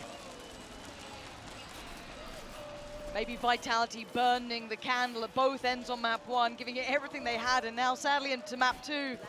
Vitality looking a little flat here, not able to get the grip on the game, and you're seeing Taco dropping 20 and 1/2. This guy is just absolutely unchained, but you've got to also then note in this round, Shy having a whale of a time. As said, there are 3 superstars right now, at least on this team, that are stepping up in some individual moments. King, that last map, Shy every map, he's always good. And then Taco now joining. You've got 3 heavy hitters, finding form, and Vitality now are being doused by this. You just haven't needed to have King have that same impact from the last map. Clearly everybody way more comfortable coming into this Pearl. They've got that warm up, that nail biter map out of their way. And for now, Leviathan are breathing easy. Push out, Taco's good for the kill. Destrian immediately out of there, and again, that is going to be the smoke squad. The Nebula, he gets the leg on the Twistin as well. This just to further weaken them. He can do no wrong. And is that another tag on Twistin? Smoke. Okay, Viper, it's I fine. believe. Oh my god.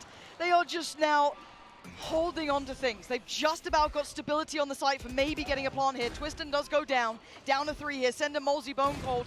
Do you have something left in the tank? There is a flank on the way. This is maybe an inevitable crunch coming in, but Vitality now hyper-focused towards Taco. Waiting for it to spring. He was out of the way. He did not get spotted by the alarm bot, so they might not know that it's coming. Sender does do well to find one more, but Mazzino now stepping up. Bone Cold needs to get the clutch.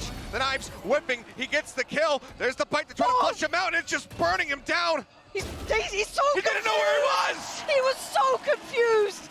King's flank was from nowhere! Had no idea! He should have just enough time. Yeah, he's fine.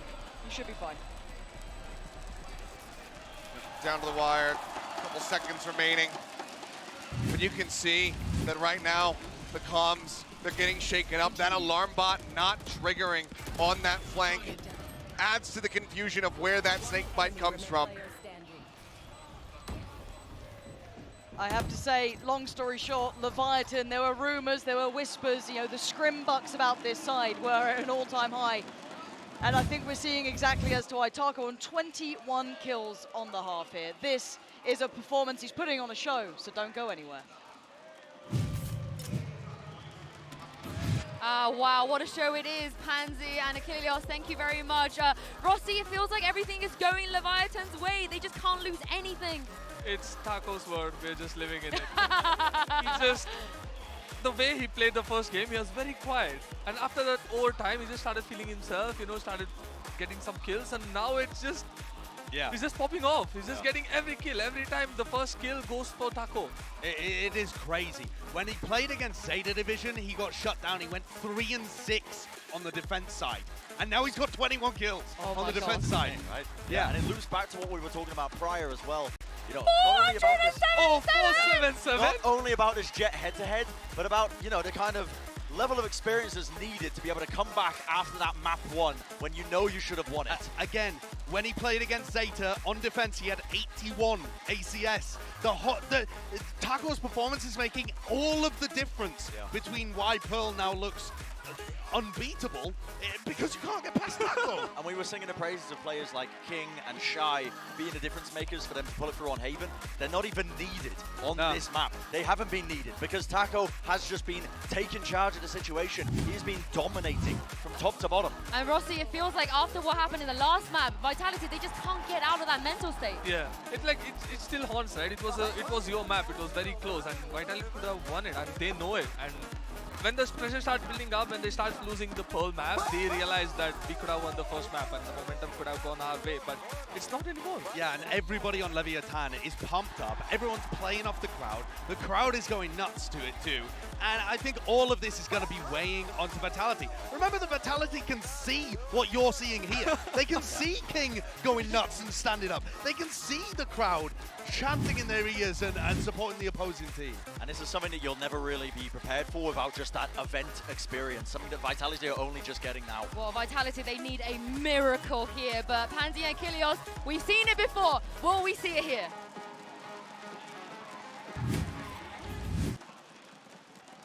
Unfortunately, I don't think so. I mean, look, if there was ever a time to win a pistol round, now please. This damn well is it. Oh, man. And as you can see, Leviathan only 0. dropping 1 so far. The 0 odds and aren't 9. great, Seth. The odds, you know, Yeah. there's something about the numbers there that tell me this is worrying. It already sucks to potentially get eliminated from this tournament. It would suck even more to get eliminated from this tournament after going 0 and 10 in pistols. Oh god, Twiston's in danger. He can't actually get away. The overrun Shy mows him down. Spotted. And Taco's on the site. Leviathan are rolling through him already. The scouting is just absolute perfection. Mosey will be able to trade 1 back. Good fight, good fight. And on to Shy as well. Oh, to make it eliminated even, but they're just running at him. And suddenly Destrian's the last man standing. It's just a death ball, and Destrian, bless his heart. They are a little wounded. King down low, gets a fair fight. A 1! Swings. But you never get a fair fight. 0 on Leviathan. and 10 in pistol rounds here at Lock-In, Lauren. Oh, it's a bad time to not be good at pistols. It's a bad time that is a bit of a problem. But, hey, caveat to that, they are really good at these second rounds where they just get sheriffs and get kind of weird with it. There's still a little bit of danger. They're not completely out of the woods, but Leviathan are just growing strength by strength. It's very hard to stop this now. We've got 2 rifles coming out. Taco and Shy both getting on the rifles now. Vandals in hand, sheriffs and marshals. Give me something here, Vitality. Let's see it. Sign of life, a willingness to fight back, the ability to fight back would be great to see. From how this series started with the absolutely insane overtime on Haven, it felt like surely Pearl was also going to deliver. Unfortunately, it seems Vitality. Gas is running low in the tank right now.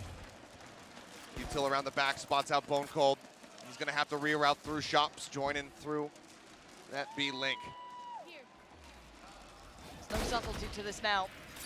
All in towards B. A 5v5 on the site. And a little bit of caution being shown by Leviathan, not getting overwhelmed here just yet. Chipping away slowly at Vitality. Now Sender and Bone Cold, well, you know, a little worse for wear, but still standing. And now they go. Taco picks up the pace. Only a ghost by his side, but he's feeling well enough to do it. Vitality trying to do some damage back, but nothing really connecting just yet. Hakalia just waiting to see if he can see some shots coming out from that lane. There it Twiston, is. yep, gets the headshot. And that's exactly what we're wanting to see. Vitality not going down without a fight. Spike now here on the ground does get picked up. A little bit of damage out. The man to trade it back though, Shy again, coming up with 2. And now we find Naswork in 1v2. Sender will go ahead and send him to his grave. They pull it off again, Lauren. I don't know how, but they manage to win out the eco round to keep themselves afloat. And they sneak away with 2 of the rifles. That's huge for them. Look, Vitality, maybe not that first round, but the second, they do really well at. So they've given themselves a chance. And I'll say it's a slim chance because the climb back into this game would need no pop-off rounds from Taco, no clutches from Shy, no, you know, quiet heroics from King. And that feels like it's inevitable, but prove me wrong, Vitality. See if you can activate Twiston, get Sender into this game. Let's see what we can get going here, because as it stands, you've got a long road ahead of you, a marathon of a game to turn this around. I mean, it would be one of the greatest comebacks that we've seen, at least certainly at this tournament, the best one. But it would definitely go down in history, but that double swing, managing to find a single elimination. Molsey quick on the reply, but Estrian taken down.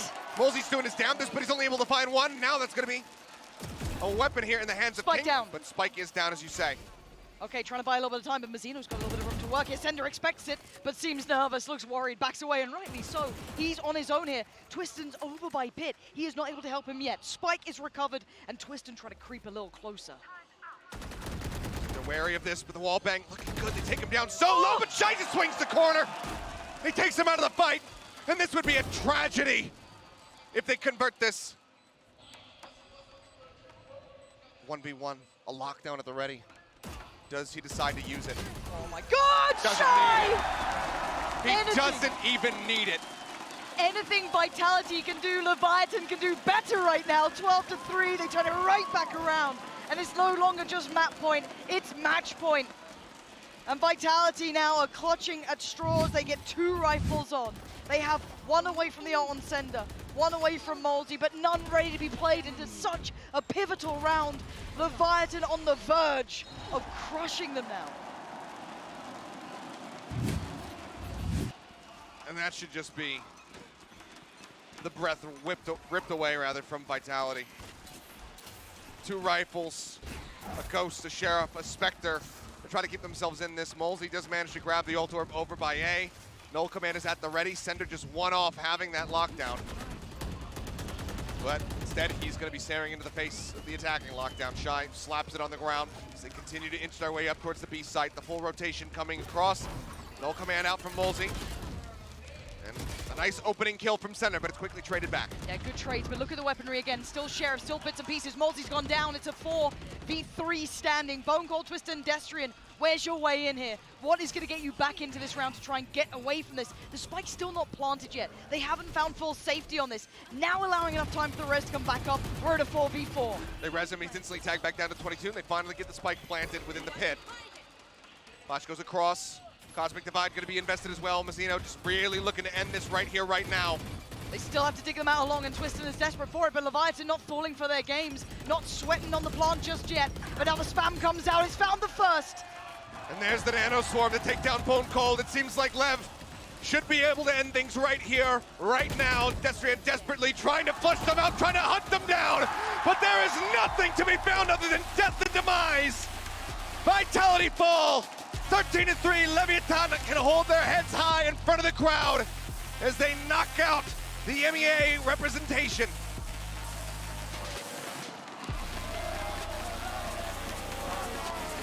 Really wonderful game from Leviathan.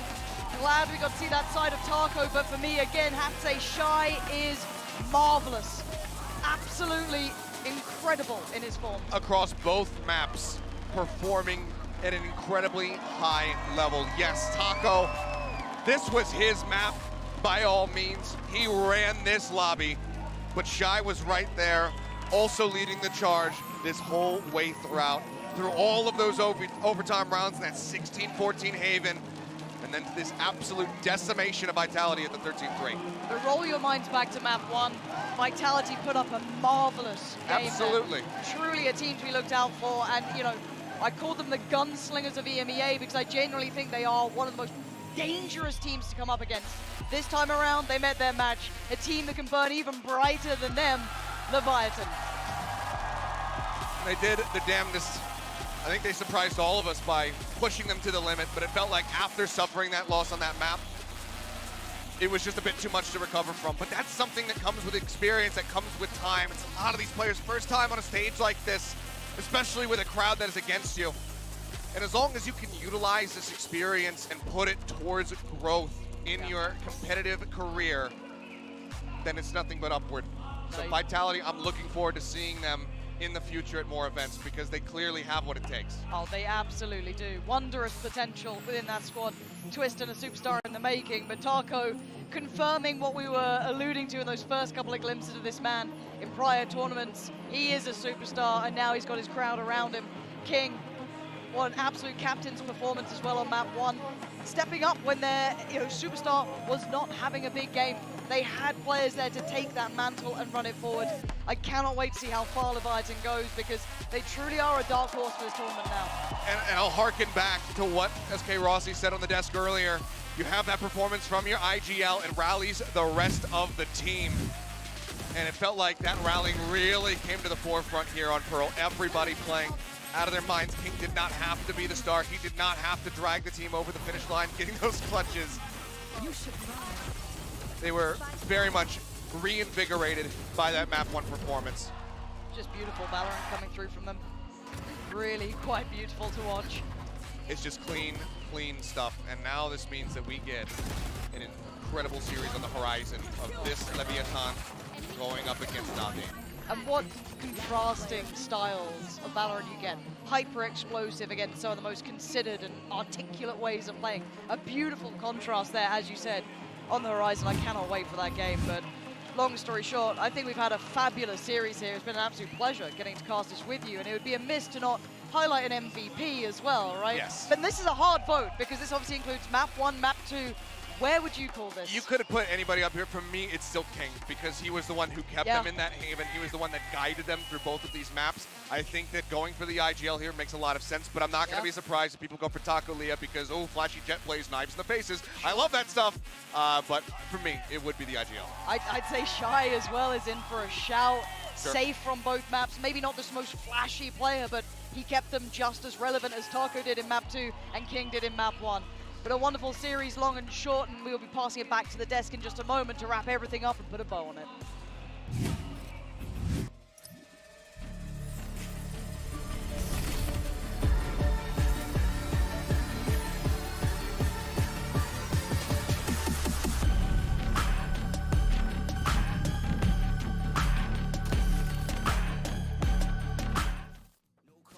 My future, no karma, my future, no karma, my future, go harder, no karma, no karma, my future, no karma, my future, no karma, my future, go harder, no karma, no karma, my future, no karma, my future, no karma, my future, go harder, no karma, no karma, no karma, no karma, no karma, no karma, no karma, no karma, no karma, no karma, no karma, no karma, no karma, no karma.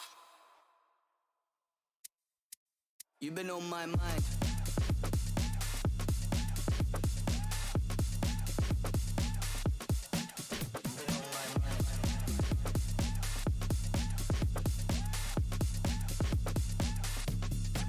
You've been on my mind.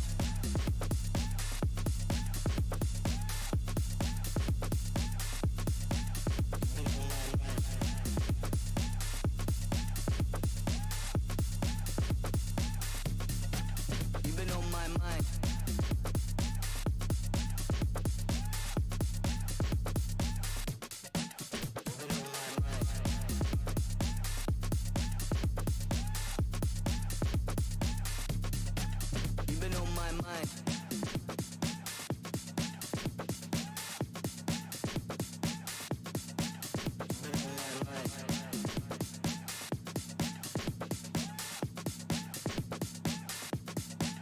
You've been on my mind.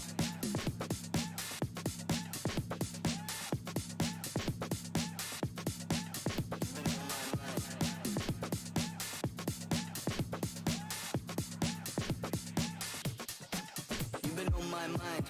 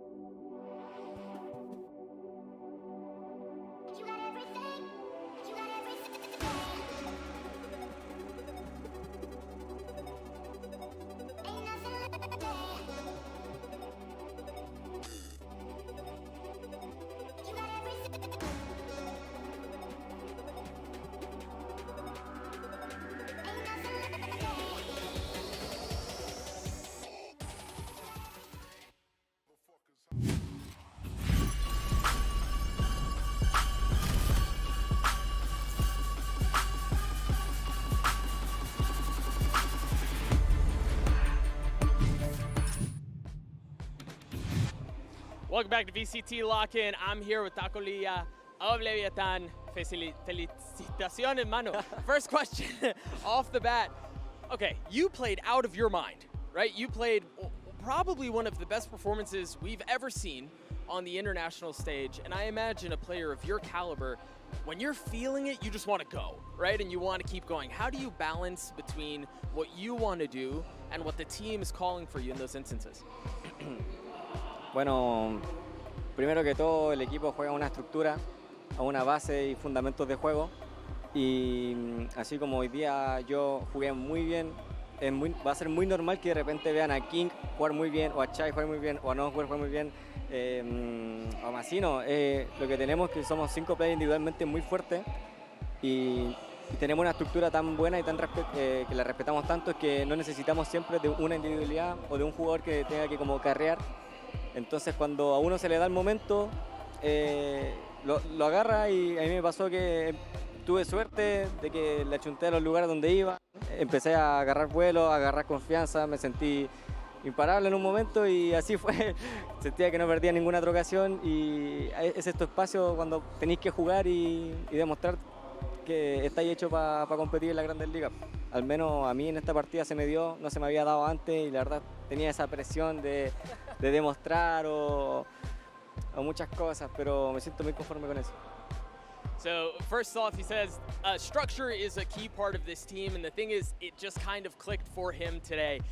It could have been any of the other players, and it happens to them. It's not uncommon, but today it was just Taco's day. He felt it. He felt himself. Started hitting some shots. Confidence followed thereafter, and it really just kind of went from there. And it was a lot to prove that, yeah, man, Leviathan belongs. Like, you guys are the real deal. I want to ask you a bit about the team that you guys have now. You've gone through some roster changes. What is it that you guys have in this team now that you didn't have before? Experiencia, mejor preparación y nada. El año pasado fuimos más que nada pioneros de una nueva rutina, nuevos estilos de disciplina. Fue como más que nada encontrar el camino, y lastimosamente no pudimos seguir con los mismos jugadores del año pasado, pero este año se profesionalizó todo, tipo fuera del juego. Y cuando las cosas se toman en serio fuera del juego, afectan indirectamente dentro del juego. Afecta todo. Si uno es disciplinado, tiene rutina, cumple horario, dentro del juego uno también es disciplinado y cumple, por ejemplo, los fundamentos de juego, como, no sé, pues cosas básicas, y ahí es cuando el equipo juega lo mismo y es más unido. So the first thing he says is experience. Experience, number one, and then structure was a big thing for him. They're taking everything very seriously outside of the game, and naturally that translates to everything inside the game. Discipline has been a big key, and he did also note that unfortunately they weren't able to continue with their teammates from last year, but they've gone through a lot of structure changes. Discipline has been a key, and obviously it shows off. Taco, again, congratulations on the win. Super excited for you. I'm glad to see what the rest of the tournament has in store for you. We're going to throw it back to the desk for Sue to close out the show. Thank you very much, Doug. A beautiful translation as always, and thank you to Taco as well. What a performance that was. Yeah. What a way to close it out. Honestly, I don't see anything else stopping Leviathan at this point. I don't know, man. But Taco, on an individual level, if he can hit that form every day, yeah, then there's nothing stopping Leviathan. I mean, that was just absurd. Vitality couldn't do anything.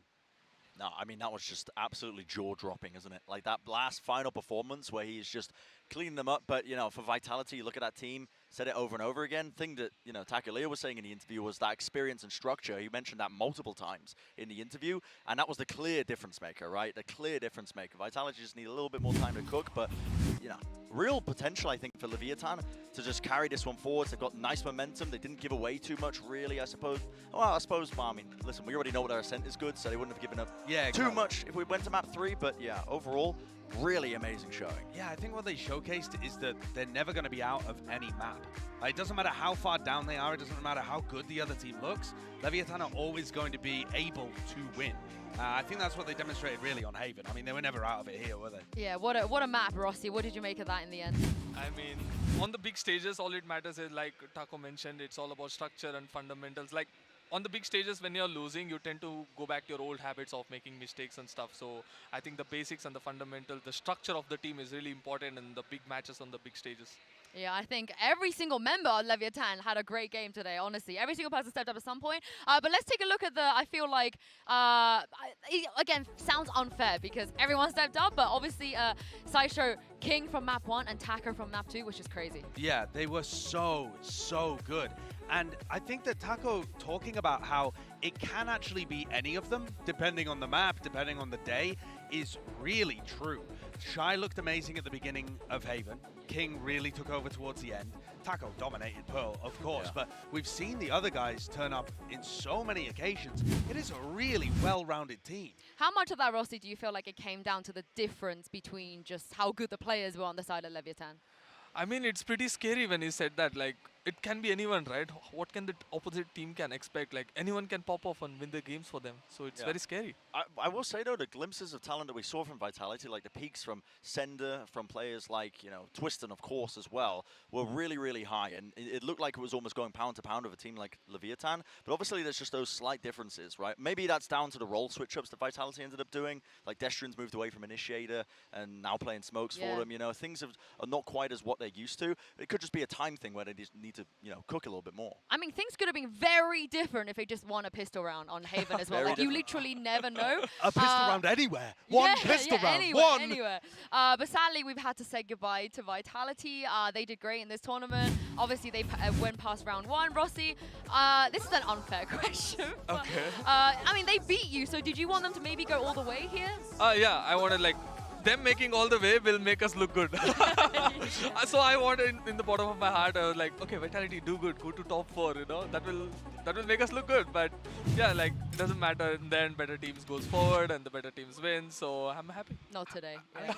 You see that stat? They won a third of their eco rounds. A third of their eco rounds. No pistol rounds. Just insane. What is this team? Yeah. They're going to be so weird and fun to watch in EMEA. Well, if they you know, shore up the weaknesses, though, listen, if they win a pistol round, they might be able to actually do some serious damage in EMEA. Looking forward to 2023. They're a dark horse. They're a dark horse upset team. I think you worked it out. It's the Sheriff, 5 yeah, Sheriffs I think and like pistol. buy 5 Sheriff and just test it out one round. If you win, just continue the strat every round.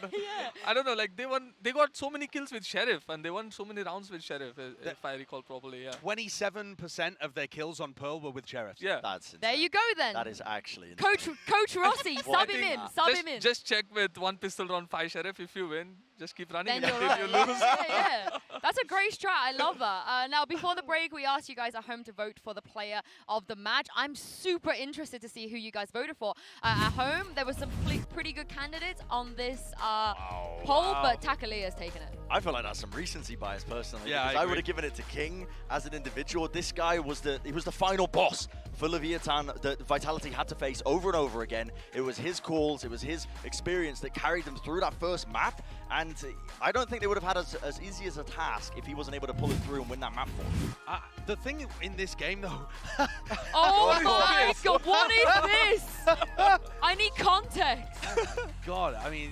It's King's Word. Like Takalea, like Taco Godzilla? Is that what we're going for? Tacozilla? Tacozilla?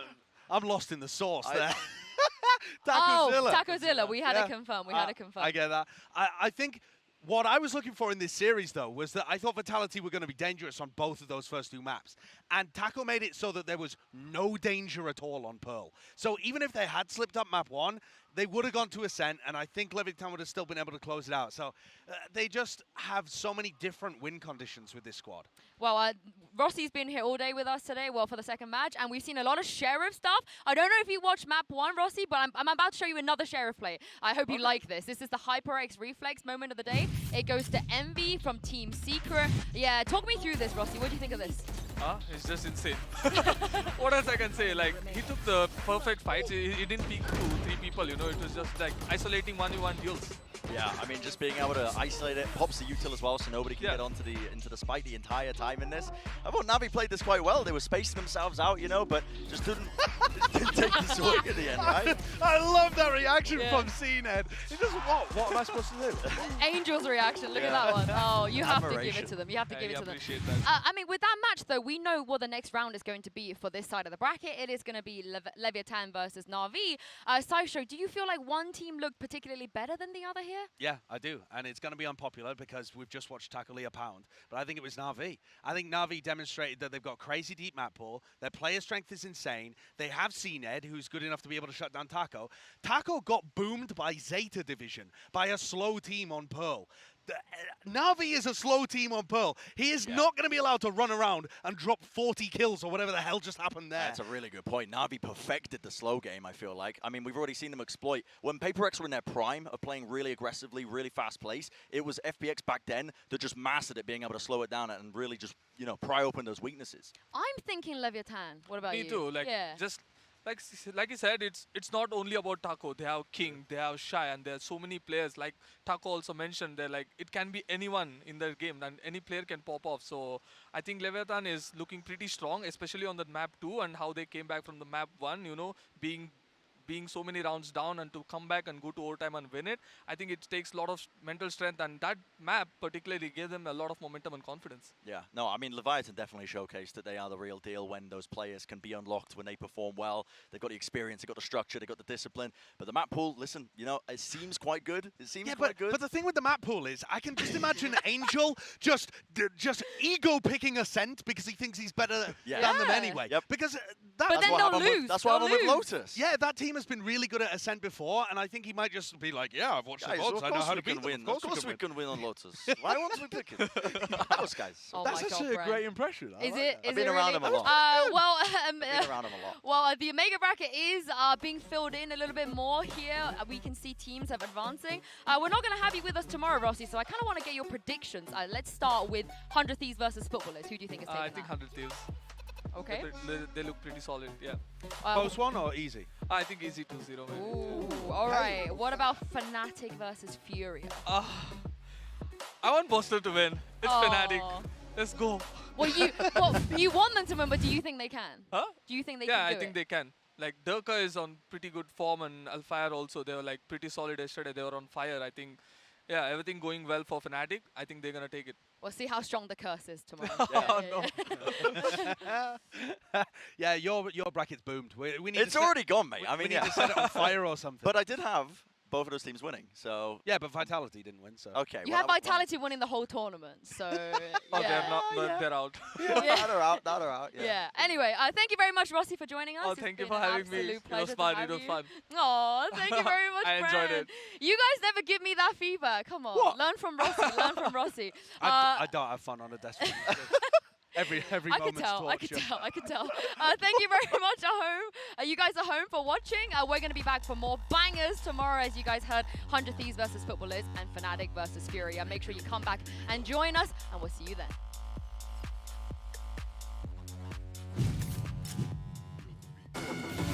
Eight teams survived the first round of this Omega bracket, but today, 2 more will be sent home. Team Secret have already taken down one EMEA team, but are they the real EU Slayers?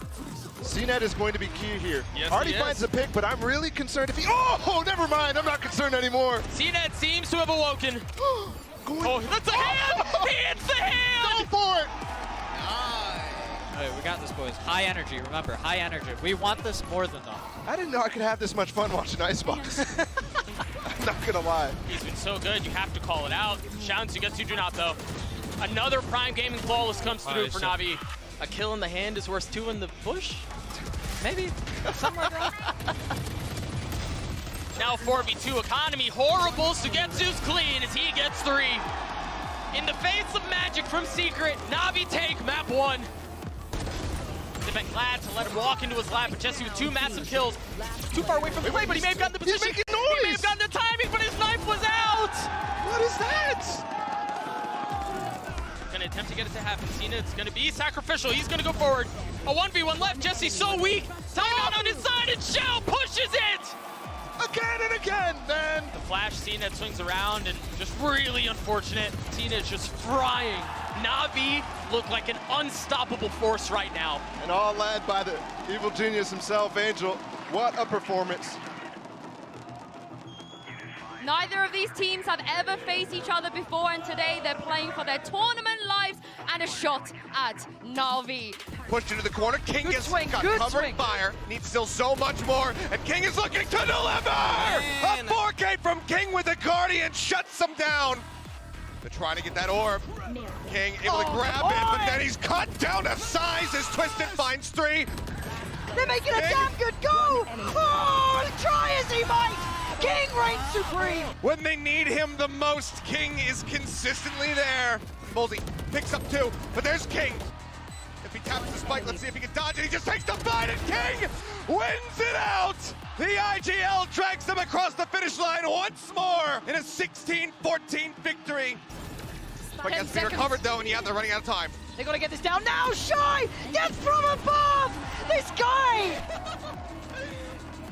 Just a tap into hold. Shy is finally been denied off it. But there's the danger back in. Taco's gonna make more impact, and it needs to happen now. The defuse, they can't deny it. Does he decide to use it? Oh my God, Doesn't Shy. need it. Vitality fall. 13-3, Leviathan can hold their heads high in front of the crowd as they knock out the MEA representation.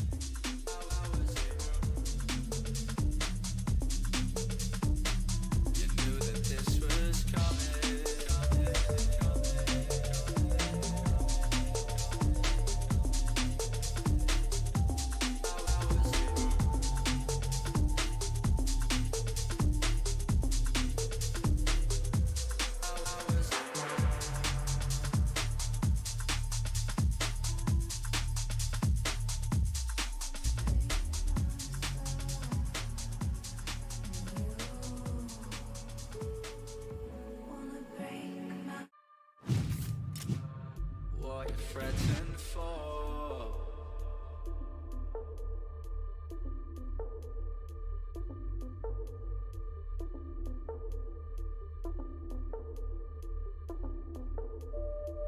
You knew that this was coming.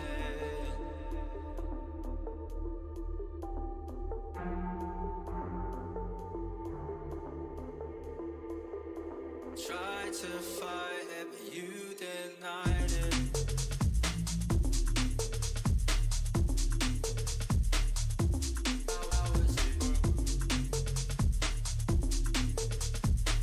You knew that this was coming.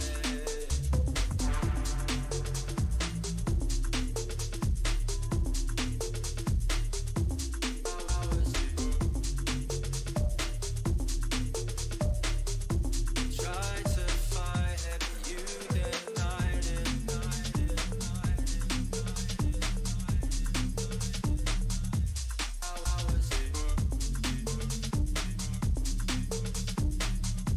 Tried to fight it, but you denied it.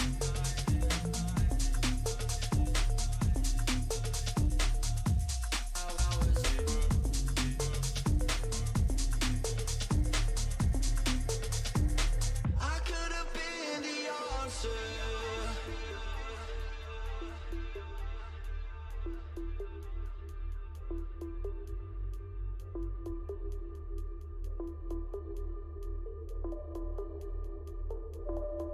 You knew that this was coming.